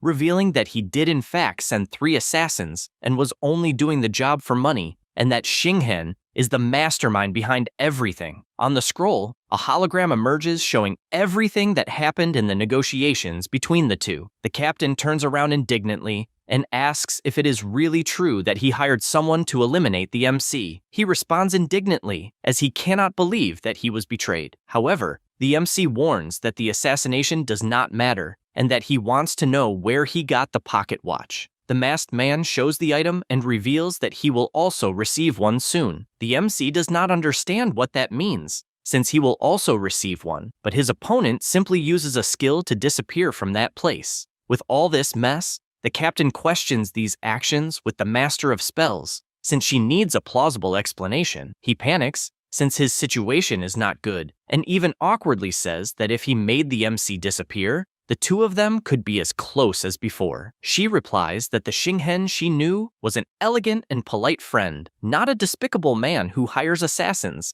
and therefore orders him to apologize. In addition, she also ends her friendship with him. The mage becomes extremely depressed, since his friendship ended because of a stranger, and they still want him to apologize, and therefore questions what he lacks in comparison to Lin Yuan. Then, he fills with rage, pointing at the MC as responsible for everything that is happening, and shouts that he will curse him to the end. He launches several cursed energy balls, but Lin Yuan, besides dodging all of them, warns that he will settle this matter. Then, in the blink of an eye, he approaches and lands a direct hit that sends the bastard flying, who falls like a ripe mango. He gets up, saying that things are not over yet, until he notices an insect flying beside him. Before he could do anything, he is completely electrocuted, thus causing a paralysis effect. The captain approaches and asks if he really will not admit the mistake he made. He replies that he did nothing wrong and concludes that only the old sun can save him. Then, he sends a request for help to Taiyang, who immediately comes running without understanding what is happening. As he approaches, he notices through the system that Leng Yue is also nearby. The mage immediately shouts for his colleague to remove the paralyzing effect, since he was deceived. However, the guild captain raises her sword and warns that Xinghen deliberately hired someone to commit a crime, and, therefore, no one has permission to interfere. Taiyang is startled when he hears this, and realizes that the MC is also present and still holding a sword, so he comes to the conclusion that Xinghen was targeting him. This leaves him downcast, and he says that he will not interfere. This makes the mage extremely furious, since he will not receive help from either side, and he questions whether he truly prefers to trust a stranger rather than their friendship of many years. No sooner does he say this than he receives a kick from the MC, who wants more information. Xinghen makes it clear that he would rather die than reveal anything. Once again, the scarab approaches and releases a colossal electric discharge. The MC also steps forward and drives his sword into the ground beside the mage's head, and without wasting time, asks who the man behind everything is. The mage, desperate, says that he will tell everything as long as the insect is ordered to stop launching electric attacks, and then reveals that the man belongs to the Guild of the Dead Apostles, and that even the pocket watch is also from that guild. The MC reflects, since he did not know much about this guild in his past life, but he remembers that it was an organization of assassins specialized in accepting assassination contracts, and, apparently, operated in such a secretive manner that very few people knew about it. The mage tries to escape by crawling, but Lin Yuan asks if he was told to leave. Then he charges his fireball and hits his target directly, who only screams in pain, begging his friends to help him. However, the captain warns that by hiring an assassin, he violated the rules of the Mirror Flower of the Eagle Moon Guild, and therefore, his position will be removed and he will only retain temporary affiliation in consideration of past contributions. Xinghen continues to apologize and assures that he deserves to stand by her side, but Leng Yue says that she is extremely disappointed. The mage's life gradually diminishes until it comes to an end, and, with that, he disappears in front of everyone. The players comment that they are not surprised, since they always suspected that mage's character. Meanwhile, the MC keeps thinking about the pocket watch, since it was not something owned by the first believers, but rather a symbol of the Guild of the Dead Apostles. And in any case, at least now he knows that the Master of Serpents is hiding within that guild, and for all the information he obtained, he thanks Leng Yue for the help and says that he has some items in his shop that permanently increase attributes and therefore would like to offer one. Back at the shop, the alchemist breathes a sigh of relief, since she has finished selling everything and is standing before an enormous pile of gold that leaves even the MC surprised, and she shows the fruit she would like to give as a reward. She feels a bit embarrassed, since the item seems far too precious to receive without having done anything. Qingyan sees this and becomes indignant, since a girl arrived out of nowhere and is receiving permanent fruits for free, while she herself worked hard all day and was completely ignored. She sighs and says that she has been busy for a long time and received no credit and therefore will leave work early to have a drink. Lung Yu sees this and comments that apparently the employee is not happy about something. The MC considers that she is probably just tired and will go home to rest. The alchemist goes elsewhere and tries to understand what is happening, since Lin Yuan gave more attention to a stranger than to the employee who took such good care of the shop. At that moment, a group approaches and announces that they are from the Black Tree Guild and are very interested in how the MC managed to acquire a shop and hope that she will be sensible in her answer. She soon realizes that the Black Tree Guild is as arrogant as the rumors and asks if they really think she will be intimidated so easily, if they are planning to try to rob her by force. The man assures that, logically, she will be able to join the guild and will even allow her to become a VIP member. Suddenly, a notification arrives for the MC's alchemist, stating that he sent 45 meat seeds. She is surprised, since from what she realized, her boss still has a bit of conscience and gave something to her. However, right after that, he informs her that she is to put these items in stock to sell the next day. This leaves her furious, since the items were not a gift for her, but rather more work to do. The player in front of her then asks whether she really thinks she will be able to keep the shop open, since his guild has a physical company in the real world, and because of that, she cannot be ungrateful, as many people are desperate to receive the proposal she received. In any case, Qingyan runs off saying that she has an important matter to take care of and will think about it, and since his guild is powerful, she will not refuse that little bit of time. He replies that it is fine, but tells her to remember that he can kill her at any moment. These words frighten the alchemist, who simply continues on her way. The player, on the other hand, imagines that once he acquires the shop, he will show his abilities to the council and then will officially be in command of the entire Black Tree Guild. The alchemist becomes thoughtful, since she is being threatened, and, even so, he tries to keep her a secret, and she does not know where else in the world he would find someone as good as her, and she is certain that he will pay for this sooner or later. Meanwhile, inside the sewers,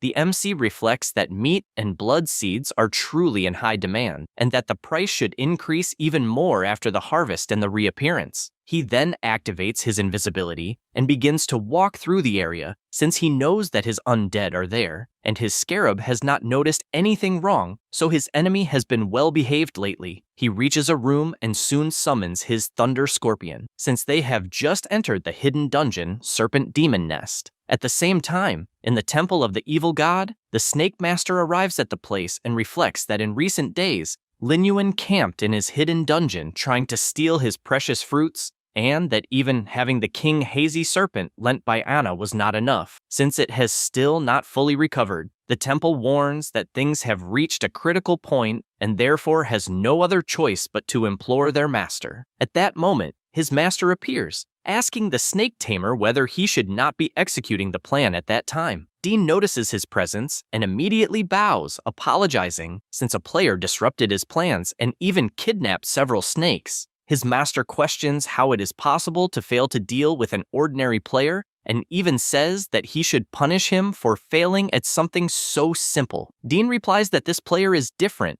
and believes that he is a necromancer, just like his master. At that moment, the sorceress appears and asks how the snake tamer is having so many difficulties to come up with such absurd excuses, and assures that in that world, it is impossible for there to be someone with the necromancer class like that of her master. Dean says that he is telling the truth and even has proof of it, then brings out his memory book, showing all the battles he had with the MC. These images leave both of them surprised, and the sorceress asks if that is all he has to show, since if that player were truly a necromancer, there would be no way for him to return alive, and therefore, she wants a more convincing excuse. However, the master finds it interesting that another necromancer exists, but finds it strange, since the way the ability is used is different and seems incomplete, so he sees nothing to worry about. He also assures that an incomplete amateur does not even deserve his attention, and tells everyone to listen carefully, since in the depths of the desert of the Western Empire,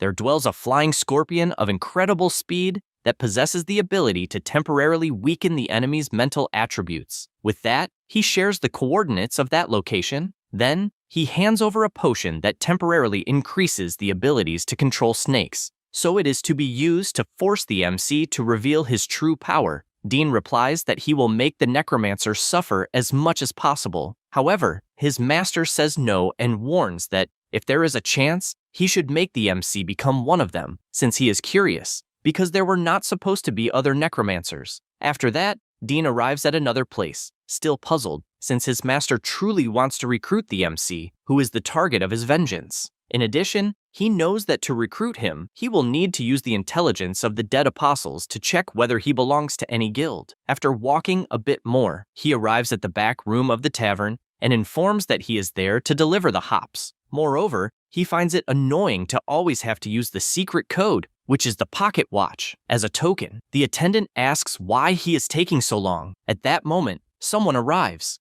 It was Yama, telling them to let the man enter, since he knows him. Upon receiving permission from the branch manager, everyone goes in. Once inside, Dean apologizes for having lost the pocket watch, which caused so much trouble, and also warns that he is there that day because he received an order, so he needs to investigate information about a certain person. After delivering it, the snake tamer starts imagining that the thugs cannot perceive that the commission is false, but simply killing him does not help at all. So he believes that using intelligence to make him provide erroneous information is the best option, since that way he can win over the MC, and when he does not agree to join the guild, that will be an excuse accepted by the master. Yama reads the report, takes a paper from his drawer, and throws it toward the snake man, saying that it is quite a coincidence, since he also has the MC as a target. Dean is surprised, since apparently that target has many enemies. The masked man says that he has already investigated the information about the MC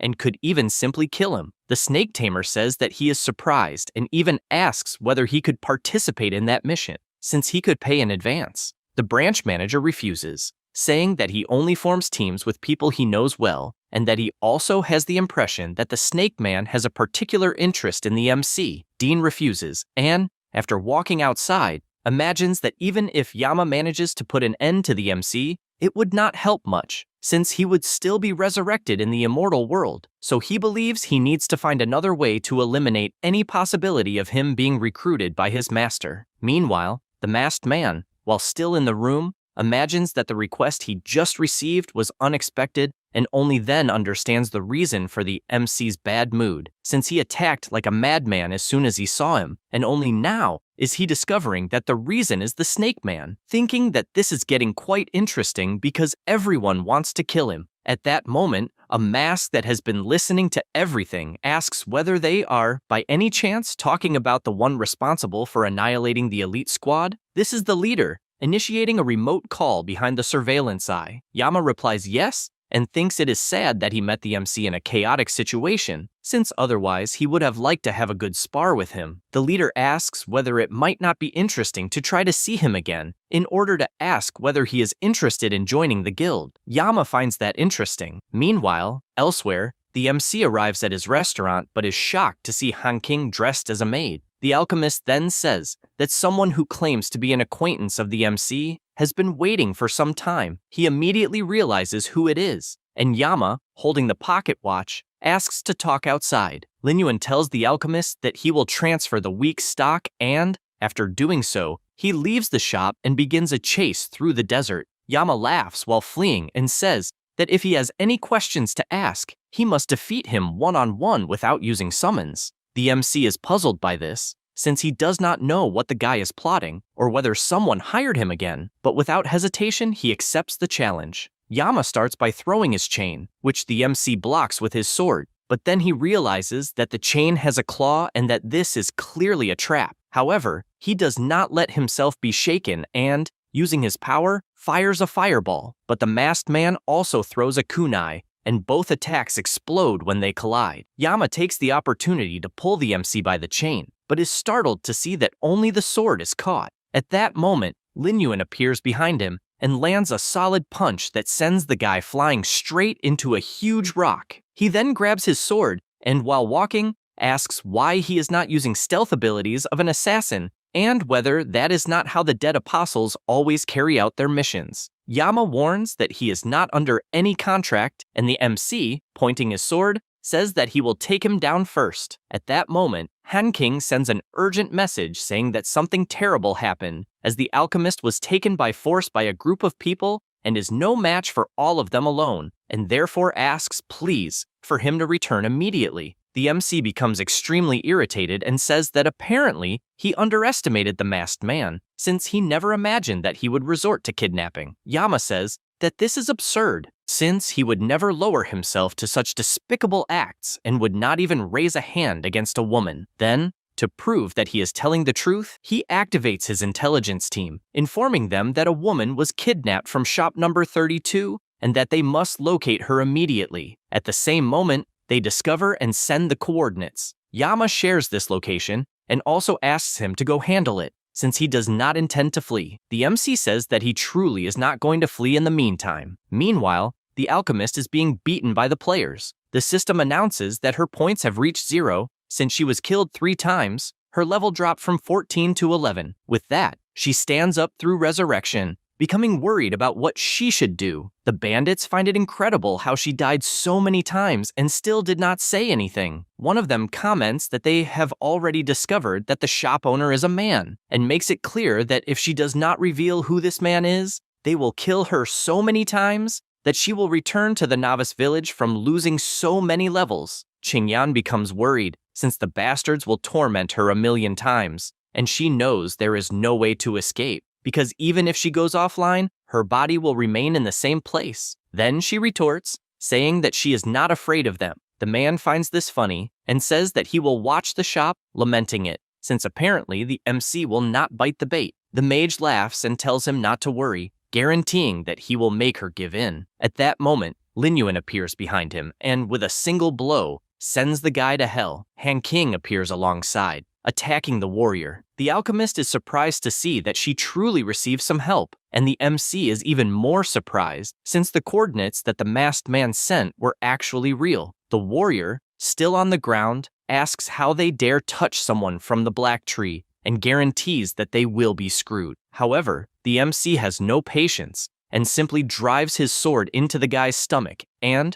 with his frightening aura, says that he is happy to know that the one responsible is the Black Tree Guild, since he will want an explanation from the leader. The two begin to disappear, and he soon realizes that his subordinate's equipment was with those guys. He looks back and notices the state she is in, finding it sad, since even though it is a game, the realistic effects still convey pain in some way. Then he approaches to return her items and asks her to explain what happened. She, crying, explains that the bandits wanted her to reveal who the shop owner was, and, since she did not tell them, they destroyed the shop and cornered her at the respawn point to kill her. He says that she could have revealed it since things went so far, but she, pleased, says that she would never do that, since she is like an older sister and must protect her younger brother. Han King approaches with a healing potion and says that this is absurd, since cornering someone at the respawn point for so long is practically harassment, in addition to having stolen all of her equipment. Then, the MC calls to her and, seriously, asks her to tell him more about the Black Tree Guild. She becomes worried and asks him not to act on impulse, just like Brilhoso, since she knows that this guild is not easy to deal with, because the Black Tree has the support of the capital and is well organized in all aspects, being superior to any common guild, and even knowing how extremely strong the MC is, she knows that it is impossible to fight against hundreds or thousands of people from an entire guild. Lin Yuan summons his mount and says that he is aware that the Black Tree group is a risk, but makes it clear that this is the immortal world, and that, in there, it does not matter. At this moment, he notices something, as the two players have respawned in front of him. They think this is a pain, and the MC, without wasting time, releases his summons to play. The warrior orders them to die, but both are attacked as if they were mere insects. They send a request for help to the guild and are then killed. The mage dropped from level 14 to level 13 and also had his equipment stolen. The same applies to the warrior. In the end, the MC killed them so many times that they ended up dropping to level 1. They panic because they have fallen to the lowest level possible, and, if they die again, their account will be ruined. The alchemist is happy to have recovered her bow. At this moment, Zhao Kui appears wanting to know who ruined the young master's plans, and, upon seeing Brilhoso, asks whether he might be the little fish from the Bloodscale Cave. Zhao Kui says that they have apparently already dealt with the young master's men, and assures that when handling the problem, he will properly interrogate the woman to gain a huge favor, in addition to guaranteeing that he will crush everyone. The MC hears all of this and comments that apparently Master Zhuan is the real culprit. Immediately, the bald man is startled when he sees who the enemy is, and one of his subordinates shouts that someone would have to be very crazy to rob the people of the Black Tree Guild, and therefore guarantees that he is looking for trouble, since their captain is one of the 10 best players in the guild, and so he orders them to kneel and admit their mistake if they do not want to die. Instantly, Lin Yuan appears in front of them, asking them to repeat what was said, and because of that, Zhao Kui slaps his subordinate and orders him to shut up. Then, he apologizes, saying that if he had known who it was, he would never have gotten involved, and turns to leave, assuring that they will not cause any trouble. However, the MC does not let this slide and eliminates the lackeys with a single cut each. Then, he orders them to take him to the young master, since he wants to have a chat with him. The bald man, trembling all over, says that there is no problem, and the two walk off toward the guild. Zhao Kui begins to imagine that bringing an outsider into the guild is an act of betrayal, and the fines charged by the Black Tree Group can drive a person to bankruptcy, and to make matters worse, he is basically bringing along a monster, so he needs to find a reason to do this without harming himself. He reads the guild messages, where they are asking for DPS for the Blackleaf invasion. Zhao Kui takes advantage of the moment to say that he has found the shop owner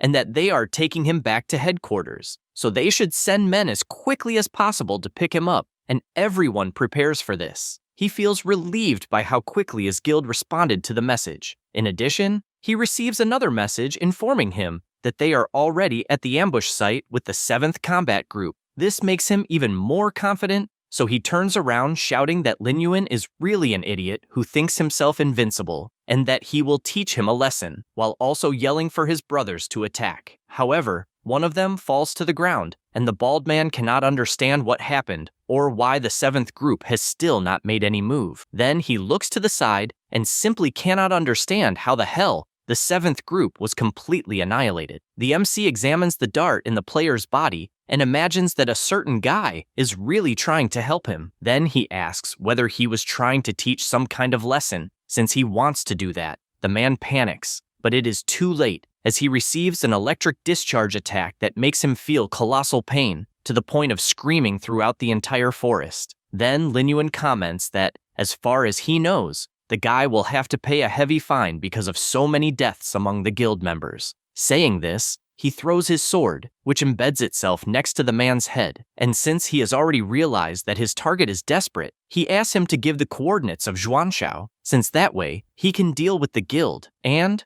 with that, the fine will no longer be a problem. Zhao Kui sees this golden opportunity and kneels down, apologizing and saying that he will tell everything he wants. Meanwhile, inside the guild, a meeting is taking place, and the leader says that there was a 30% increase in profits in the last quarter, and new shop projects are in preparation. One of the shareholders apologizes, since, as far as he knows, the leader has not yet secured the first shop. He takes a deep breath and says that it was a coincidence, since they have just found a buyer for the shop, and the Black Tree Group will certainly not miss any opportunity to make money, since the first shop will be theirs and no one else's. Suddenly, someone opens the door shouting that something terrible has happened, as the guild headquarters has been invaded. The leader stands up asking for more details as he heads toward the guild. The MC goes around defeating everyone who approaches until he comes face to face with another group of players, and one of them questions how he dares to invade their sacred territory. However,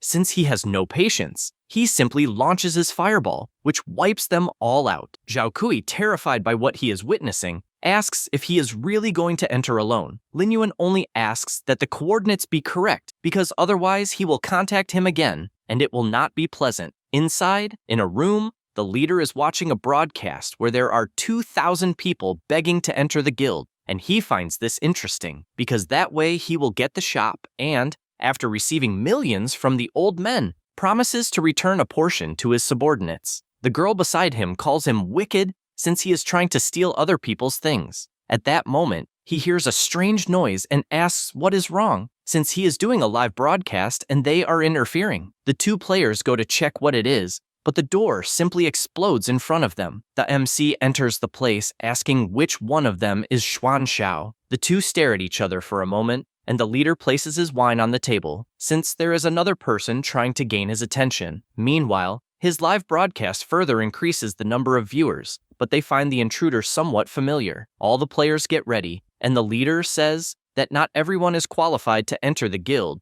and that if he wants to be something, he can be his little dog. Because of that, he asks him to clean his shoe and says that if he does so, he may consider letting him enter the guild. After saying this absurdity, all his lackeys are eliminated with a single attack. Xuan Xiao is startled as the blow is heading in his direction, and therefore uses the girl as a shield, since he would receive the blow directly. Immediately, the broadcast rises to 5,000 viewers, as they think it is insane for someone to mess with the Black Tree Guild. Although in the end, they recognize that he is a professional player. The MC warns that he is the owner of Shop 32, and that, therefore, if they place their claws on his territory again, he guarantees that he will completely annihilate the guild from the face of the earth. Xuan Xiao asks if he really understands what he is saying and bursts into laughter, since he initially believed the player was crazy, but in the end discovered that he was just a fool. The audience keeps growing more and more, as they witness a professional destroying an entire guild. The leader claps his hands, ordering him to leave immediately, and more players approach, asking how he dares to invade the headquarters of the most powerful guild in the region. They completely surround Lin Yuan. Then Xuan Xiao tells him to feel honored for having attracted interest in Shop 32, since many people want it as a gift, but do not have the contacts. Having said that, he offers a gold coin for him to transfer the shop, in addition to it being necessary to kneel, since otherwise he will sue him for everything that happened in that place. He throws the coin to buy it,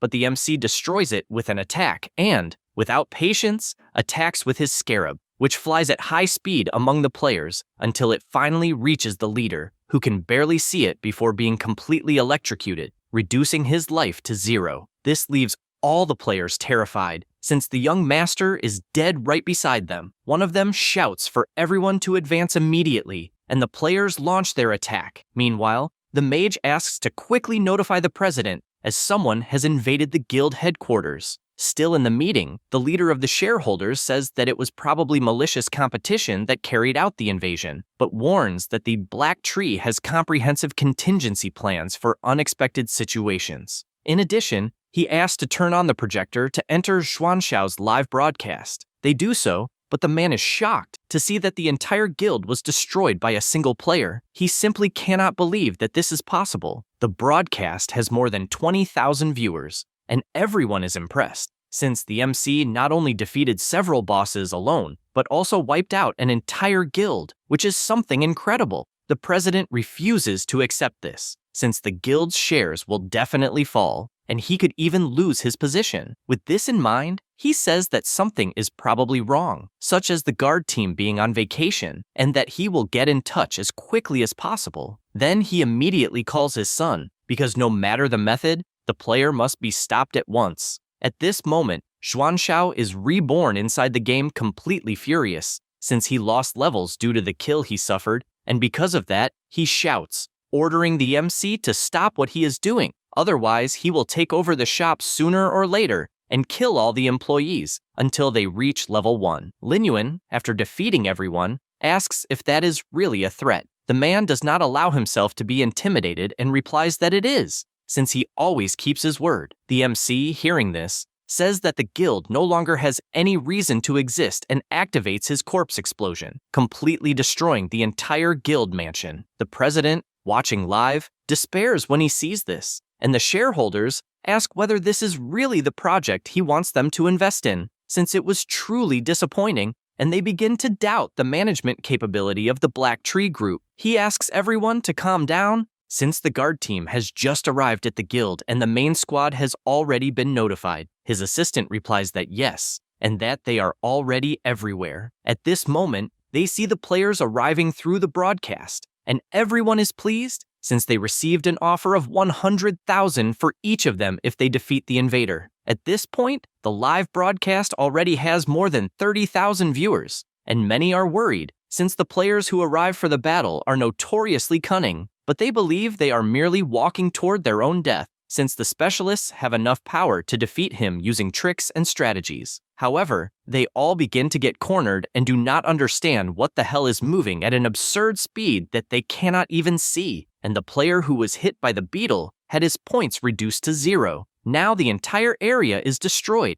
and there is one player less. With that, Lin Yuan asks if he was not going to kill him until his level reached 1, and does not understand why he is hiding behind other players. All the guards take their positions and charge to attack, since they consider themselves true heroes. But the MC counterattacks to the point of knocking the sword out of their hands. Then the mage and the archer unleash their attacks, since they are confident that a single player cannot do anything against them. But the MC was already prepared for this, and uses the enemy's body as a shield, blocking the magic with precision. After defeating several players, the MC activates his invisibility skill, and everyone is left confused, unsure whether the target has escaped. The people watching the broadcasts think it is incredible how someone can be so powerful, since he overcame even the numerical disadvantage, and definitely no one can defeat a professional in a one-on-one fight. Xuanxiao cannot accept that things have reached this point, since if they let the intruder escape, the guild will definitely lose a lot of credibility, and so he shouts for everyone to find him at any cost. He barely says this when he feels drool falling on his head. This is because the MC summoned all of his undead bosses to surround the players. The giant wolf charges its attack and burns all the enemies,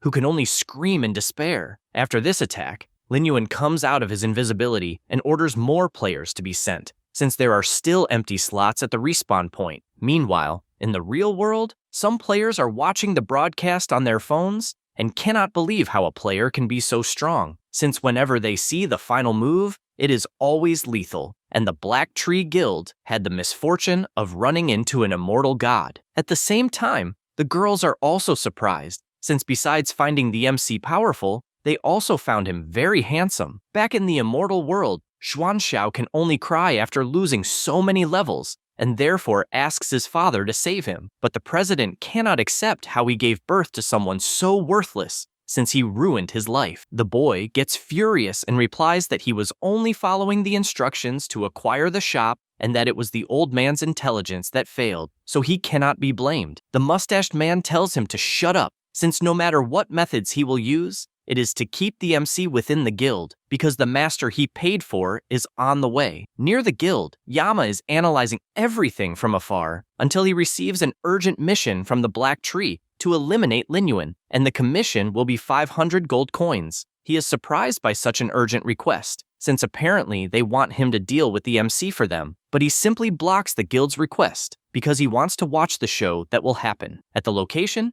Nuyan and Lung Yue appear, saying that the Black Tree is really giving its all to eliminate the intruder, since they called the Fury Guild and the Guild of the Dead Apostles. The man says that he just wants to finish it quickly by killing his target, and everyone charges toward the guild, while Yama also does so, since he only wants to evaluate the player's abilities to send the recording to his boss. Inside, Xuanxiao says that he has never been beaten so much in his life, not even by his father, and therefore he will never forget this. After the players arrive, the MC looks at who they are, and Lung Yue cannot believe that the target is really him, just like Nuyan, who is already frightened just by seeing him. On the other hand, Yama says that the help has arrived, and immediately the young master orders everyone to massacre him until he begs for mercy. The hall falls silent for a moment, and the MC just watches without saying anything. Some nearby players laugh, asking if Lin Yuan really believes he will get out alive, since with the first and second guilds joining forces,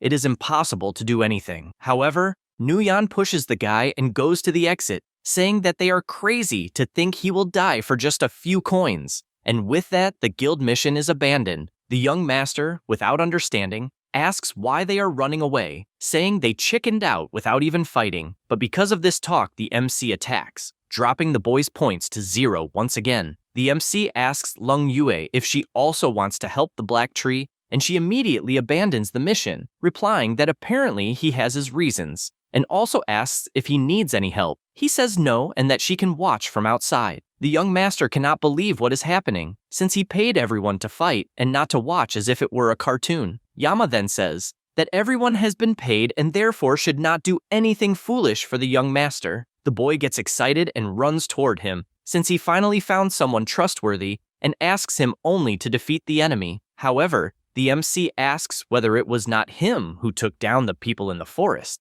since he recognized them by the darts. Yama answers that it was, and everyone is incredulous at this, especially Xuanxiao, who asks whether he is also a traitorous mole. He asks them not to be rude, since he did not agree to the mission request, and was, in fact, there only to watch. And he even starts recording. A young master assures that he will not go unpunished for this, until they see a giant shadow approaching, and everyone is crushed by the giant lizard, reducing their points to 0. Once again, the young master is reborn, and Lin Yuan asks to continue, since he believes the president will become restless soon. After all this, the news spreads rapidly, and a shareholder says that since the group's share price has reached the daily limit drop, the president must take responsibility for the mess he caused. The assistant approaches, but he tells him to stop talking and go get the gaming helmet, because he knows that if he does not intervene, all the investment the group secured will be withdrawn, and he wants to restore that confidence. After that, he enters the immortal world, and the MC, upon seeing him, asks whether he is the leader of the Black Tree. He assumes the broadcast is still live, and needs to deal with the enemy as quickly as possible, since he cannot let the board of directors discover anything, and then says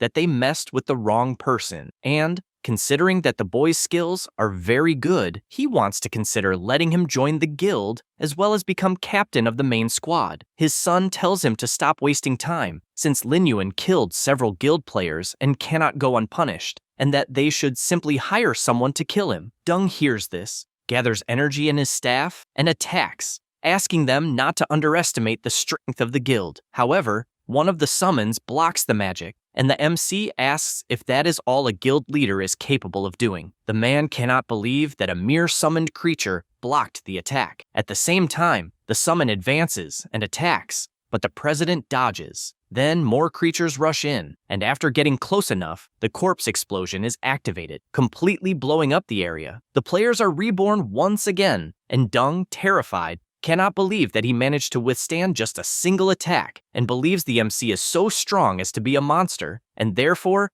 must keep him calm for a while. Coincidentally, he asks them to wait, admitting they were wrong, and, in desperation, says they were wrong, and begs them to stop, since they will issue a public apology and also offer compensation. The MC, with his intimidating giant wolf, says that he does not even know if he is wrong, and that, in truth, he only knows that he is going to die. The summon attacks again, throwing everyone in different directions. Xuanxiao asks his father to think of something quickly, and the old man tells him to shut up, since he tried everything he could imagine and does not understand the kind of monster the boy went and provoked. At that moment, an idea crosses his mind, because if not even the best players can defeat him, then he believes the NPC is the only solution. He explains that the Black Tree Guild headquarters is located on the edge of the windswept sands, which is considered part of the main urban area, and according to the rules, fighting is forbidden, and as long as the sheriff is notified, the MC will be doomed. Then he raises his emergency summoning item and says he does not know how he did not think earlier to call the sheriff, since even if Lin Yuan is a good fighter, he will not be a match for a game NPC. Xuanxiao finally sees a glimmer of hope, since the sheriff will stop the fight in the main city,